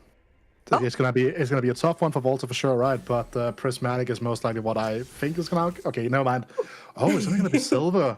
Tiny Titans would kind of bring him back, and that's gonna be the snap pick here for Volta. The other options weren't bad, but Tiny Titans is fantastic, which it means he doesn't have to aggressively roll here to try to stabilize. He gets a couple of extra turns to rebuild that economy. Yeah, absolutely. And I mean, I'm just curious what Havali is on, because Vomendeth and Tuxedo, just judging by those HP totals, did also pick up Tiny Titans, which means we have at least 3 players on the Tiny Titans for now. And Havali is the only one that's still going naturally here. It does have the Kai'Sa already on board with a Shojin, though. We also have it's the 3 French players, or the French-speaking players makes on this. Is like no one on Team Turkey has this ready to go. So Gadgetzine Heart being picked up for Ging, though, that's going to be massive. We talked about his preference to lean into that composition throughout this weekend, and now that is going to be the case yet again. We can already see him starting to stack up that Morgana to have that extra AP sauce coming through. Yeah, but Annie, she's going strong. There will be a ZZ Rod unit coming out of that little circling. And in the background, the Morganas are going strong. That Archangels is stacked up, and Havali's win streak will be broken by his teammate Ging, just cruising by. And somebody else that's cruising by is Parebol, 53 HP, as we are in stage 3-3. Arat just barely above him. Yeah, and Parebol trying to play for a more vertical laser course setup here. This is kind of a Winds of the Wanderer, but not really Yasuo type setup, right? This is what you try to offer, and you don't really get the correct one when you try to buy it afterwards. But he's hoping for that big level 7 roll down. This JG could be massively worth of spike a Mordekaiser, for example. So a lot of things here that could pan out incredibly well for him, but he also could whiff really hard. Yeah, absolutely. I'm very surprised that that's what he's leaning into with the Jewel being slammed. I think if it was just a BT and that of Night, I would have said, oh, you know, maybe we're going for Warwick. With the Jewel, I'm not so sure that is the game plan, but we'll see how this one plays out for now. Parebol will take another loss to drones. You're not droning enough. It's only Laser Corp 3. Would have really liked Laser Corp Heart here to come in and help, but somebody else that got what they wanted, well, somehow, is Ging, who picked up that Gadgettine Heart, as we're seeing right now. Yeah, and that's just a good power level off that early Gadgettine around with this the strong board. He has a lot of 2-star upgrades as well, so that is an interesting one to have note with. An open spatula on the carousel could really help someone out.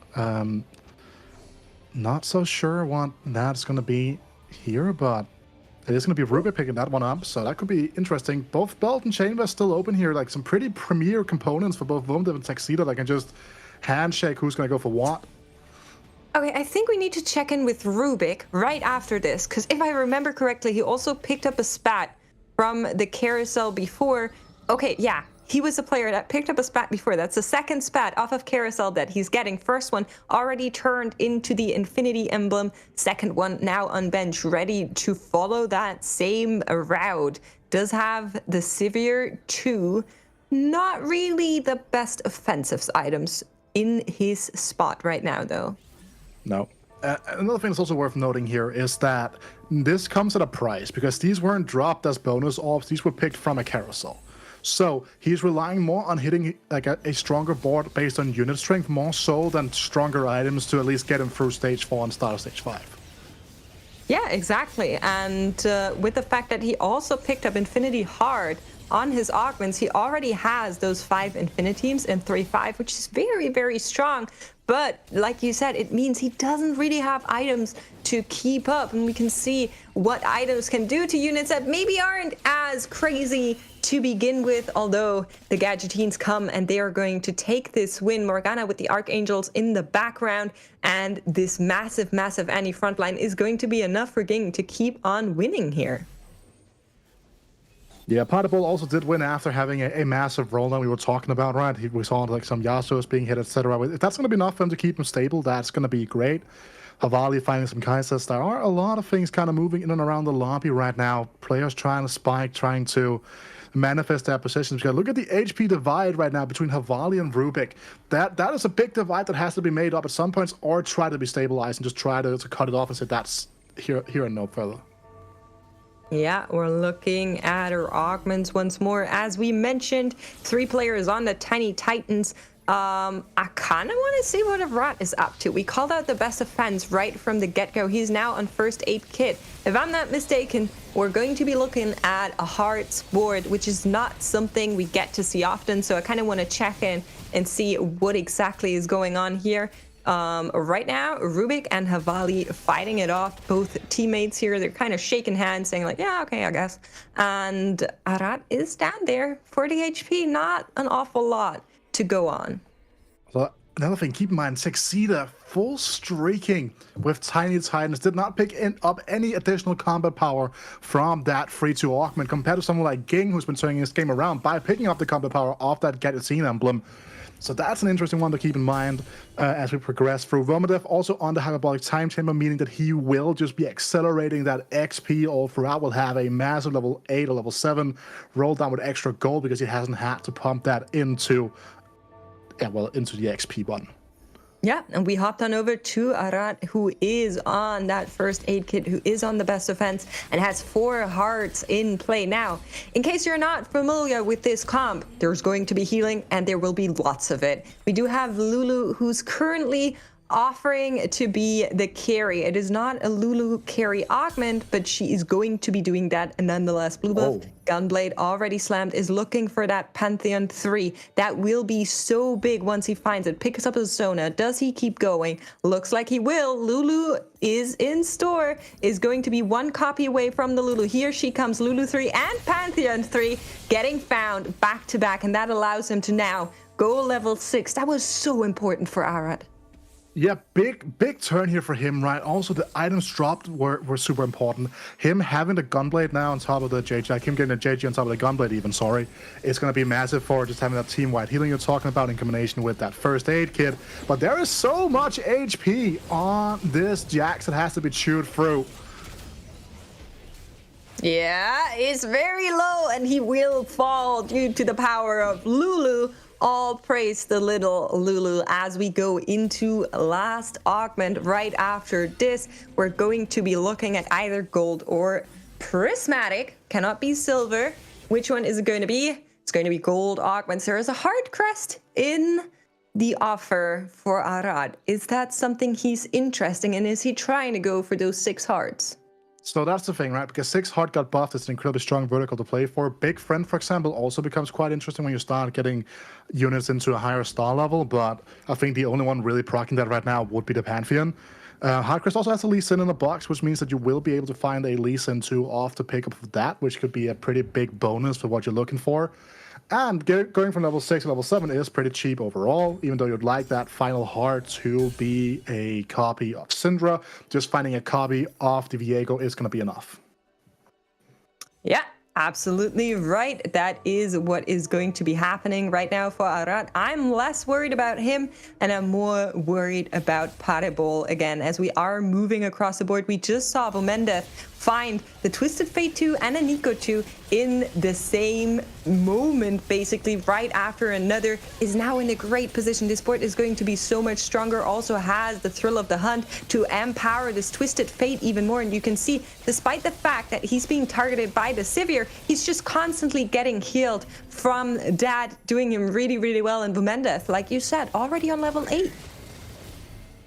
Yeah, and he's kept Illusion as well on top of that, because he can just use that to try to go to level 9 and then really start uncapping and recapping and uncapping this board, right? So keep that in mind as we're not going to be progressing.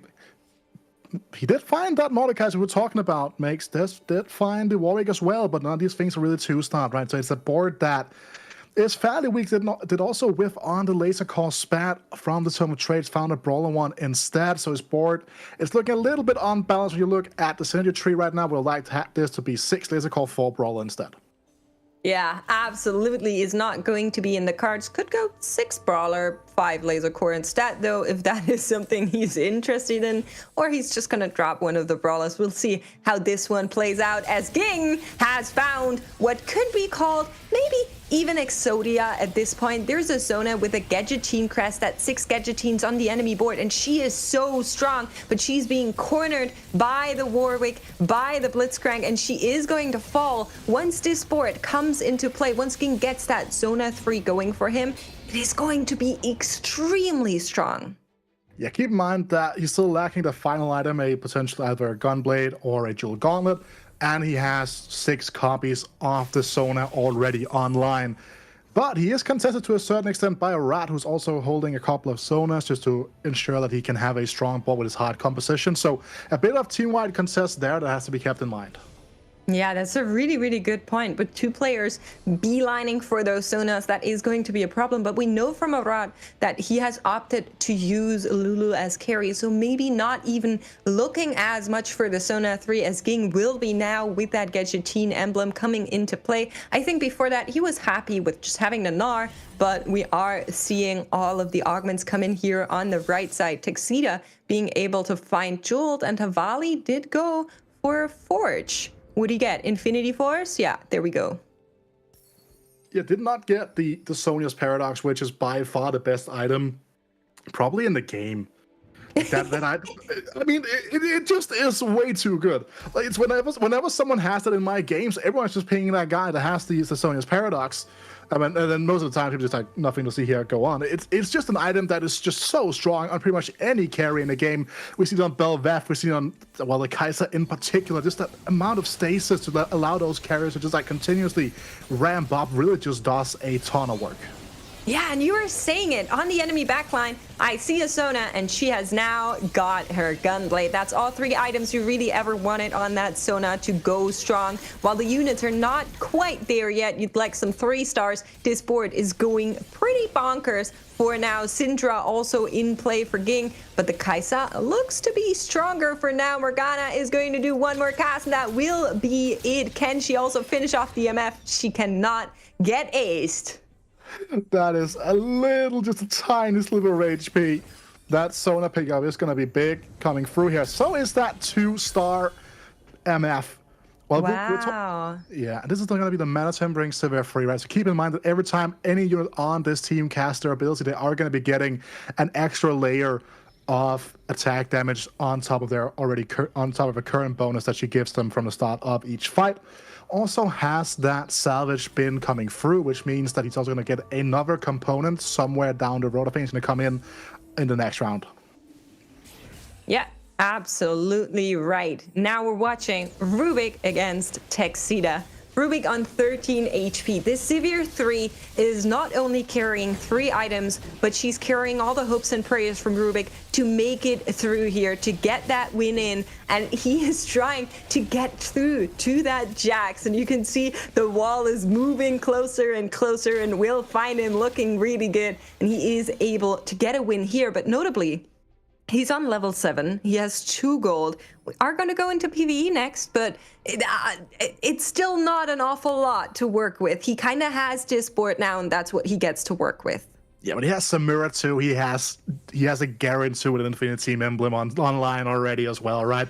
He has 7 Infinite Team due to the nature of his item setup as well as the Augment, right? So he can cut this Lucian if he is to get a sword from this Aurelion Sol round, and that means that on top of that, he could just go and play just a stronger unit than this Lucian.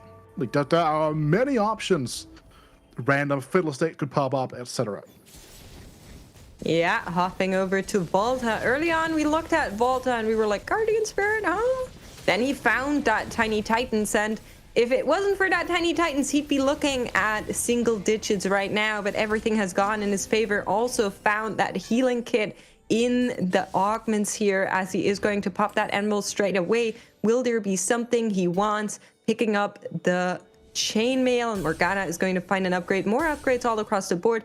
Notably, he would really like to find that Malphite 3. That has to be your biggest point here. Then the Vex 3. Those are the 2 units you're just desperately looking for, and Volta is going to keep on rolling, trying to find them for now. There is a Vexen shop. Nope. There a little bit of moving. Leona in. Nasa's out. Is he going to pick up that Vex? He will do at a point in time here. I think he's just going to wait for the fight to conclude there. Keeping in mind here, this is kind of also like one of the main criticisms that a lot of players have had about Volterix's play, right? Is his ability to commit to these higher APM turns where he really has to think and has to act quickly. Again, this was not a bad situation, not a bad example of that. It wasn't like egregious in any way, but it is a main criticism of his play. Yeah, he lovingly within the French community. I mean, he has many nicknames. One of them being Les Anglais the Boar is what he calls himself. But there are some memes on him being on the older side of things, which also often refers to as APM, but he is going to find that Jin 2, and the Vex 3 is going to come through here as well. Of course, would like that Malphite sold off some of the copies to make it happen. Now looking at the Pike 3, which could come into play, but he is at 0 gold, and that is going to be it for now. Hopefully, the Vex 3 will be enough. That is going to be the big thing here for him. And look at his matchup pool right now. He has Potter Ball down at 14 HP. And then he has Arad and Havali. So 2 of the strongest players from the Turkish team at the moment in time. And then he has Potter Ball. We can kind of see why PDB is struggling here. Still no Warwick 2. Hasn't found the Mordekaiser 2, which would have been absolutely insane here. Granted, he's on level 8. But he is still lacking that final bit of power to really help this board elevate itself. Yeah, absolutely. Let's see if we can take down the lasers despite not being at the highest peak that he is. The Vex keeps shredding, took down the Warwick. From here on out, we're only looking at Ashe. I think Volta should be fine, but Rubik down to 180 and Pate Bull getting knocked out 8th here.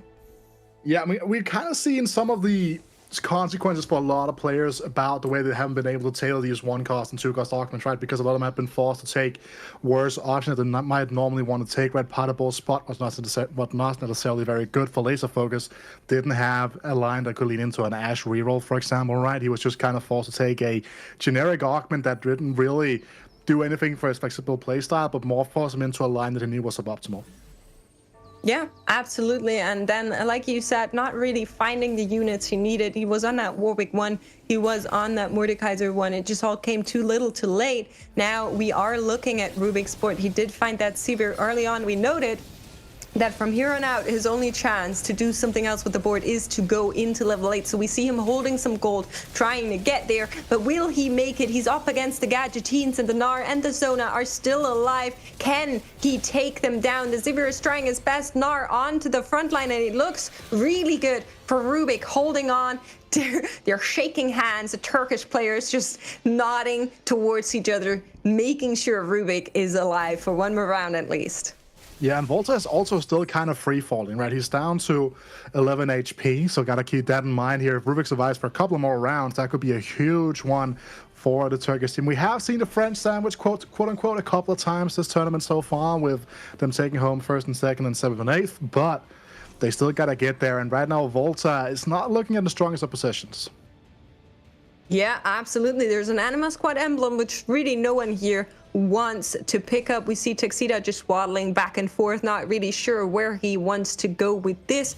Notably, after we see him hit all of those units, I think we are looking at a very strong board. I can see that he has a Fiddlesticks active, and this is the board that we're looking at. 6 hearts came into play due to that augment, and he has the supers, and he has the Fiddlesticks, and he has the Lulu carry. This is one crazy board. 8 wins in the tank.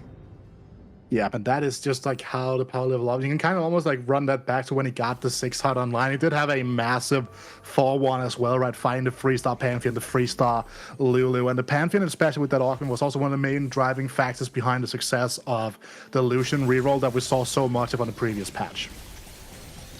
Yeah, that's true. We're seeing the Spellslingers on the other side there for Volta, but will it be enough for his Vex? Can she take down this line on the right side? All power onto her. The Pike now has been found as well. It is a Pike 3, but are they strong enough together to make it happen? Rubik has managed to claw that win, and the Vex is still going strong onto the Nico, and it's looking real good for Volta going up against Vomendeth. Once again, team players here shaking their hands.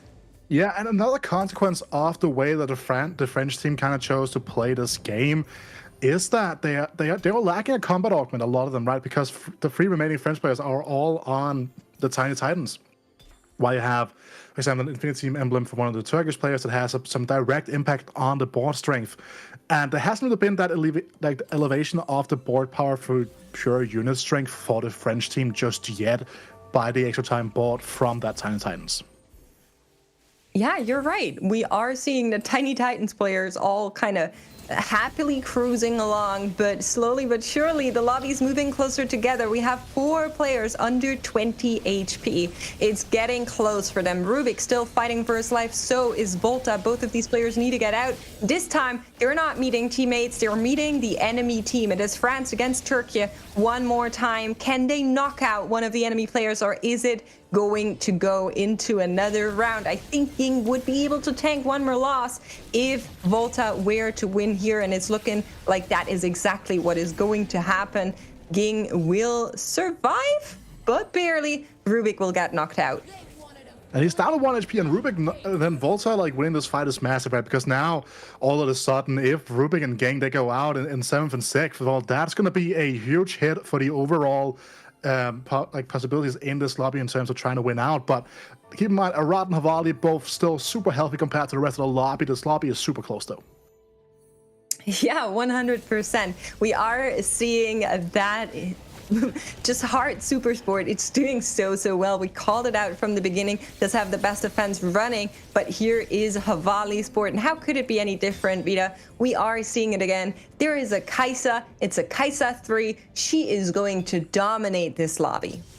Yeah, and there's so many shields as well here, right? You have the Lock support augment, you have Exiles as well. So this is like a very tanky board at the start of the fight. It's giving a lot of time for this Kai'Sa to start ramping in. Then you have something like the Misfortune providing that secondary support to just clean up the units that Kai'Sa cannot kill. Yeah, Morgana 2 coming into play for Ging. You can see Ging is 1 Zona away from that Zona. 3 does have a Syndra in play, is going to sell off the Gnar in hopes of finding the Zona, but it isn't in the cards. It wasn't going to be in the cards for Ging. Does not find this unit. One last time he can slam that Shroud. It is going to come and hit the entire enemy backline. Really good. Only the Zona gets to free cast, but these units have so much mana and it's just going around. The Syndra is trying to help, but really she's only throwing around Zonas, and Ging is looking into what will be his demise. I fear the Annie is going to fall. So will the Morgana. This Zona is not going to change anything in that pathway. The Gadgeting comp will fall here and go 6th. Yeah, and look at this now though, because Volta has eliminated Texida, so there's only gonna be, we're heading into a straight up head-to-head, and look at the matchups makes as well. It's gonna be 2 team fights against each other, and now with the HP totals being so low, they have to manipulate these fights to ensure that they don't take a dominant win here. They want to ensure they have their teammates alive still. Yeah, you know, it feels a little bit like Volta was watching that last game that we had on stream, looked at Rocky and was like, bet, I can do that. We're looking at a nearly completely maxed out Masked board here on the side of Voltario. On the left side, we are seeing Arad going up against that Kai'Sa 3.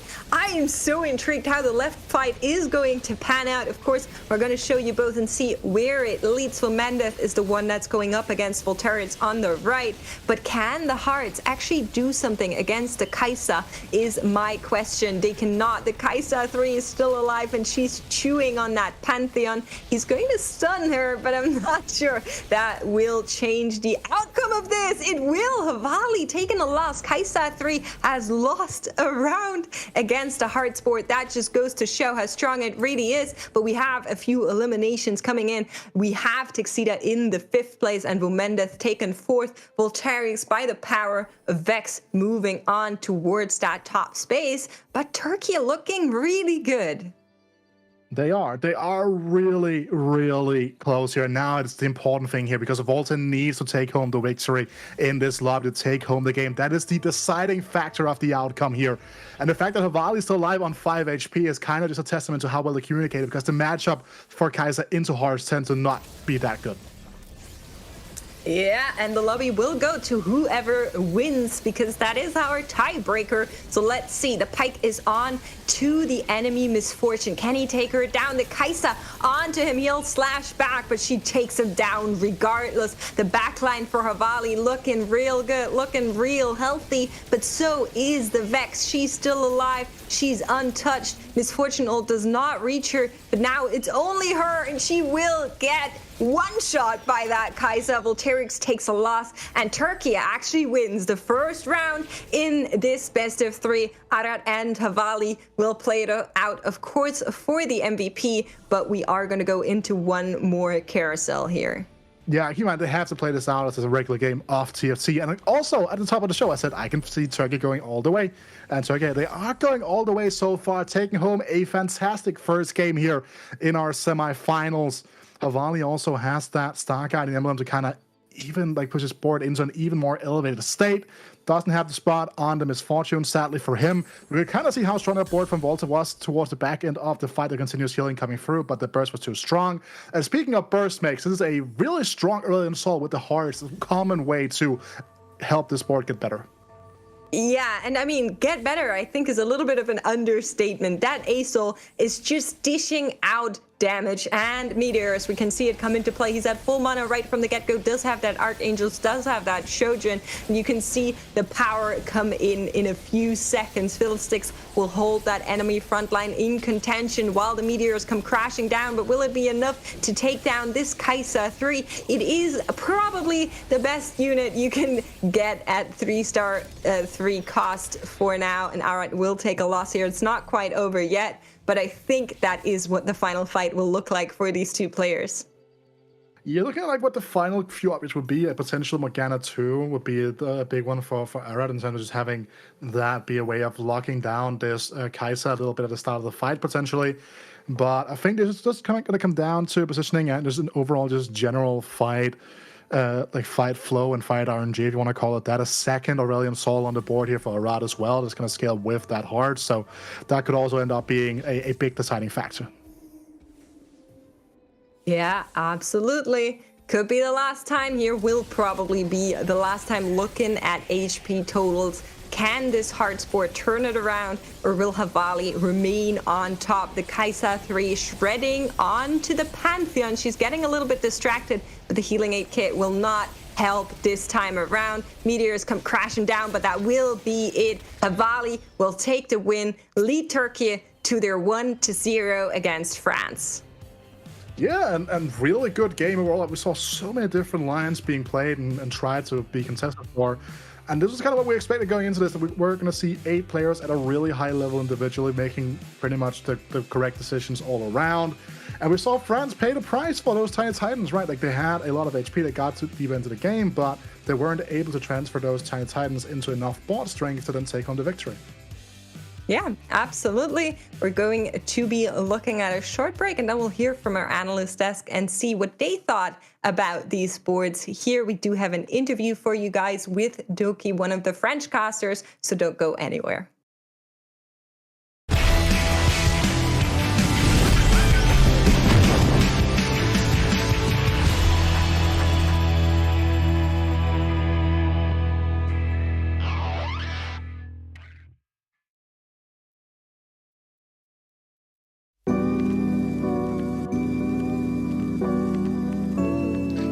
So hello, my name is Theo. In game it's Dokhy. I'm a French streamer and shoutcaster, and I also play. But I'm not as good as the player in the game I cast, but I play. Actually, I'm really excited to have a team competition in this format with 4 players. So since we had X-League winners yesterday with Patball, Texita, I guess it was Vomendes and Voltarix. I'm really excited to see the French team and how it's gonna be. The best performance, I think, from what we've seen so far, I will say the French team, but also the Polish guys and I think the Turkish guys. I really think I want to face the Spanish team because on Twitter and on other games like League of Legends, Valorant, there always be a rivalry, and in TFT also. And I also think I want to face the Polish guys because in ladder they're sometimes not as really friendly as we are, so I really want to beat them. Maybe we'll see some new strategies because, of course, since it's 4v4, maybe not all the team can open forts, not all the team can play strongboard because of the streaks, so maybe you have to adapt to your roles, but also your team roles is to not grief each other. But I think there will be some new strategies. I hope in our team they won't grief each other because I know some of the players, and I'm kind of scared. I really like them, but I'm kind of scared. I just want to thank the French community, and I hope they will support not me but the French team. I'm a storyteller. I don't care if you like or like me or not, but just support the French team. It will be a great event.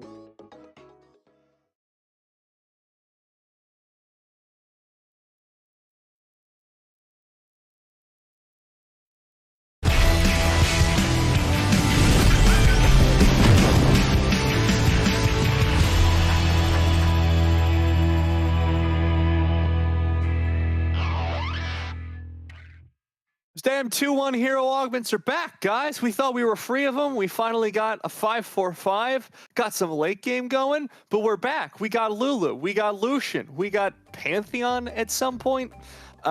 I think the big thing for me there was the hyperbolic opener from Vomen into Tiny Titans, going for that very late game focus board. Didn't end up working out great, but it did secure a top 4, so that's really all you can ask for in any TFT competition. And we were talking about, in the green room about how, trying to put that together with the Tiny Titans, I think made a hell of a lot of sense. And we can see 3 out of our top 5 players, although they didn't win the lobby, certainly got very good positionings, all because of that. And looking at Volta's board, once again, back-to-back, we have mascots coming back. We didn't see it much on stream at all until really this last game from Rocky was going to get first place. And Volta was on his way to maybe doing the same with, again, pairing it with First Aid Kit, really elevating this comp to the next level. But it was that last very classic up matchup against Havali, actually, with the Kaisa. There was this back and forth of, not being able to push past the healing of the mascots until finally the right moment came in with the MF ult and the Kaisa ult at the same time, killed off the Malphite, and then finally opened up to kill the Vex and win that fight and win the whole round, actually, for Turkey off of that fight. So close for Volta to do the back-to-back mascot win following Rocky's footsteps. Yeah, unfortunately we didn't get to see it, but like you said, one of the things I wanted to pull out of that game was that Havali was struggling. His early game strategy, we've seen game after game after game, he sits fairly low in the health totals, but as he was getting to the late game, we started seeing his board fall apart. He had good items on the Kaisa, but not quite enough until, like you were saying, that Misfortune came in fully itemized, and those ults with crucial timing were able to soften up or even decimate the remaining board, and if not, then Kaisa would be able to clean up. Finally got the Kaisa 3, so really well played there by Havali, and not really a shock to see Kaisa as the top board, but how he got there was definitely back and forth for him. Yeah, I really did like, as Wiz was bringing up on the cast, the amount of shielding in there was buying time in. So the Misfortune, you mentioned the itemization there with the Quincy's Rage Blade rather than the Spirit Shoujin, taking a little bit longer to kind of like to really hit her stride, but with that amount of shielding, absolutely had the time to do it. I would also want to bring to the forefront Arat's Pantheon-centric Hearts board, which was absolutely crazy. We didn't expect to still be seeing new compositions at this point. And it came at the perfect time, the Heart Emblem, especially at 4-2, elevating that from 4 hearts into 6 hearts, finding the A-Soul Guido was mentioning on cast as well to be the Heart Emblem holder there, benefiting from all the extra AP. Overall board that we've been hearing whispers of it being very, very strong, but you have to have the right setup for it. We've seen attempts with Cleansing Safeguard in this tournament already. Didn't quite pan out, but this time finally it did. For the losers of this lobby though, we had Potable just unfortunately playing Laser Core, which is a tempo comp, pretty much from behind the whole game, which made it so that he could not reach really that cap with the Warwick 2 and the Mordekaiser 2. Ended up 8th. Ging similarly had a great setup, but could not hit his Gnar 3, could not hit the star of his show really. Ended up 6th, unfortunately, for Ging.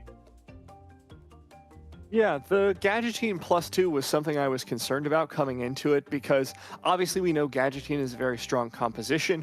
You can drop the Lulu is usually what you do with the +1, put that crest on the Sona if you have her available, as we've talked about earlier on the show. But once you get +2, it's like, well, do I drop the Poppy? Is it just useful until we get to Nunu? And the problem becomes you've just spent 2 of your 3 augments getting extra Gadgettine. If you're not hitting those 3-star units, like you mentioned, David, your board sucks. It doesn't have any power behind it because you've had to dedicate those augments to just +1 that isn't giving you direct combat power. There's no vertical to chase. And that's what happened to Ging. Even with that start, he was just stuck in that 6th place position. Yeah, and I was really excited to see Rubik bringing in the Sivir 3-star as well, but unfortunately, it wasn't any better than getting in a 7th place, even with her being itemized as well. But guys, I do believe that we've got the bracket ready, and we can inform folks as to what's been happening in our other semi-finals as well. Team DEUCH taking a big win for Makes and myself. 1-0 up for that team in the semi-finals. And Turkey, we have to say, it is a bit of a surprise. France came into this tournament as maybe the clear favorite. I know Weedez mentioned that Turkey was one of his favorite teams coming into this day too. Overall, not a weak team. Definitely, I think, maybe a step below DEUCH and France coming into the tournament. But they are proving they deserve to be, I think, all 3 of them in this podium with, of course, rest of ROEMEA fighting as more of an underdog slot, I think, in the semifinals. And I don't think it's a surprise that Turkey has found themselves up here. We have seen throughout the last couple of sets more and more Turkish players coming up into our Golden Spatula Cups. I believe it was last set where we had Turkey as the second most represented country. And we've been seeing, you know, we started with those solo Q stars like Arsene, but we've gotten more and more players who have been these dominant forces in the scene. Ging, of course, we've mentioned before, tons of history, but he is no longer alone at the top. He has plenty of his fellow Turkish players who are sitting up there in the upper echelons of competitive, and I am super excited to see if they can make it all the way to finals. Yeah, I mean, what about what was going on the other side, ROEMEA? I think they came into today knowing they were going against DEUCH, and I mean, it was always going to be a huge uphill battle. You know, it's been incredibly dominant from the German side of things, so I think they're still very much clear favourites to win the entire SuperBrawl. We'll be taking a look at game number 2 of that semi-final in just a second. We're going to toss it over to the casters and then the game. Wida, Makes, take it away. And we are back here for a second. I had to check if I was really unmuted. You know, I didn't want to do a counterfeit here on broadcast, but we are looking at DEUCH next. And despite what some casters would tell you, I have been the only one on this desk that has been rooting for DEUCH for a very long time. So we will see how this one is going to pan out. They already have one win in the tank going up against ROEMEA. Yeah, I would like to refute that point, Makes. I think I was a Kevin Parker believer before anyone on this broadcast team. You cannot take, I mean, you can try to take one DEUCH player, but you cannot claim DEUCH as a region leader. I'm sorry, that's not how that works. Isn't that how it works? I mean, that's fine then, right? But again, it's a very strong team, right? We kind of had the breakdown of how the team functioned yesterday in the winners interview with Memo. Rest of EMEA is still a little bit more of a mystery, but a team that has quite strong individuals, and again, kind of has been performing in that way. They don't have that national bond that a lot of the German team has with that, and like everyone in this team has been in that German Discord for a long time at this moment. Yeah, for sure, the German Discord. I'm already on that as well. I'm trying to take notes, but you know, everything's happening in voice chats, and I'm just a very shy person, so I kind of don't get the memo as much as our DEUCH teams do, but they have memo on team, so they will try and do that. I can see Peter roll his eyes. This one was for you, Peter.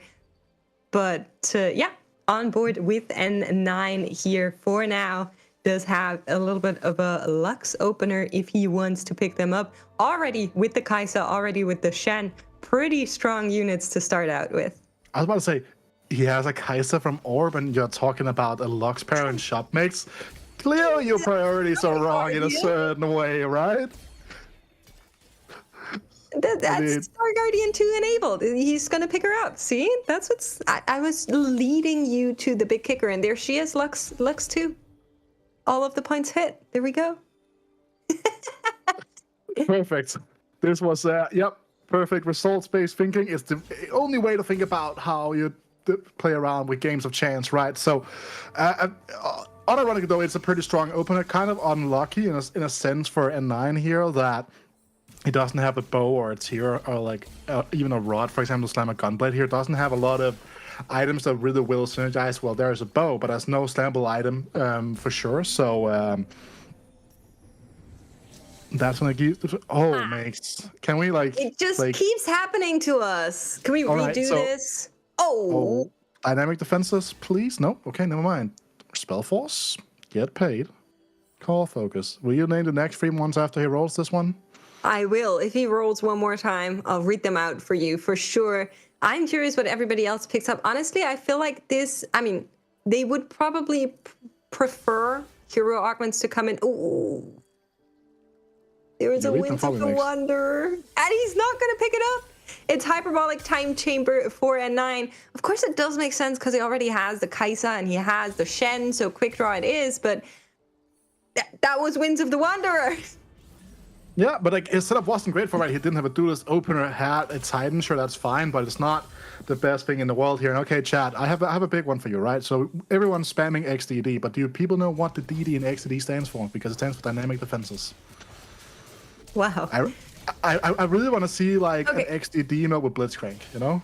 I know why he didn't pick it up. So obviously, yes, his start wasn't great, but we're seeing the exact reason for it on the opposite board. Because if you're new here, if you just tuned in for reasons that I don't understand, we've been going since 1 p.m. Where were you? But if you're new here, this is a team competition. These players are not going 1 against 7, they're going 4 against 4. And it's not very smart to pick the same composition that the rest of your teammates are running. So we are seeing here the opt out of the Winds of the Wanderers so DEUCH can pick it up. No player on the German team notably has it. We have the laser focus on Rocky, which is going to lead into a little bit of Ashe reroll. We have the Divine Ascent on the God, which is going to be Kale reroll. We have the Yasuo reroll on DEUCH that we already mentioned. And then Memo on the Cleansing Safeguard. We could have another cleansing safeguard incident mix. I hope for you that we don't have that, right? We want to see Memo. You want to see Memo and the Dokhy team do well overall. And here we have the dynamic defenses mirror matchup. You can kind of see the more traditional way of doing this for Sacred North perspective, where you use Blitzcrank like this mega tank, and you have a heavy AP backline primarily by LeBlanc due to the overlap of admin. But you can also do it in a more AD centric line, the one that Salvy is leaning into right now. Yeah, we are going to see both of the players with the dynamic defenses here going up against each other. It is Salvy and Sacred North. And Sacred North already on a LeBlanc. Now, is that where this one's going to lead all the way into the admins? I love that. I think LeBlanc is still a very, very strong unit. And just because we don't hacker her anymore doesn't mean she can't be strong, okay?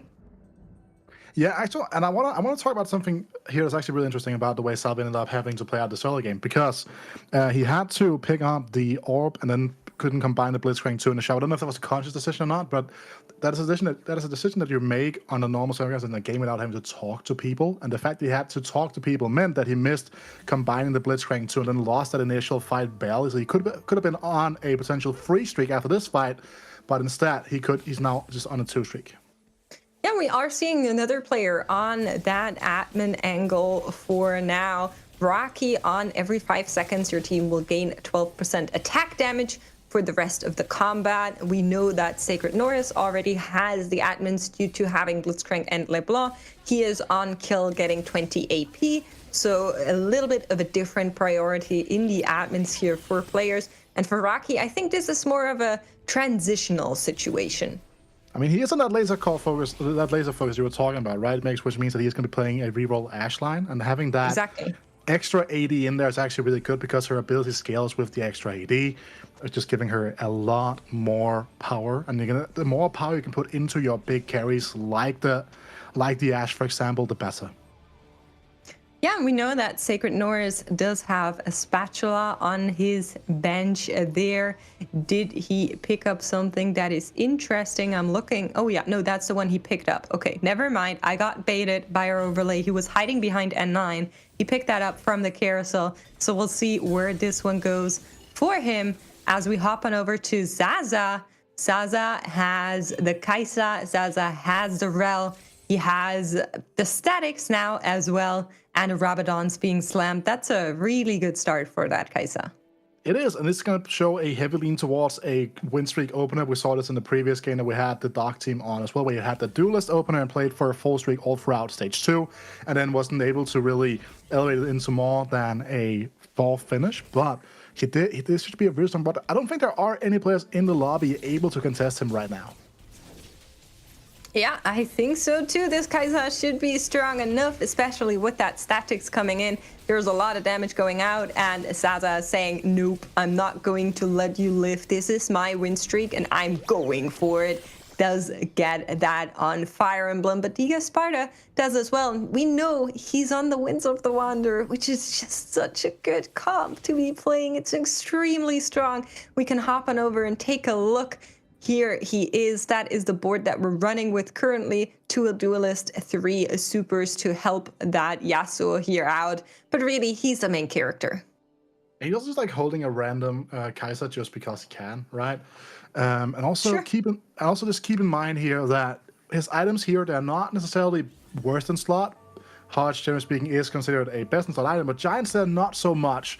So he's just playing for max tempo right now, and then hoping that he can get a better placement through that. Not that Giant Slayer is bad in a way, but he's probably going to be looking for something like either a JG or a QSS as a final item, but he's going to have to give up on either of those options. Yeah, and we know that this is his angle, as he already slammed the Grid Glove there just now. But here comes Salvy, and this is where I'm starting to wonder a little bit. Because if I'm seeing this correctly, Salvy and Zaza are both on Kaisers.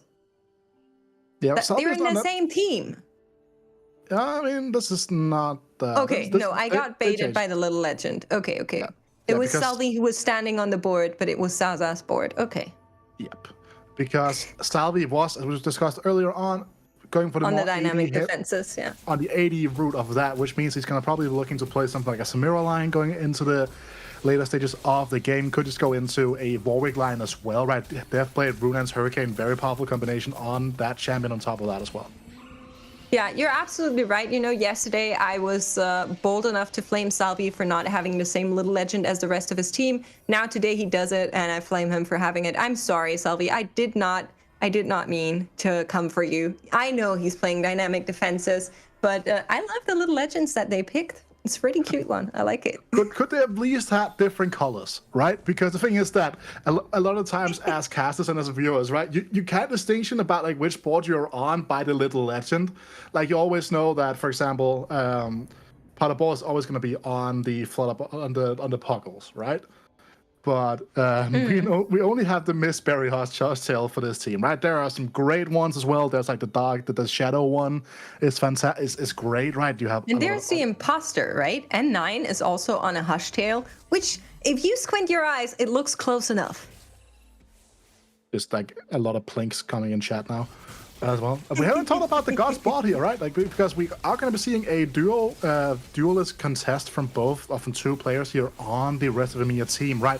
Sure, the units that the God would like to go for is primarily going to be the Kale, but keep in mind that he would like to have a Freestar Fiora as that extra frontline prowess, Freestar Yasuo for that CC on the top end board, but he is going to be contesting his own teammate in that situation.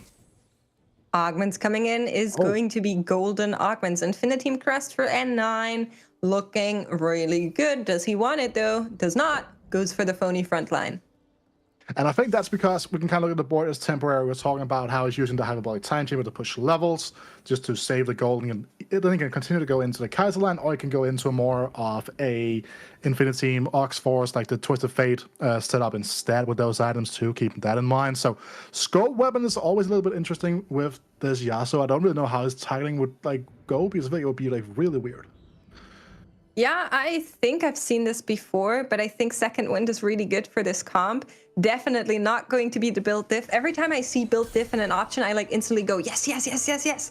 But we know that that's not going to be the case for this board specifically, since it is just so strong on its own. It would be a little bit strange to go into the build diff route of things. Does not have his third item onto the Yasuo yet, but that doesn't worry him too much, I would think. The Yasuo has so much strength, and now a little bit of extra healing with that Second Wind as well, and you can see him just pop off, doing really well there, going to go on to the Ashe, and I don't think there's something she can do against this. One more Hasaki, and Araki is going to fall.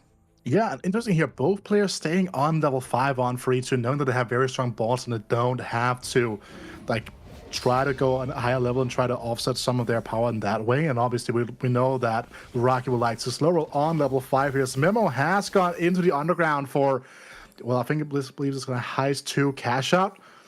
With that, Lee Sin in the front of the Cleansing Safeguard has to somehow perform well with this augment. We haven't seen it perform well all weekend. We also haven't seen those high upswings games. Obviously, maybe the extra gold from this underground setup is going to get Memo there.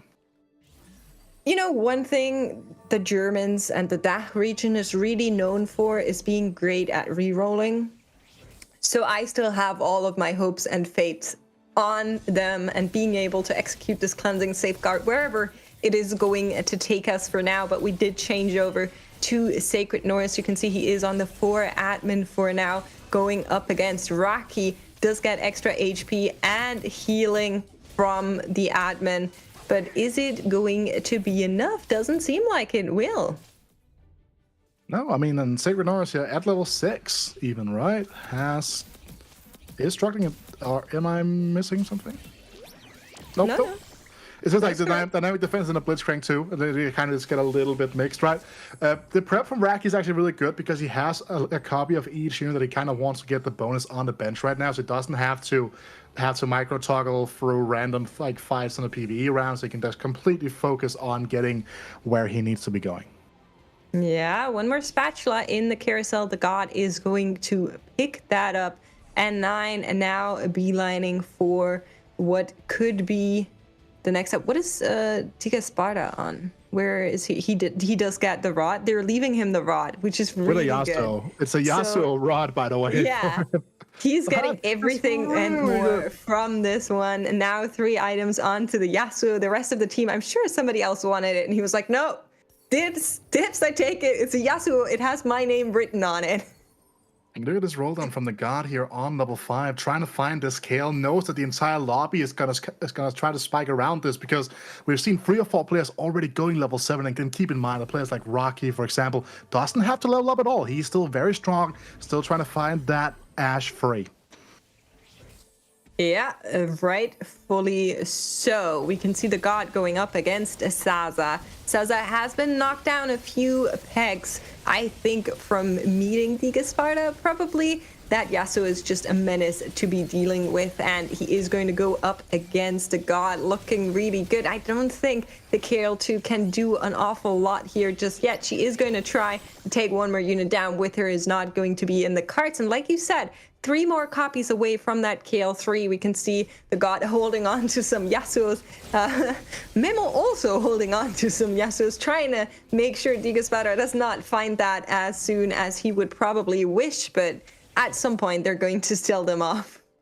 Yeah, but it's also worth keeping in mind that we're going to see Rocky wants Yasuo too in this composition as well. The God finally finds that KL3. She's now fully ascended. You know, it's kind of like on the Rift when you finally get that level 16 on your Kale and she's finally a champion. That's kind of the same thing that's going to happen here for the God. Hopefully for a while this Kale is going to be strong enough to really push up a couple of packs in the order here, because they do really need a big performance. 100%. I'm just looking all across the carries and I'm counting the Kaisas. You know, that's my favorite game ever since this patch has hit. This time around, there's going to be 3 Kaisas in play. DeGaspada, Zaza, and N9 all have at least 1 Kaisa. Now, for DeGaspada, we know he's kind of just holding that just because he wants to. Doesn't really need to have it. And we are seeing Yasuo come out here against Memo. Memo, who desperately needs to turn this around, looking for wins, is far away from that Lee Sin 3 that he would probably like to hit rather sooner than later, and is going to take a loss here eventually. The Lee Sin is tanky for a long amount of time, but at some point, all Titans fall, and so does he. And look at this bench now. 7 copies of Yasuo, even though the entire lobby is trying to block DeGaspada from doing this.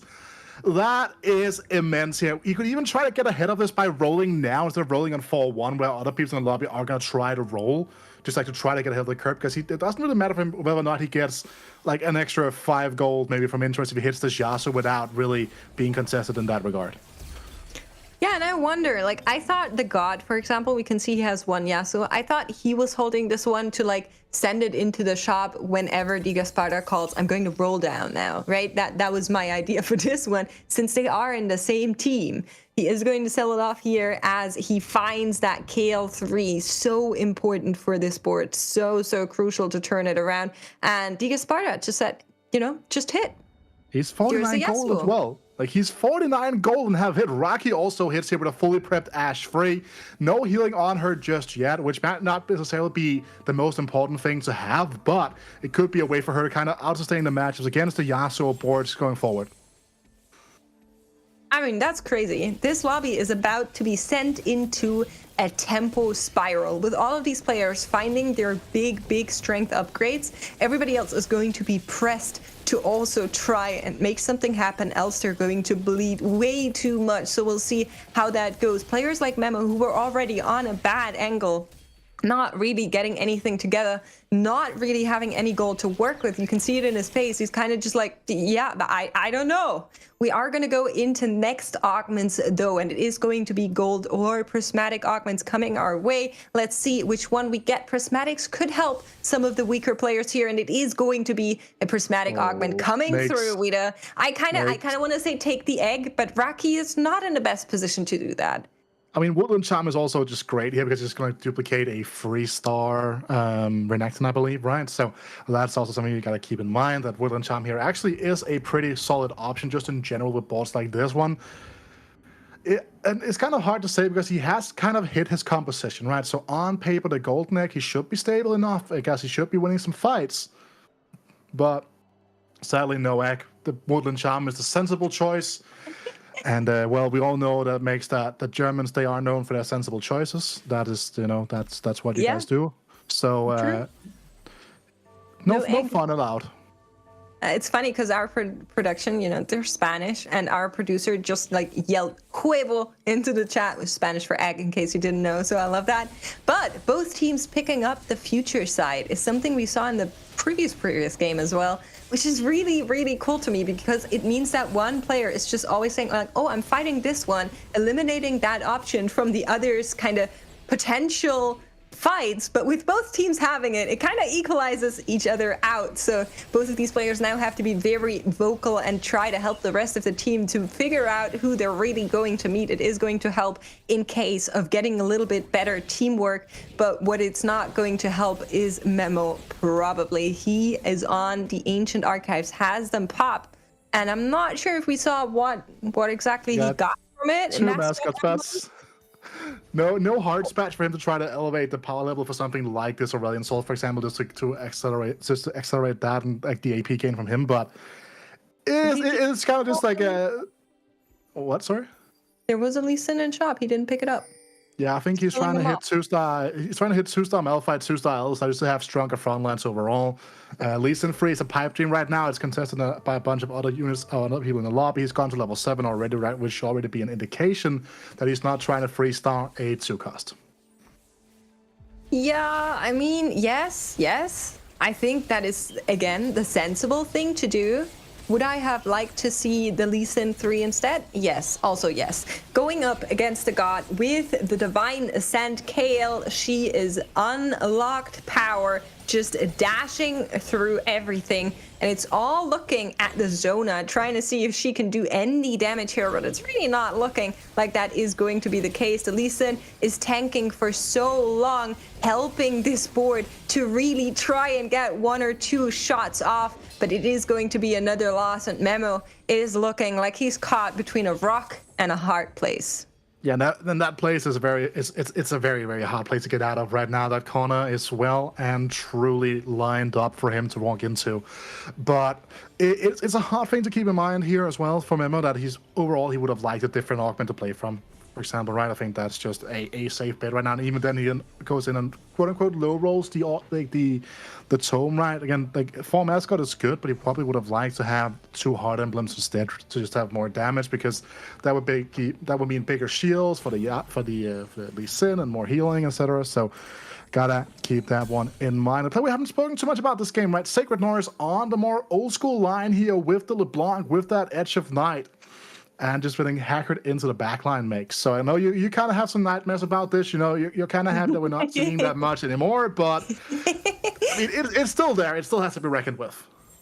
Yeah, notably, it has been nerfed a little bit. In case you're not keeping up with the patch notes, the Omnivamp has been reduced significantly, is not going to be as relevant, but sometimes all you need is to put your LeBlanc into the enemy backline, and that will be enough. It's a little bit like a fake assassin if you've played previous sets, and you can see that allows her to take down the Morgana, and now onto the Ashe will get stunned by the assistance of the Pike, and that is just so nice for Sacred Norse here. Raki didn't have anything he could do here other than see that was coming and try to get the Ashe on the other side, but the LeBlanc in the backline is going to do what she does and trying to take that down. However, now a giant horde is coming her way, and that is going to be stronger than her. She needs a little bit more dam to turn this one all the way around. Yeah, Rocky overall in a pretty good spot, I would say. Has a strong board, and I really do like having access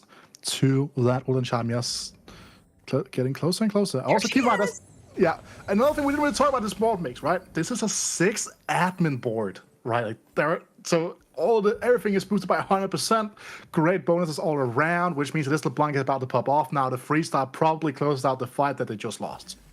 You know, I was just thinking, like, if that was a LeBlanc 3, she would have been so strong. She would have had all the damage, just nuked down the enemy front line as well. And he's like, bet. Just rolling, finding it naturally in, like, what, 3 rolls? That is nasty, but exactly what Sacred Norris needed as we are watching. Now, this time around, LeBlanc getting a little bit distracted by that front line first, but it doesn't matter. Just look at the sheer damage she is putting out. The Kale just taking hits from the statics of the Pike, but the LeBlanc has seen her, has eliminated her, and is now on to the Annie. Sacred Norris, you could say, is being chillin' from here on out. Memo, however, is not getting knocked out 8th.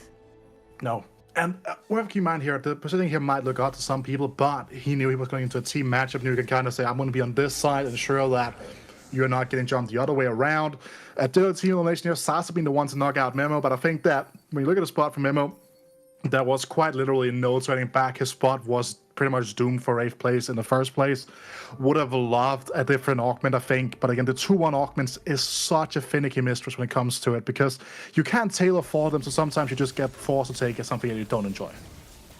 Yeah, I mean, it's true. It's unfortunate for Dokhy. We're getting word that he was eliminated by Zaza nonetheless, so a little bit of friendly fire knockout here, but it was, I think, clear. I think they knew that this was going to happen. Right after he picked it, he probably said, like, guys, this is a top 8, and that's what's going to happen. Sometimes you just have these openers and it's not going your way. However, the rest of the team is still fighting and trying to make it out here. We know that the person who's next in line in these overall lobby standings is not as weak as they might seem, just judging by the HP totals. We just saw Sacred Norris find that LeBlanc 3. We're now hopping over to TheGOD, seeing that Kale. He is on 8 duelists. He does have 2 of the Solaris there in that front line, which are really, really needed for those duelist boards to just make them beefier, make them tankier.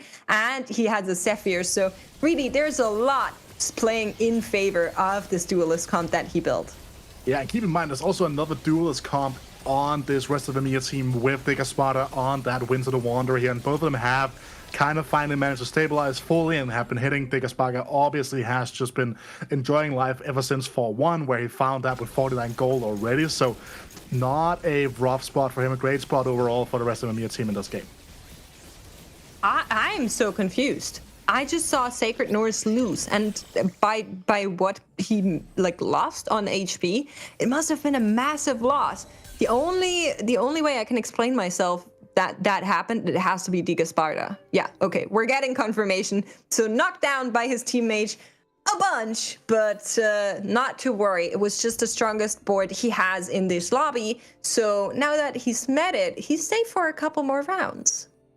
Yeah, this board is just wild to look at, right? Because you're looking at 6 hacker, and then you're just like, there's not even a spell thing in for this LeBlanc right now, just due to the nature of the fact that he has to be on the 6 admin, right, with the free hacker too. So that's going to be a hard one for him to swallow here. He's going to go up against one of the German players here in Sasa, who has found that Misfortune 2 in the most recent shop, has a good setup with the uplink, and the Kaiser just chalking away from the LeBlanc for now. Yeah, for sure, you're looking at the LeBlanc, and as she's getting heal from each kill, you might think, oh, she's dropping low, but here comes the healing. She does not worry about anything, not even about the Kai'Sa, but the Kai'Sa will be stronger. Just not getting to her, honestly. Too much HP in the way. Yeah, and we're getting a little small thing here. It's kind of interesting, right? Because due to the fact that DEUCH has the future sight, he knows who he's playing. So if he's playing a teammate, he can just remove the Yasuo from the board. And that's something they're allowed to do. They're probably kind of incentivized to do that, to guarantee that his teammates are going to be able to not take these massive losses from the strong board. Yeah, and that's exactly what you need to do. I mean, we just saw the impact of that to Sacred North. Sacred North now finding Shen as an upgrade to that front line. But the Diga Sparta board is the one you need to be worried about. And we know that he's going up against Zaza. Zaza trying to take out the Vayne with the Zephyr there in that backline. But will it be enough? We saw one single tornado from the Yasuo hit the Kai'Sa in the backline. And she was nearly one shot by it, this time getting killed off. That's the power of Winds of the Wonder. This Yasuo is going all the way. Yeah, and it's just such a strong board here now. And N9 are going to have to take a hit here from Sacred North just to try to guarantee that he can stay in. And this, like, it's going to pay off in a certain way, most likely, right? Rocky also taking a loss down to 13. Oh, makes we're getting 2 full items, including a potential Oxforce spat if a composition really would like to work with that. Yeah, there is going to be upgrades all across the board for players. Just to remind everybody, this is a team competition. They are making their board weaker when they meet their teammates, and they're making it stronger when they meet their opponents. That is what this competition is all about, just so you do not get confused. All of these little hush tails that you're seeing on the right side, the pink ones, they're in the same team. One of them already got eliminated. Now they're looking at N9 and Sacred North, hoping that they go out next to try and solidify their placement here. But somehow they need to get around Diga Sparta and his Yasuo. And I'm not sure if any of these boards can do it. Maybe if we find a Kai'Sa 3, that's what N9 is thinking. And he's like, bet I'm holding these Kai'Sas. Yeah, but even then, like, he's still playing the Kai'Sa free himself, right? And then is on a quite long of a loss streak right now. Has a bunch of 2-star legendaries and kind of start to work around this board. But we are going to be having what is most likely going to be an elimination match here between N9 and Diga Sparta. And this time around, this has not been a removal of the Yasuo. N9 taking the loss here. Yeah, it could be the knockout of 2 players. N9 on the left side fighting against Diga Sparta. We know that Diga Sparta has future side trying to make his board weaker, but will it be enough? The Kai'Sa is onto the Yasuo, and the Hasaki comes his way, and N9 will get eliminated by his teammate just barely by a hair. Was maybe hoping to take out that Yasuo, but took out the Vayne. And it wasn't working. It didn't go N9's way. He's getting eliminated. Sacred North getting eliminated despite 6 admin, LeBlanc 3, and Rocky knocked out in 5th place as well. That means right now the top 4 are 2 players from ROEMEA and 2 players from Germany trying to fight this one out. There's actually a really big issue here, right? Because what happened is that, so if you don't have enough units on your board in a game, you're always going to be the leftmost unit on your bench is going to be pulled in here. He didn't put enough units onto the board, so the Yasuo was the leftmost unit and got put in anyways, right? So if that didn't happen there, this would be a different game for rest of the media because they'll still have 3 people alive. Yeah, but I mean, that's just gapped by mechanics. Honestly, I've been there. I know how that feels. It's not a great feeling, but that's what happened. So rightfully so, ROEMEA losing 1 player here, now knocked down to 2. We can see Salvy going up against Zaza. They're trying to have a pretty miniature loss as Diga Sparta and TheGOD are fighting as well. Diga Sparta is like, I'll take the Yasuo out this time, trust me. And TheGOD takes a win, continues his streak. He's helping him up there. He's lending him a hand, saying, keep that streak up. I'm so fine. I have my Yasuo. Whenever they come for me, I just put it back in and we'll both be cruising. Yeah, and also keep in mind that both TheGOD and Diga Sparta were kind of soft contesting each other, right? Both going for the duelist line, so they are the 2 remaining players of this rest of the ROEMEA team here. While the players remaining here for the Dokhy team is going to be Zaza on this vertical Star Guardian Kai'Sa board, but doesn't have that Star Guardian emblem for that MF to help her accelerate, but that are going to be 2 copies of Kai'Sa. Keep in mind that with N9 out of the pool now, the Kaisas have gone back in. Yeah, that is exactly what's going on. TheGOD, however, choosing from the anvil now. One of the Kai'Sas is on his board, so that's not going anywhere, but there will be an Oxforce enabled. Nila 2 and Morgana coming through for Diga Sparta. Was only looking for the Nila, and we're looking at Salvy as well, trying to get that Warwick upgraded. He's still far away from it, though. Yeah, and both teams will have full matchup clarity, right? Keep in mind that we do see the future side on DEUCH as well as on Salvy.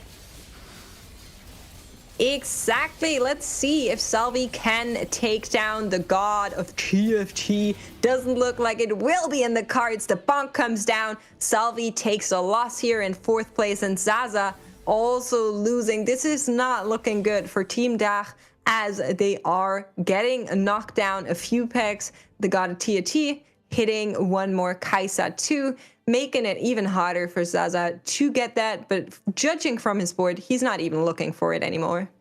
No, I think he's kind of given up, right? He's being hate drafted by 2 different players, right? To a certain extent, so keeping that man is going to be really hard. And like the god takes out the 4 copies, when DEUCH takes 2. That is going to be something that you gotta keep in mind here. So it is going to be a fight between Winter Wanderer as well as Divine Ascent for the first place, most likely, unless this Zephyr is actually going to be pretty big. Might buy another couple of rounds here for Zaza. Yeah, exactly. It's lifting up the Divine Ascended Kale and giving him a little bit of extra time to chew through that front line, but will that be enough? We know this board is crazy strong. The Kai'Sa onto the Belveth, taking her down, now moving on to the Kale. If she can take that down, then it is going to be a win for Zaza. He is going to hold on, but how long? Honestly, he's looking that Yasuo in the eye and he's like, you coming for me next? Is that what's going to happen? And in that case, I mean, what do you say? You just say, thank you, Yasuo. I enjoyed my time. I'm not sure. It's going to be rough out here. Yeah, so another thing that's also worth noting here is that like DEUCH knows that he's playing Assassin. I believe he also knows it's going to be the real copy and not the ghost copy, because he just faced the ghost board, right? So he knows that. So DEUCH knows he's going to be facing the ghost of the god, which means that he can just play the strongest board. It's not going to cost anything. Meanwhile, we can see DEUCH fully positioning for this setup here. But good juke here in the first place, and that you wanted to get that Zephyr on the Syndra in the first place. Look at the damage, though, being dealt to that Kai'Sa. Yeah, honestly, there's not even much I can say about that. She's just gonna fall over. I said it before, I'll say it again. Winds of the Wanderer is, if you're not competed on it, a guaranteed first in these tournaments. It's just so strong. And you can see that at this point, they're kind of just saying like, yeah, DEUCH, you take this one, you got it. And that is what will be the case here. Of course, the god will try to fight it, but I think he cannot avoid what is coming for him. You can see DEUCH is just like, yeah, you pick whatever you want. I'll be here. Yeah, so a really good round here from the rest of the ROEMEA team for forcing game 3 here. So that is something that we gotta keep in mind. We just kind of saw like this string. Another thing that's also worth noting is that the matchup against Kai'Sa comps when they have that Syndra actually becomes a lot harder if you don't have the QS on this Yasuo. We just kind of see the power level of having that CC resistance just really helping him win this game. I mean, also the fact that he hit this with 50 gold, on 4-1. It also was a big help. But I think it was honestly what we saw. So every time one of the ROEMEA players saw Yasuo, they held on to it. And when DEUCH was ready to roll down, they just all sold them off, making sure that they're in the pool for him. So I think that is something that needs to be mentioned. That is one of the reasons why he was able to hit. It was really, really cool to see that come out. And it is going to be the win of the Yasuo. DEUCH leading rest of EMEA to a win here, equalizing out the 1-0 from the previous round. It is now 1-on-1 between DEUCH and ROEMEA. Between these two teams, honestly, I thought we might get a clean slate. We might get a clean 2-0. Maybe that was my hopium. I'll accept that. But really, really lovely game from both teams. I think it was amazing. And we will hear from our analysts in just a couple of seconds. Rita, your favorite comp out of that? I mean, I really just like the fact that we got to see so much dynamic defense. We kind of got to see the AP versus the AP lean kind of not necessarily going too well. Also, I mean, this is a game where Salvy will do a lot better if he isn't forced to take future side because of the power in the specific format. I think this board has a higher chance at actually straight up contesting for the entire lobby. Yeah, I absolutely agree. I think future sight is maybe a little bit strong, but we will go to a quick interview, and after that, our analyst desk will be ready with you. Now we're going to hear from the god himself.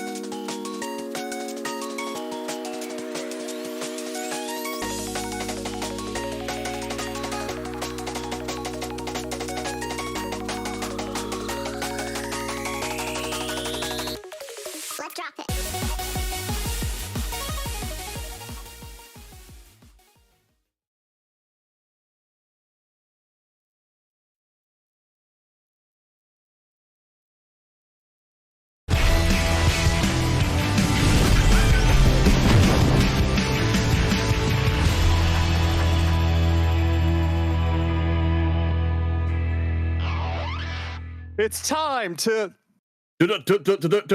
duel. Yeah, duelists were pretty good this game.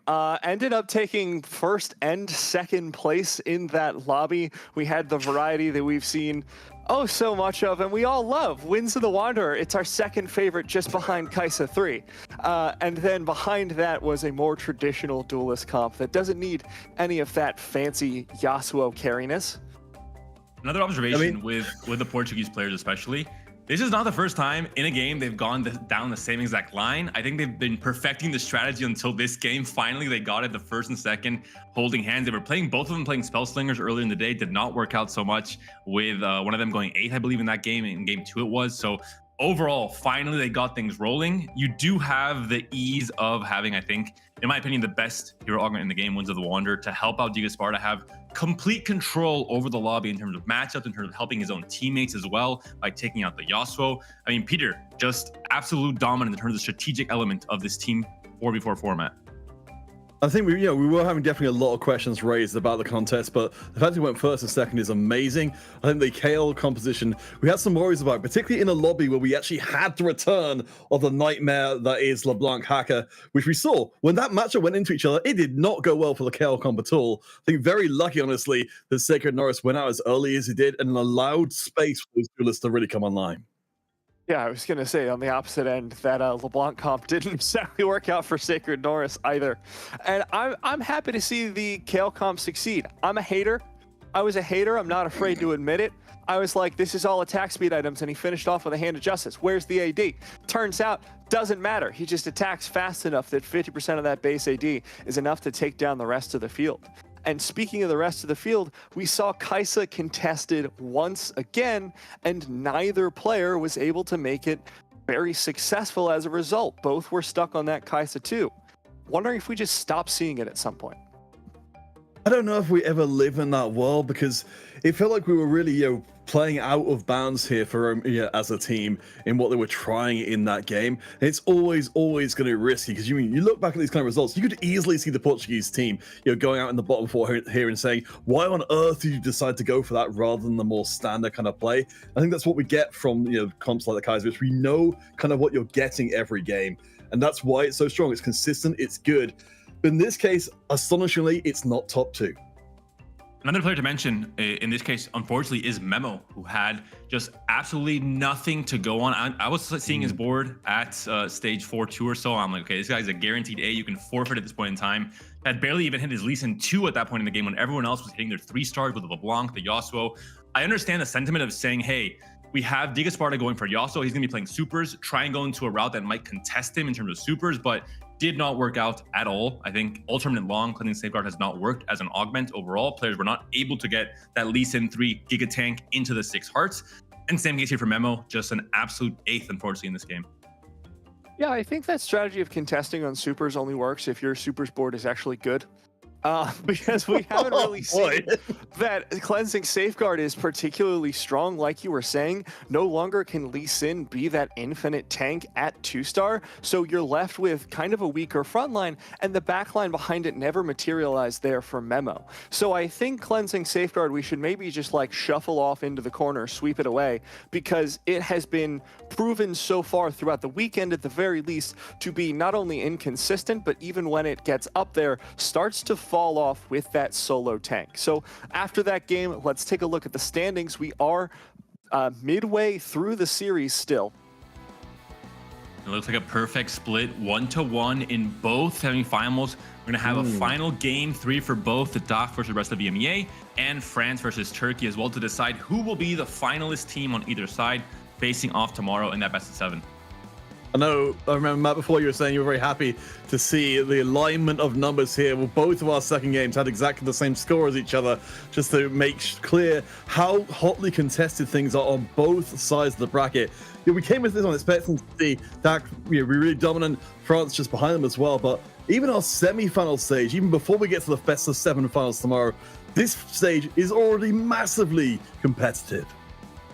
Yeah, I mean, we could feasibly get a ROEMEA versus Turkey final, which I think is something none of us came into this predicting fully. Yes, we know Turkey is a very strong region. Rest of EMEA contains, well, everyone in EMEA, not in all the other regions. So of course there are strong players there, but DACH, France, these strong regions that we have known to be dominant in TFT for so long, may be unseated today in this final game. And to take it away, we have our casters Wida and Makes.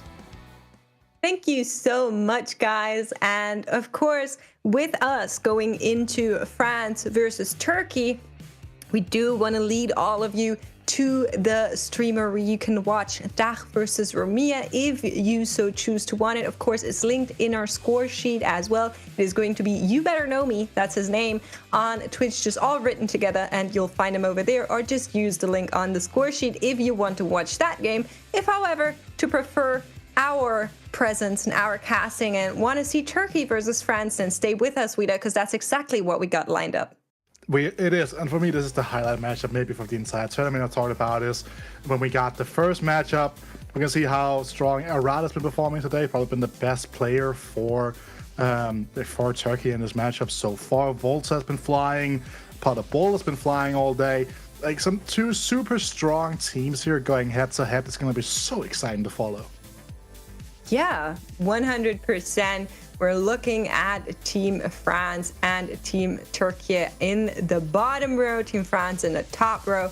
You can see their individual points, and just looking at that, Volta has been dominating today, 30 points. Yeah, he's been flying. Also worth noting that Turkey did 2-0 their first matchup, so their overall points total will be a little bit more condensed than the ones of the French team that has played. I believe this is the 5 games now, right, that they'll play. So even 30 points divided by 5 games is still pretty solid, right? I think that's something that we all can agree on. Keep in mind, we have Potterball one time, global champion representative 2 times for Volta, Ging 3 times, I believe, right? So like there's just so much experience. Some of the stalwarts of the region right now are going to go head to head. Yeah, exactly. This is the creme de la creme, as you say sometimes, and these guys are going to fight it out. Notably, Fomendeth, a little bit of a player that's newer to the scene, but has been showing off in Hex League just as dominant as the rest of them. Texida with the Belgian flag here fighting for Team France. And in the bottom row, we know all of these names. Havali, Rubik, Arad, all of them are well known to the Golden Spatula Cups. And of course, you already said it, Ging. Like, I'm a huge Ging fan. I've been calling him out as winner for every second prediction that we do, it feels like, and I'm so looking forward to seeing him some more this set, as we are going to go into this game here between these two regions. Let's see what we start off with. Looks to be an offensive carousel right from the get-go, so everybody gets what they want, hopefully.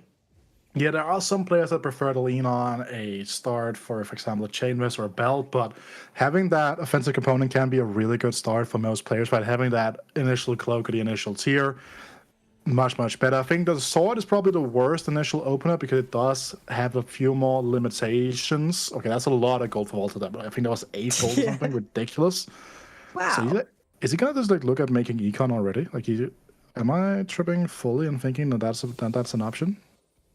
I mean, no, I think that's exactly what's going to happen. Knowing Volta, you know, like he's just, that's what he does. That's what he lives for. So we're probably going to see some strong econ play on the back of that out of him if I were to judge. Of course, depends a little bit on augments. And in order to get this last game of the day go our way, I now need chat to spam your favorite people and then whatever region you're rooting for. Okay, can you get that in the chat for me? Because I don't want another first augment hero. Okay, I want something else here. We can get hero augment on second. That would be my preferred stance. Hero augment on third. That would be also okay. Just whatever.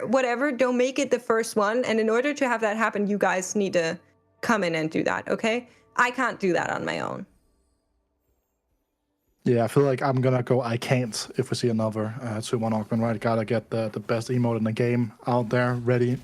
and flow that. So again, we have all the flags ready to fly, so you can fly those high, but no econ outside the first initial dump here for Volt. That means he has a strong base because he is going to be able to make econ. Well, Chad, you didn't spam enough. That's you. That's your fault. There's a vote option here, Makes. There's Grand Challenge. Hit me. Grand Challenge Fiora. It's very hard because your Fiora is going to get cannibalized by, there is going to be a Winds of the Wanderer player somewhere, right? And he has half of a, and he also has a setup that can very easily go into that, but he has half of a QS, he has half a Titans with Solemn, he has half of a BT, wants to go that route.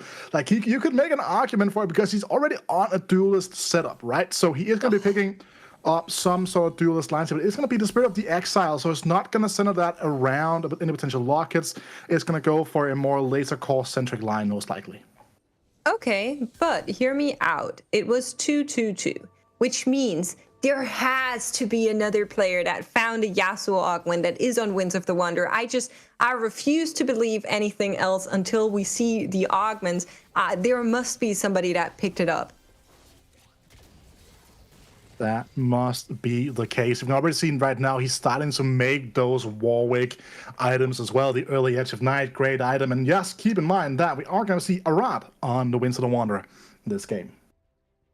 Yeah, we just got word that that's exactly what's happening. There are some more spicy augments coming through here for our players. We just saw Rubik on the opposite board with Rock Solid, something I know Panda loves seeing, so probably we're going to hear from him after this game. We have 3 Rel augments coming through, notably the one that I am most excited about to see.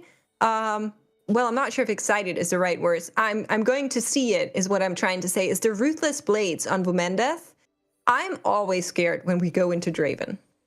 So the thing about Ruthless Blades is that Ruthless Blades can be used more so as like a support augment in the Truths of Nature, right? Because it does provide that 100%, or like close to 100% crit chance for pretty much everybody around you, right? So 4 race lines can kind of start opening themselves up. You can get there in a stable fashion. The big downside to this compared to League of Draven, if you want to reroll the Draven, is obviously the lack of direct gold that you are going to find yourself with. Yeah, and for now, it is also going to be a little bit of a lack of HP as Womendeth has taken a hit and our lobby is starting to really fight it out here. We're separating the winners from the losers of those first PvP rounds, and we'll see whoever comes out streaking at the very top. Tixida, who picked up the Rising Spell Force, just found that Ezreal 2. That has to be good news for Team France. It has to be, and I think it's also worth noting that we know that they have a few very accomplished players on the line. We saw Volta yesterday navigate that line to perfection. So if you ever have a question about anything, which I don't think most people will do, because it is a relatively straightforward line of play once you stabilize just a little bit to kind of navigate. But always going to keep in mind, these players are in calls with each other. They are playing to the best of their ability, trying to help out their teammates. So they are just going to try to see if they can ensure that everyone plays to their best. Yeah, that is 100% what is going on here. Now, this time around, Draven's getting a little bit of more showtime, and powered by the Pantheon 2, he is going to try and get some ace executions off one more time, the charge, and that will be really, really good here for Womendeth. Not sure if it is going to go all the way, but the Draven will ult and probably get the execution out, just barely able to claw this one out here for Womendeth. And Rubik, a little bit on a last streak. Open forting, maybe. I'm not sure if he's actively open forting or if that's just the nature of what he's got going for him right now. But definitely losing some HP here with 78 into first carousel. Yeah, setup not necessarily perfect for it. I also see here the priority. Sorry, I was saying prioritization. That's a completely different thing. But like the priority here from him. Prioritization. Yeah, that it works both ways, right? So that is the funny thing about the English language. But him focusing on getting out these defensive components instead of the more offensive components, because it does already have that rod and the tier, so he knows that he doesn't necessarily need anything else. An added bonus for Havali here is the fact that this gave him a Rel 2 as well off of the carousel. Yeah, Rel 2 is going to come into play. Warmox being slammed for Havali. That is one big front line that we have going here for us. She is going to be tanking a lot. does have the Nila on the side as well as the Gangplank, and then a little bit of a Lux in the backline, already has that statics. So if you've been watching any TFT in the past 2 weeks, you know what this comp is angling for. There is going to be a Kai'Sa that will be found at some point, and then that statics will go there with the Star Guardians. But now we're watching Volta with the Spirit of the Exile, already has the Edge of Night, but it seems to be on a Nasus. Yeah, and that's just because Ness is a pretty great unit to hold items and does a decent amount of work in the early game. Here for Volta was also able to kind of help a streak for now, but that has been broken. But look at this, Potter Ball almost in his comfort zone. If you can get this 100 streak into the neutral round here, he is going to be in a fantastic position. And well, he is the 101 on that channel Ferromancer. He's looking for that Kai'Sa has to slam that early Hand of Justice just for the maximum amount of tempo.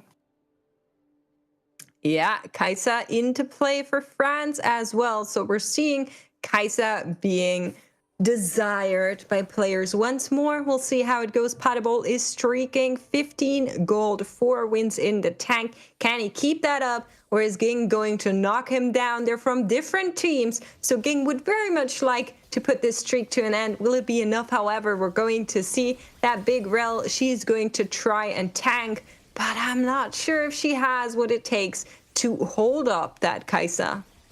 Hold the line was right there, Makes. I'm sorry. It was right there. You could have said she's trying to hold the line, because that's the augment that Ging is picking. We have 3 players in the lobby. Right. That's on me. I'll be better going forward. You're right. Okay, so keep in mind here that means we have 3 players on these Rel / Kai'Sa centered augments, right? With the 2 copies of Channel Ferroman, one from Havali, one from Potable, and then having to hold the line from Ging. So they have to figure out like who is going to go where, because 2 of those players are on the same team. Yeah, exactly. Looking at the leaderboard on the right side. Tuxedo close to 50. Momendeth close to 50. And Rubik over 50 already. Everybody else is kind of just like scrambling around the 30. We'll probably make 30 here on top of Crux as we see them go through. And we know that Rubik has been losing. He is on rock solid, and I think kind of need to check in with him and see what exactly it is going on here. We have a Kai'Sa on the board. It's a strong early unit, but that's not exactly what you would have wished for if you played rock solid. We are on level 527 with Malphite 1. Yeah, this is not the same position we saw from Volta earlier on, right? Because Volta had that early Malphite 2 to play around. Rubik even had to pick up his orb to put Malphite into play. Has strong tank items, but he needs to kind of plug the hole that is his HP pool right now, because he's starting to sink without trace. But again, this big roll on 3-2 could be the saving grace. He could even hold it out even further for 3-5 to try to go for a level 7 roll down instead.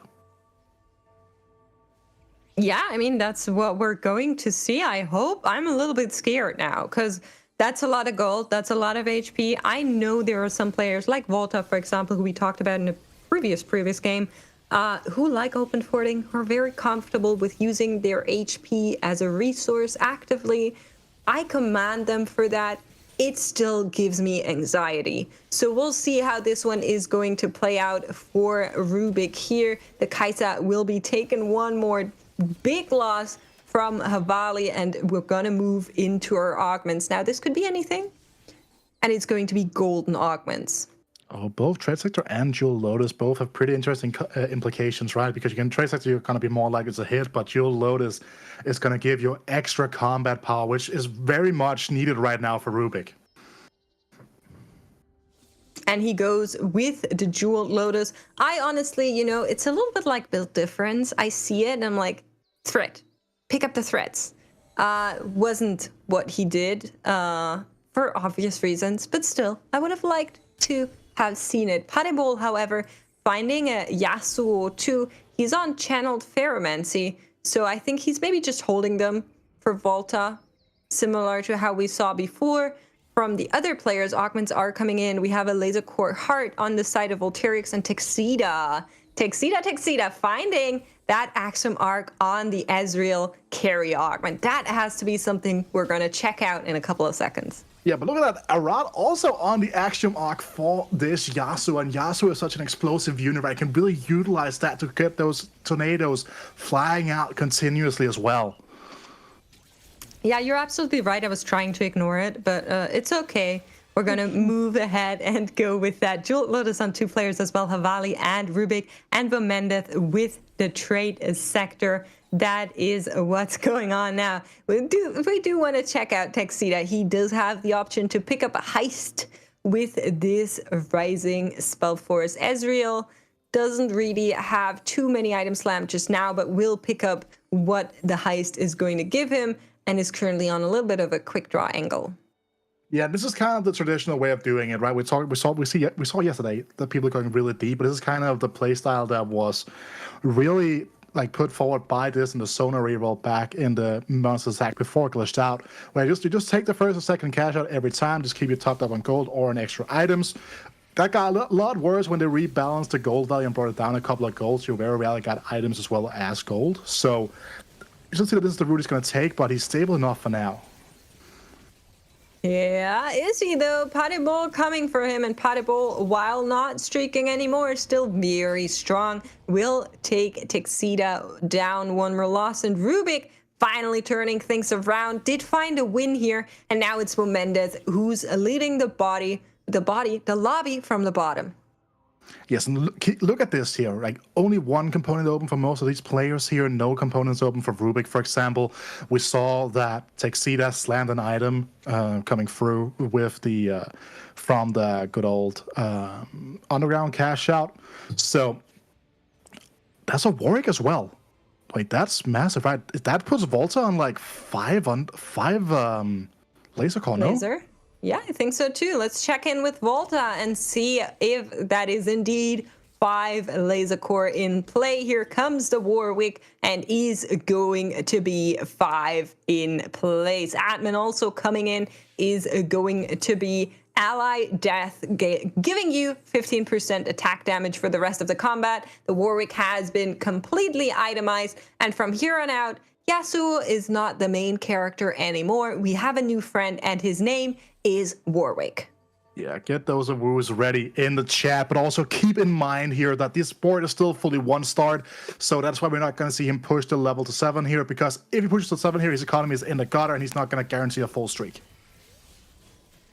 Yeah, that is it. He needs to try and turn this around. Warwick fighting really hard, but Ging on the other side does have the Kai'Sa. Warwick onto the backline. Can he do it? I don't think he can.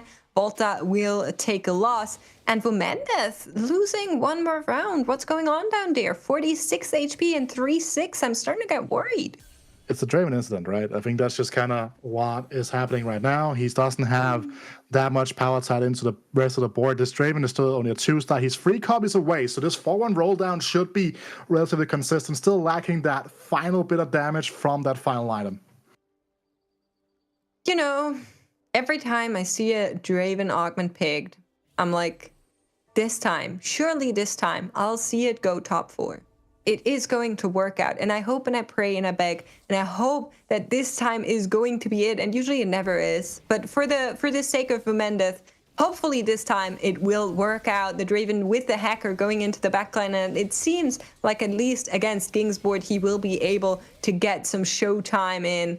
But will it be enough in the long run? I'm just worried. And that's kind of the thing about Hacker, and we haven't seen a lot of Hacker this overall weekend, right?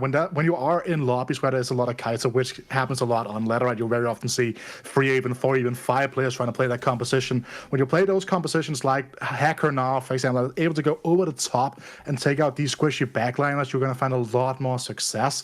And I think this is a lobby that actually will be pretty successful for Vomendeth if he's able to string this composition together, because there are a lot of these players here with those relatively squishy backline carries just right now still. True. We'll see if that is maybe the way to make the Draven work for Vomendeth. Now that he's found a win, we're once again looking at Ara down there. Patibol, he's just having a grand all time. You know, we're seeing a little bit of repetition from the previous lobby. Just this time, it's not Diga Sparta with the Winds of the Wanderer. It's Patibol with Channeled Pheromancy going all the way. And I think with the Ancient Archives he picked up, he probably even has a Star Guardian emblem already, so we'll see if that is what is the case, as Rubik picks up a Vex too. Yes, but keep in mind that we're rolling down for here one final copy of this Draven. He's almost on Yasuo free, just cashed the chiller before finding the Draven free, but he is holding on to 7 copies. And meanwhile, Tuxedo find that Ezreal free. A bunch of massive spikes here for these reroll players from Team France. Exactly. They're going to be so happy with that. And Aaron is just looking at the reroll that we just saw from Vomendas like, bro, those are my Yasuos. What are you holding them for? Give them back. He really, really wanted them, is not going to get it. We can see there's a Yasuo in the backline. I think it might be Yasuo 2 already. We'll see if that is the case. But his Yasuo is just not strong enough. The Action Mark is trying to help, but with Yasuo 2, similar to the Draven 2 that we saw before, it's just not going enough. Yeah, keep in mind, remember back to what Kenobi said yesterday. Rising Spell Force, Ezreal, one of the few compositions that can kind of one-shot this Yasuo and keep him from just absolutely annihilating the rest of the board. And also kind of funny because we saw that Rat was trying to do the same thing, holding on to those Dravens. They were trying to go 1-for-1, quick draw hard here is going to be a massive pickup as well. Get even more power onto this Ezreal. Yeah, that's 4 quick draws, 5 currently in play, but can, of course, now take something out that he does not want, or just keep them all in with the power enabled, whatever he wants to do. But 4 quick draw is going to make the most sense here with what he's got going for himself. Morgana also in there with a little bit of extra CC. Everything is a nicer day, and we're seeing Vomendas and Rubik both on the Ascension. Havali finding that Star Guardian emblem, and so is Padebol. And then a little bit of extra healing coming in for Ging all across the board. It seems like everybody was pretty lucky with their augments. Yeah, and that's kind of when you have double gold augments, they're generally speaking the most consistent augments where you're trying to find whatever you want to look for, because there are a lot of, generally speaking, strong augments that are just pretty regular in those pools you can fight for. So I kind of think this is going to be a real rough one here. And again, this is kind of not a picture you're going to be seeing in a regular TFT tournament, right? Like, for example, in Rising Legends finals, I don't think you're going to see a player who is going 8th, almost holding on to 7 copies of Yasuo just because there's another player in your lobby trying to play that, right? That is just due to the nature of this format, because, yes, Vomedev might be sort of griefing his own game plan, but he's helping out his team, right? Because if he can shut down this Winter the Wanderer place you're talking about with these excellent augments on top of it, that's going to be a massive help for the rest of his team. And keep in mind, Padebol still streaking. Yeah, Padebol is just having a grand old time. However, Rubik has also turned things around. He was on that rock solid, then found Jeweled Lotus, now he's on Ascension, is still looking for some 3 costs, but with that Vex itemization, the Riftwalker in play, he has been able to get this board online and get it going somewhere. Volta looking for that Warwick 2, does have a lot of gold, doesn't need to be worried at all right now. Even if he loses, I think he's kind of just chilling, hoping that it will be enough, but if he takes a loss, it'll also be fine. He knows that he's not really competed on the Woofy Boy, so really doesn't need to worry all that much. Yeah, no contest here, and this is a competition that really benefits from the ability to roll on level 8, because you want to have those odds at finding that Mordekaiser. And meanwhile, look at this, Arad found Vomendev at the very wrong time and makes, those are on artifacts on the carousel. Yeah, and we're reacting like this because we've seen this a bunch of times already in competitive play. Whenever these anvils come out, the Orin anvils, things just seem to be going crazy. I'm not really sure what it is. It's just the sheer power of them, of the items they give, or if it's the players just thinking, oh, one more augment, one more free augment for everybody. It leads to disaster more often than not. So we'll see how this one plays out. Of course, some players already have 3 items slammed onto their carries. We'll see what they do here. Some Reforgers also available for Padebol, who's going to pop this one, find Gold Collector, Cleaver, and Eternal Winter. Yeah, and I think you're going to go with the Eternal Winter, just get this Neela into a very strong position. But look at this.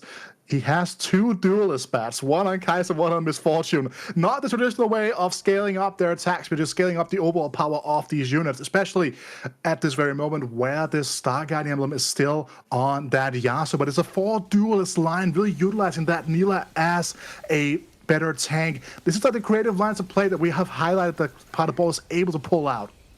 Yeah, normally you'd think, oh, we're going to put the Star Guardian onto Misfortune. We've seen that a bunch of times. I know how to play this.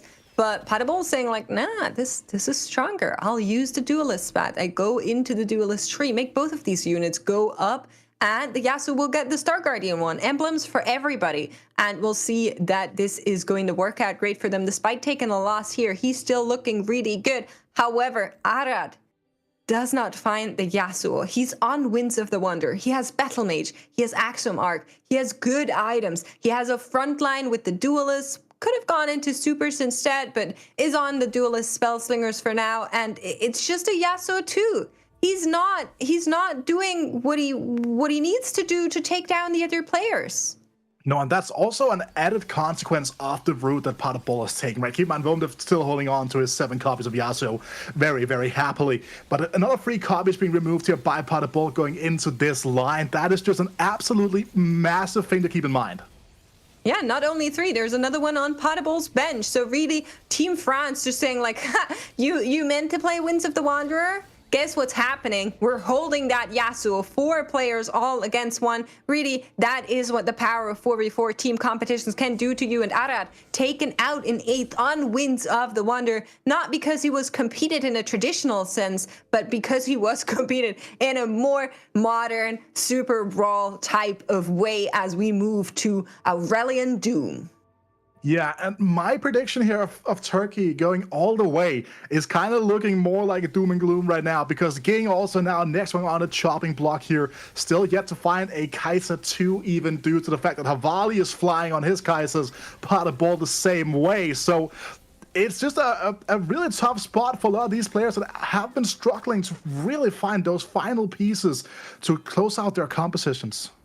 And keep in mind, this is a best of 3. That's their 3rd game. Currently, TÜRKIYE and France are 1-on-1. This game is going to determine who makes it to the finals tomorrow. That is what it's all about. Oh. And these players are trying so hard to make it go their way. Manazane being popped onto the Misfortune. We're seeing items being slammed. Kai'Sa 2 coming in for Ging. Will that be enough to turn this one around?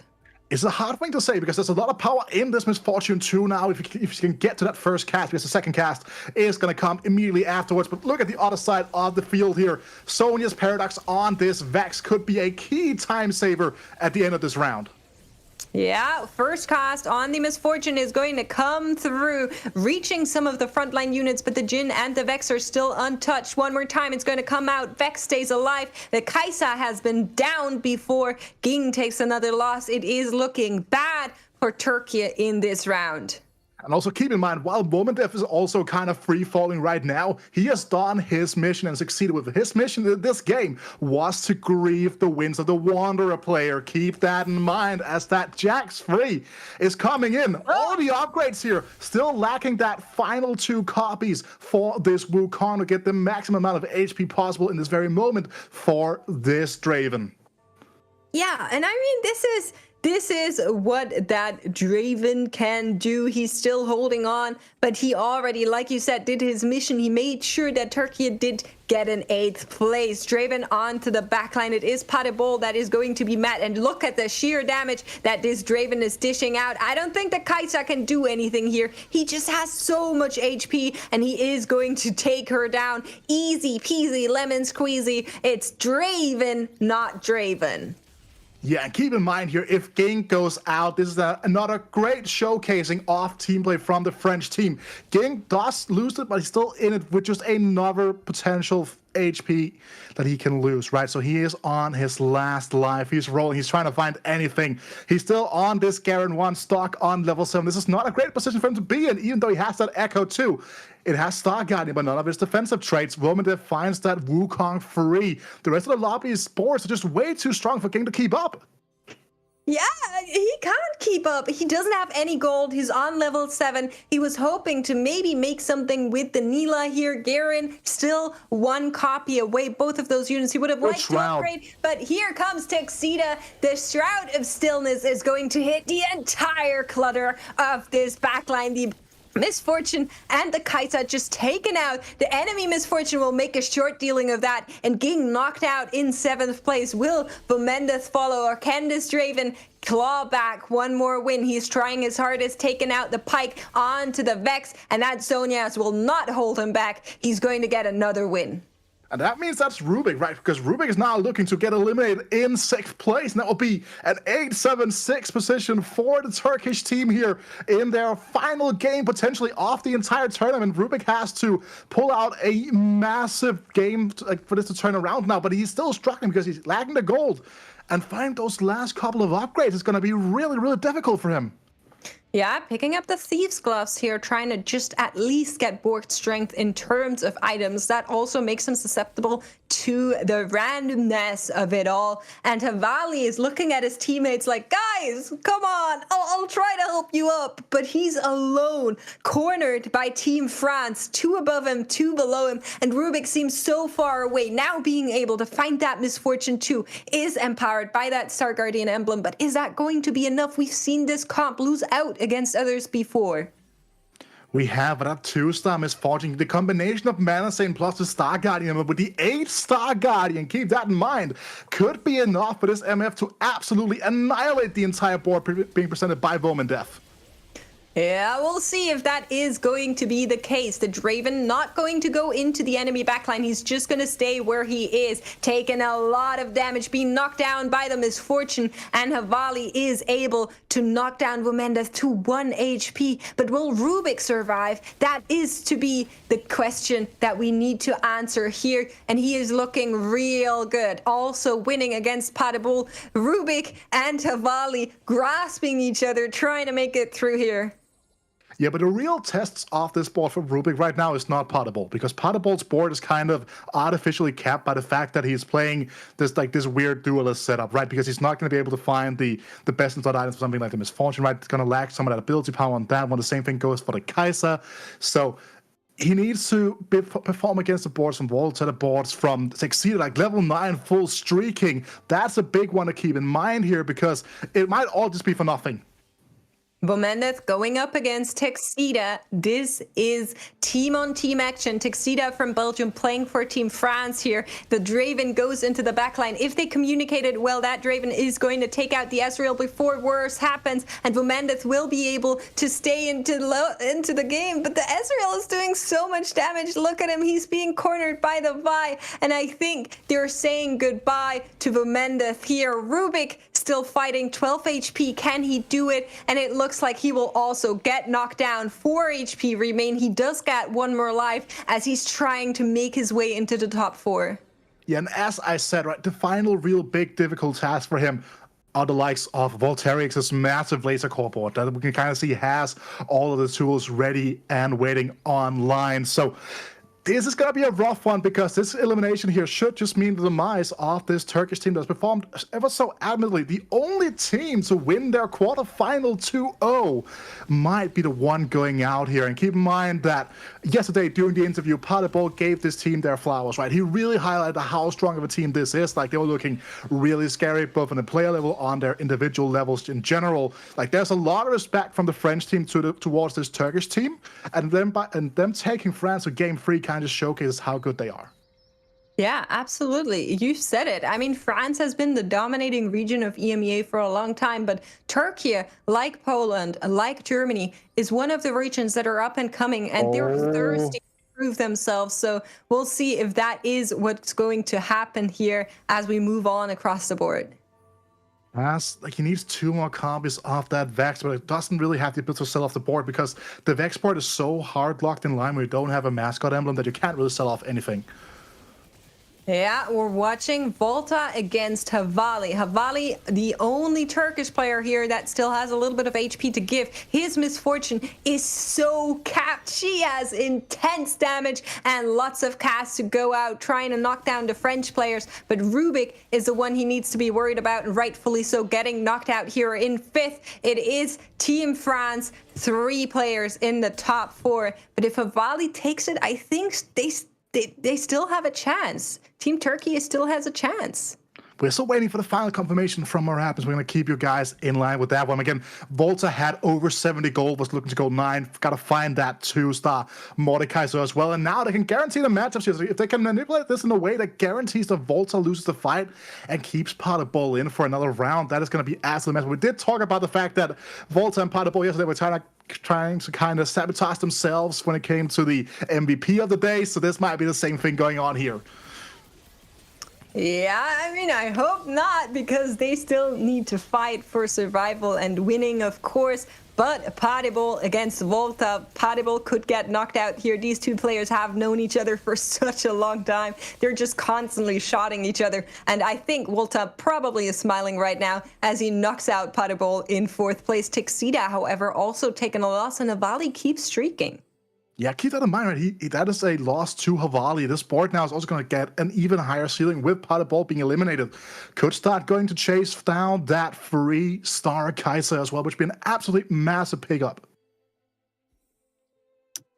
All right, let's see what we're going to get. Tixida will meet Volta if everything here is true and it's not just a ghost copy. We'll see if that is what is going on as we hop on in. Here comes Volta. Yeah, that is a real fight between Team France, and I think both of them are going to survive it, but it's not ideal for them. It is not ideal, but it is what it is at this moment in time. They just gotta let it slide here. And I think that Tuxedo's board, it has kind of reached its glass ceiling, right? It's hard for them to kind of break through it. But now Volta, this laser core board, has multiple ways for him to kind of get this board stronger, and makes even more artifacts are going to be put into play here. Yeah, I mean, why have one if you can have two, honestly? Just let's give them everything. Next up, Fawn Carousel, all of it. We're going to give them all a free Fawn. You get an item, and you get an item, and you get a Fawn. It's all coming out. Okay, sorry, it's not Fawn. It's called Tactician's Crown now. I'm sorry, chat. I can see you correcting me before you even typed and sent it. I'm correcting myself. Yeah, but TC doesn't really flow in the same way as Fawn does off the top. So true. I'll give you that one here, but some that will flow are going to be the units from the bench onto the sport here with the pickup of the Menacing that I assume is going to be going on to Havali's Syndra right there. All right, Havali is over here. He has the Syndra. He has another Mana Zane, like you just said. Shroud of Stillness is going to be the big kicker that he's trying to hit. The Grip coming in onto the Misfortune. She's right in the middle, and she's just going to get crushed by the enemy front and backline. The Ezreal has no savings for her, just dishing out damage left and right, and I think Havali will lose this one out. Tuxedo will win. Volta taking another loss as these players move forward. Yeah, the writing is on the wall here for Havali and just overall for the Turkish team that has been eliminated, right? But Havali would like to have that final personal win to end out of the day here. But as long as Volta does eliminate Tuxedo, well, that matchup will happen over and over again. Yeah, we'll see. We're getting word from our admins, and forgive me, Chad, for not knowing this instantly, but it seems like Team TÜRKIYE is unfortunately already out. Even if Havali were to win this, the Dream was there for a split second, but it seems to have been knocked. And I think this is Team France's show match here to show off against what they're going to do tomorrow, as they are fighting it off with themselves and Havali going through this. But there's one thing that they're still looking for, Wida, and that is the MVP rating. And Volta is still close to it, but not anymore. He is not, as he gets knocked out in 3rd. Yeah, he even got an extra little help in that declaw getting dropped from that final chest from that Urgot. But now we saw the matchup between Tuxedo and Havali earlier on. It went the way of Tuxedo here. The Belgian player now down onto 6 HP, trying to recap this board. Has that Fiddlesticks on the bench, but also keep in mind, he has that rocket-propelled fist as well, lying in waiting, makes.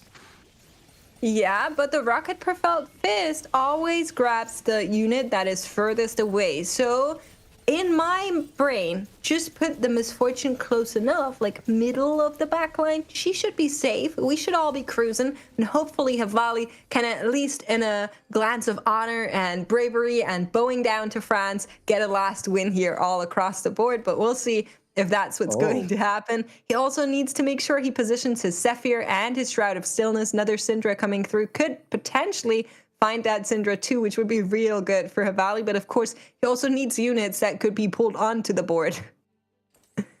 Yeah, these two that he's finding here in the shop, not exactly what Tuxedo's looking for. He was trying to find the 2-star Fiddlesticks, but it's being presented with 2 stars of pretty much every other 5 cost in the game here. And now it comes down to this. He's protecting, none of them are going to stock in the corner. He's just protecting his carries. But is it going to be enough mix? Can he take home the game?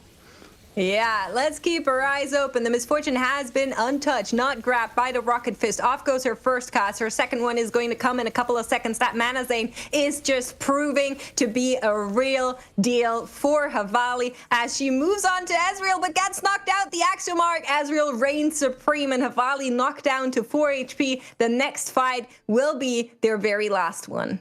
And you see the power level of the Sonya's Paradox, right? Right there. If there's no Paradox, if there's any other item in the game, well, that Ezreal is gone. But it is just the additional level that this Paradox just allows the players to deal with their carries, because it has the stasis, it has a ton of resistances as well. So these units are deceptively tanky on top of everything else.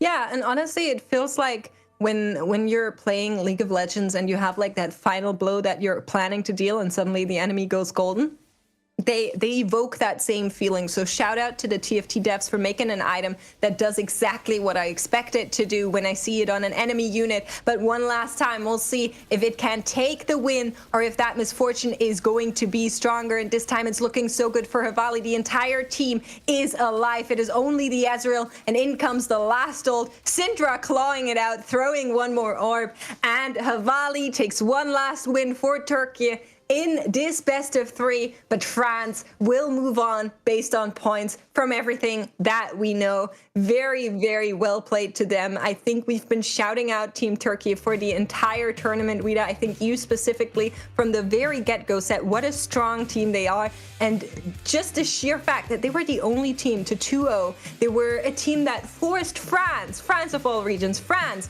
into a third game just goes to show how great they really were. So really, really big shout outs to them, and I'm looking forward to seeing more from them. And also keep in mind, like, we've kind of been questioning France a little bit over the course of the season, right? They've had some weaker GSC performances that we normally expect from the region, but like, now they're coming out in a team-based format and they're just showcasing like how strong they are as a region. Yeah, for sure. And we'll hear from our analyst desk and let's see what they thought about everybody against Arad. First, there will be an interview with TheGOD, and then our analyst desk is going to break down that game for you and tell you what went on in the other lobby.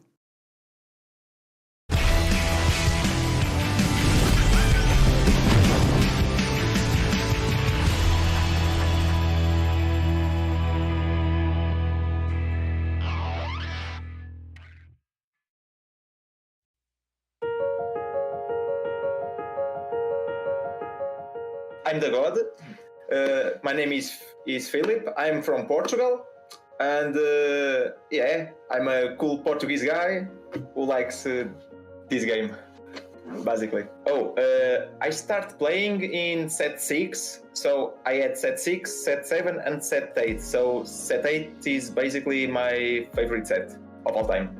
I think my performances right now is the best, I guess, because I'm a first or 8 player, so I may be first or 8-8-8, but I think I'm getting more firsts now, so my performance I think is good now, I hope.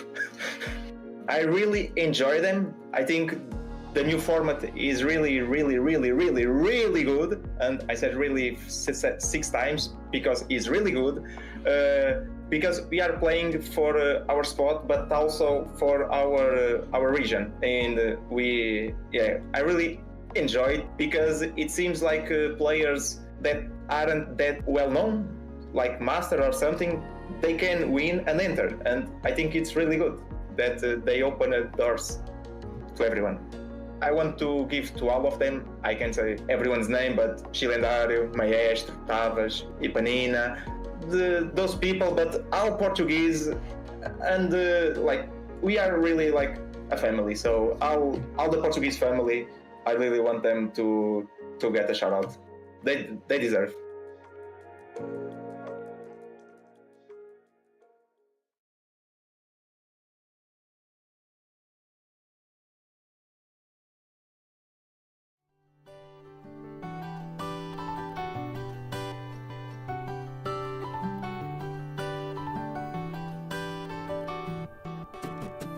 Don't try to make yourself remember, darling. Don't look for me, I'm just a story you've been told. So let's pretend a little longer, 'cause when we're gone, everything goes on. You were staring at the window, and I said, I wanna take you to the sea. And when I'm better, we'll do everything.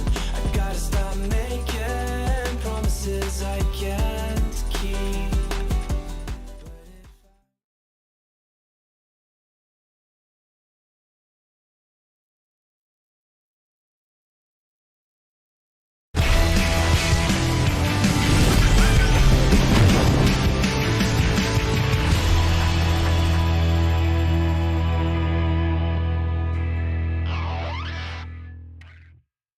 We've seen a lot of misfortune today. We've seen a lot, in fact, of Star Guardian misfortune today, but that is the most disgusting misfortune I've seen in my entire life. Manazane Star Guardian misfortune. 3 ultimates in a row without needing a single extra auto attack. What the hell? That was so cool. I mean, yeah. Go ahead, Peter. Please. Are we doing the... Oh no! Oh no! You said we're not winning a polite battle, so now I'll take the mic, Peter. Here, I'll let you be the polite UK caster on the team. But talking about misfortune, Iberia, I think a player we have to mention is Arat, who was unfortunately bullied in this lobby. I will say, by their French team in the best case scenario of obviously.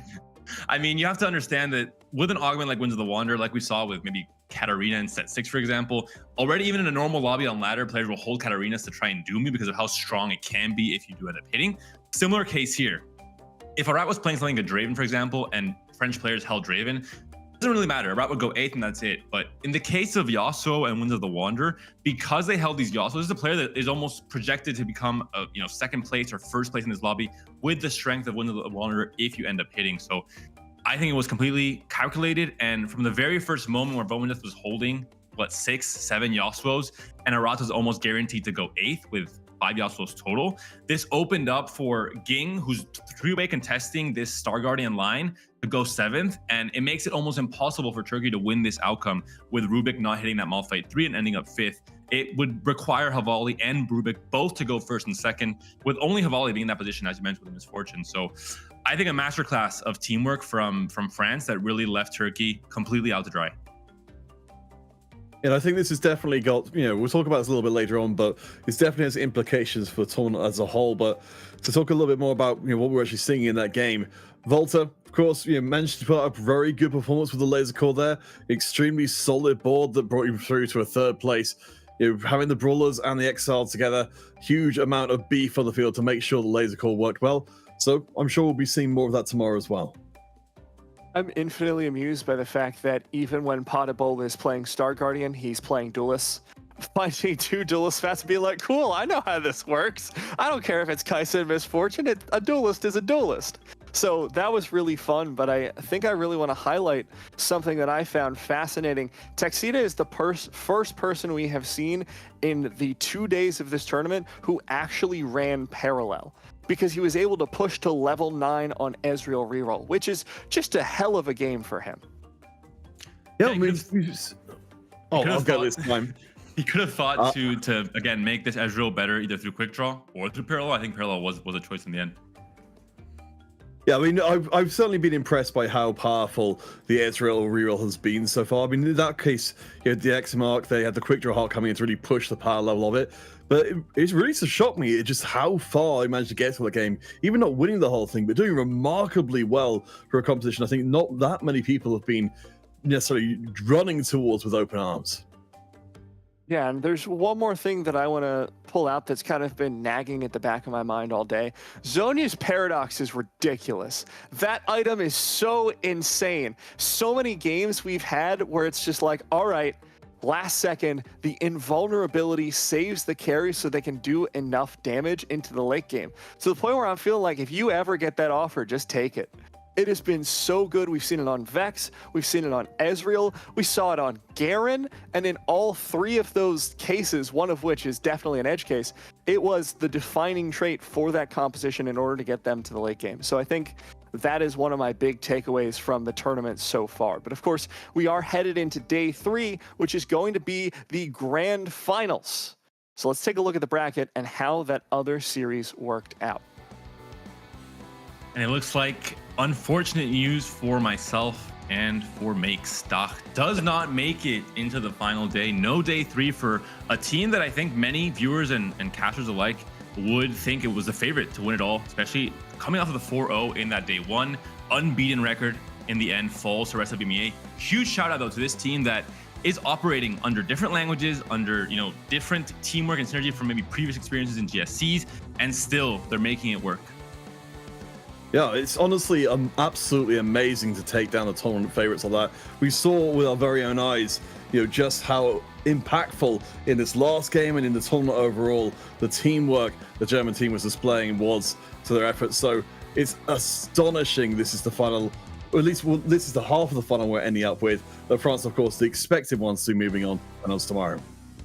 Still a close series on both sides, and I'm excited to see what rest of EMEA can bring tomorrow's games. It's going to be a long series, so we're going to get to see, what kind of adaptations we can see throughout the tournament, because France had a really great adaptation that we flagged earlier on, just completely dogpiling on a rat, held more than half the pool. I heard Macron in my ear saying that they should hold more. It was the whole country really banding together. You'll love to see the unity.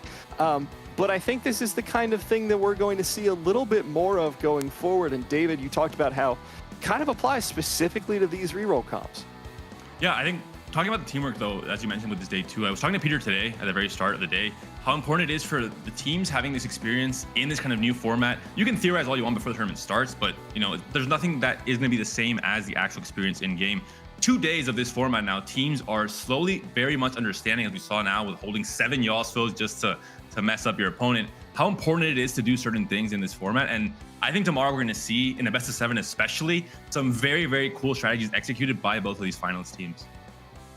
I'm really looking forward to it. Go ahead, Peter. I was just going to say, normally speaking in a lot of TFT games, trying to play denial is always going to hurt you, particularly because, you're only affecting one person's ability to go forward. But when you can spread that across a team, in this case, we saw with the French team, they put it on just a couple of players. If we see that tomorrow spread across the entire team, everyone takes that small hit to the economy just to really crush one player, I think that could actually be the defining strategy of the finals.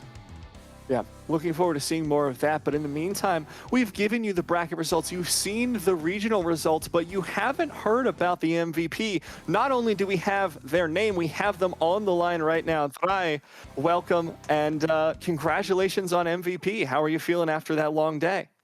Hello. Yeah, it feels great.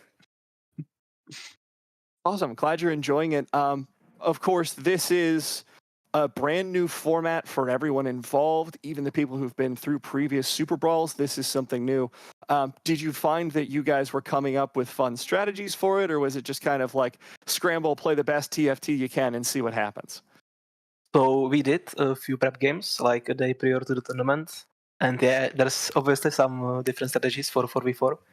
But I don't think there's anything that's that special, so yeah. I guess the effort thing is the most important one. The most important one, right? But we actually messed that up once, so yeah.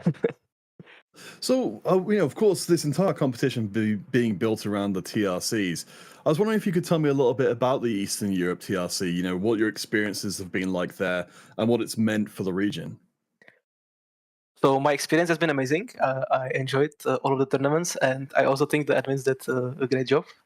So yeah, and about myself in particular in the tournaments, I guess I wasn't preparing as much as I usually do because I didn't make it to the Rising Legends final side. So I bought the last 2 tournaments, but I guess it worked out fine. So yeah, that's it.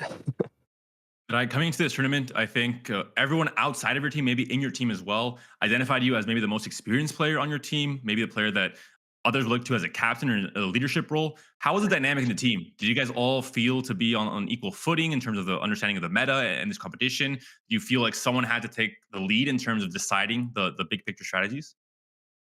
So me and Black Knight called the shots most of the time, I would say. And yeah, I think communications-wise, we worked out really well. And yeah, that's basically it. I think one of the things that was really interesting coming into this competition was seeing all of these people who wouldn't normally play together get the chance. And of course, the big thing that we came out of the last SuperBrawl with was like Filey and Stylet. When they won, they were just like, we're best friends now. We're going to head out. We're going to hang out. I'm going to show you my hometown. It's going to be a great time. Do you feel like you got the chance to make new friends through this, or were you already about as tight with these guys as you are now? I mean, I'm sure we definitely got closer because I never like saw myself face to face with the other players. So yeah, they're great guys for sure, and I wouldn't mind seeing them again or play with them again sometimes in the future. So looking forward to tomorrow then. ROEMEA getting through there, going to be playing up against France. What are your thoughts on that? Do you have a prediction as to who's going to win the SuperBrawl? So who's playing whom again? I stopped watching tournaments after I and then, so I have no idea what happened after this one. Like I know France was playing against yes. Whom? So rest of EMEA and France will be playing up against each other. As much as you haven't. I mean, France wins, right? Oh well, bold prediction. All right, we would have expected to say that DAC would have won theirs, but fair enough. Yeah, and I finally that will be a prediction. Yeah. With your tournament obviously coming to an end in this day 2, overall, do you want to give any shout outs, any thanks to anyone? Maybe not just for this tournament, but just overall for this set that has helped you and maybe help your team in this tournament specifically, come in and have the energy and the motivation to try and perform and really, represent Eastern Europe?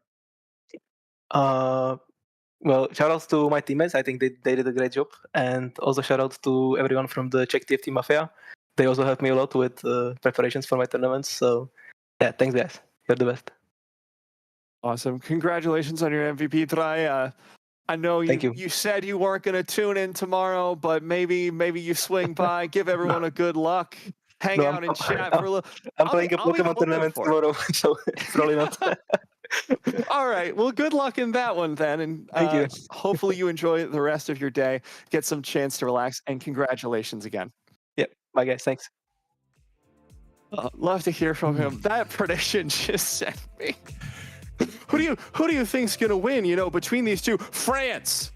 We can just skip the day 3 in Iberia. Just it's over. Yeah, This is the last day. Everyone, don't tune in tomorrow. It's done already, apparently. Yeah, France has won. I trust Thrae. He's a very educated player, so it's all good, But I'm really excited for tomorrow, personally, of course, because as demonstrated by that interview, people did not think that ROEMEA was going to find that success against really one of the most established regions in EMEA. So this is an upset, but also a chance for them to further establish themselves in the scene as a set of regions, a disparate set of countries that can really come together and knock out the best of them. Yeah, I think it's deeply meaningful for the region. You said, I think just having even while the SuperBrawl is not part of the main circuit and won't be sending anybody to the regional finals, just having that victory behind them, I think really puts them at the front and center of everybody's minds. I think, having managed to beat out the German team, who, based on the group's performance, were the strongest team, I think, I actually do have pretty good faith that the ROEMEA team could at least put up a good fight tomorrow, if not potentially take the whole thing. And happy specifically for Portugal as a country. I think they've had a lot of great players in GSC throughout this set. I don't believe there's any Portuguese player that made it all the way into Rising Legends finals, despite being close, with some players having good performances in a single GSC. So happy to see both DK Sparta and TheGOD come up so clutch, seemingly playing the same comps in most games. We saw the duelists in that game 5, but still really popping off and putting Portugal on the map, as I think they deserve, in one of those, kind of not superstar countries, but definitely a country that's trying to fight for more recognition in the EMEA scene. We'll love to see how that adapts, but of course, all of that is going to be tomorrow, and that will be April 30th, of course, in case you forgot what day it was, and that'll be at 12:30 p.m. CEST once more, and I will once more need coffee. Peter, can you start us off with the socials for if people want to engage more with us, check out more TFT content from the official TFT teams? Well, I believe on our socials, we did in fact also have a contest as well. That's so, true. You know, of course, that's on TFT Esports ROEMEA. So the phrase quest was, we had 3 different options which you could choose from to make yourself a hilarious outcome. Could it be reaching level 9? And now I prefer. Hitting good comps is better than something. Maintaining economy, perhaps you meant something else. I believe we have our winner of that particular one for today, which is maintaining economy. Perhaps you meant, oh crap, I thought this was SuperBrawl. Oh boy. Oh boy. I knew day 2 would bring a better banger. Day 1, I was like, all right, this is, you know. Day 2 really delivered. Thank you, Matthew Fox. Day 3, though. Life. Get ready, guys, because day 3 tomorrow, the real spice is coming. Yeah. Day 3, we'll have finished cooking. We've been letting y'all cook for 2 days straight. It's still Day simmering. 3, It's still better and with a simmering. banger. We desperately need it. But of course, if you want to follow along with all of the rest of that contest, you can head over to @TFT Esports EMEA, and on Instagram, Facebook, and YouTube, you can find us at PlayTFT. Panda, why don't you tell everyone where the lovely viewers can find all of the casters? Of course, no problem. I have it all memorized. On screen, you see 3 wonderful names under our faces. Those are already answered for us 3. And then we have, of course, Wida Cast, this time with an S, unlike Counterfeit's name, key distinction, and Makes with 2 E's, of course. But here's the trick part here. There's an underscore after. It always gets me. I search without the underscore. I find a random German lady that is not Makes. But now you know, do not make the same mistake. Yeah, that is the right German lady with the underscore, just to clarify. And of course, that is it for us on the show. Thank you so much to all of our production, all of the players, you, the viewers, my coworkers. And now, 12:30 CEST tomorrow, we will decide the winners of the SuperBrawl. Don't you dare miss it.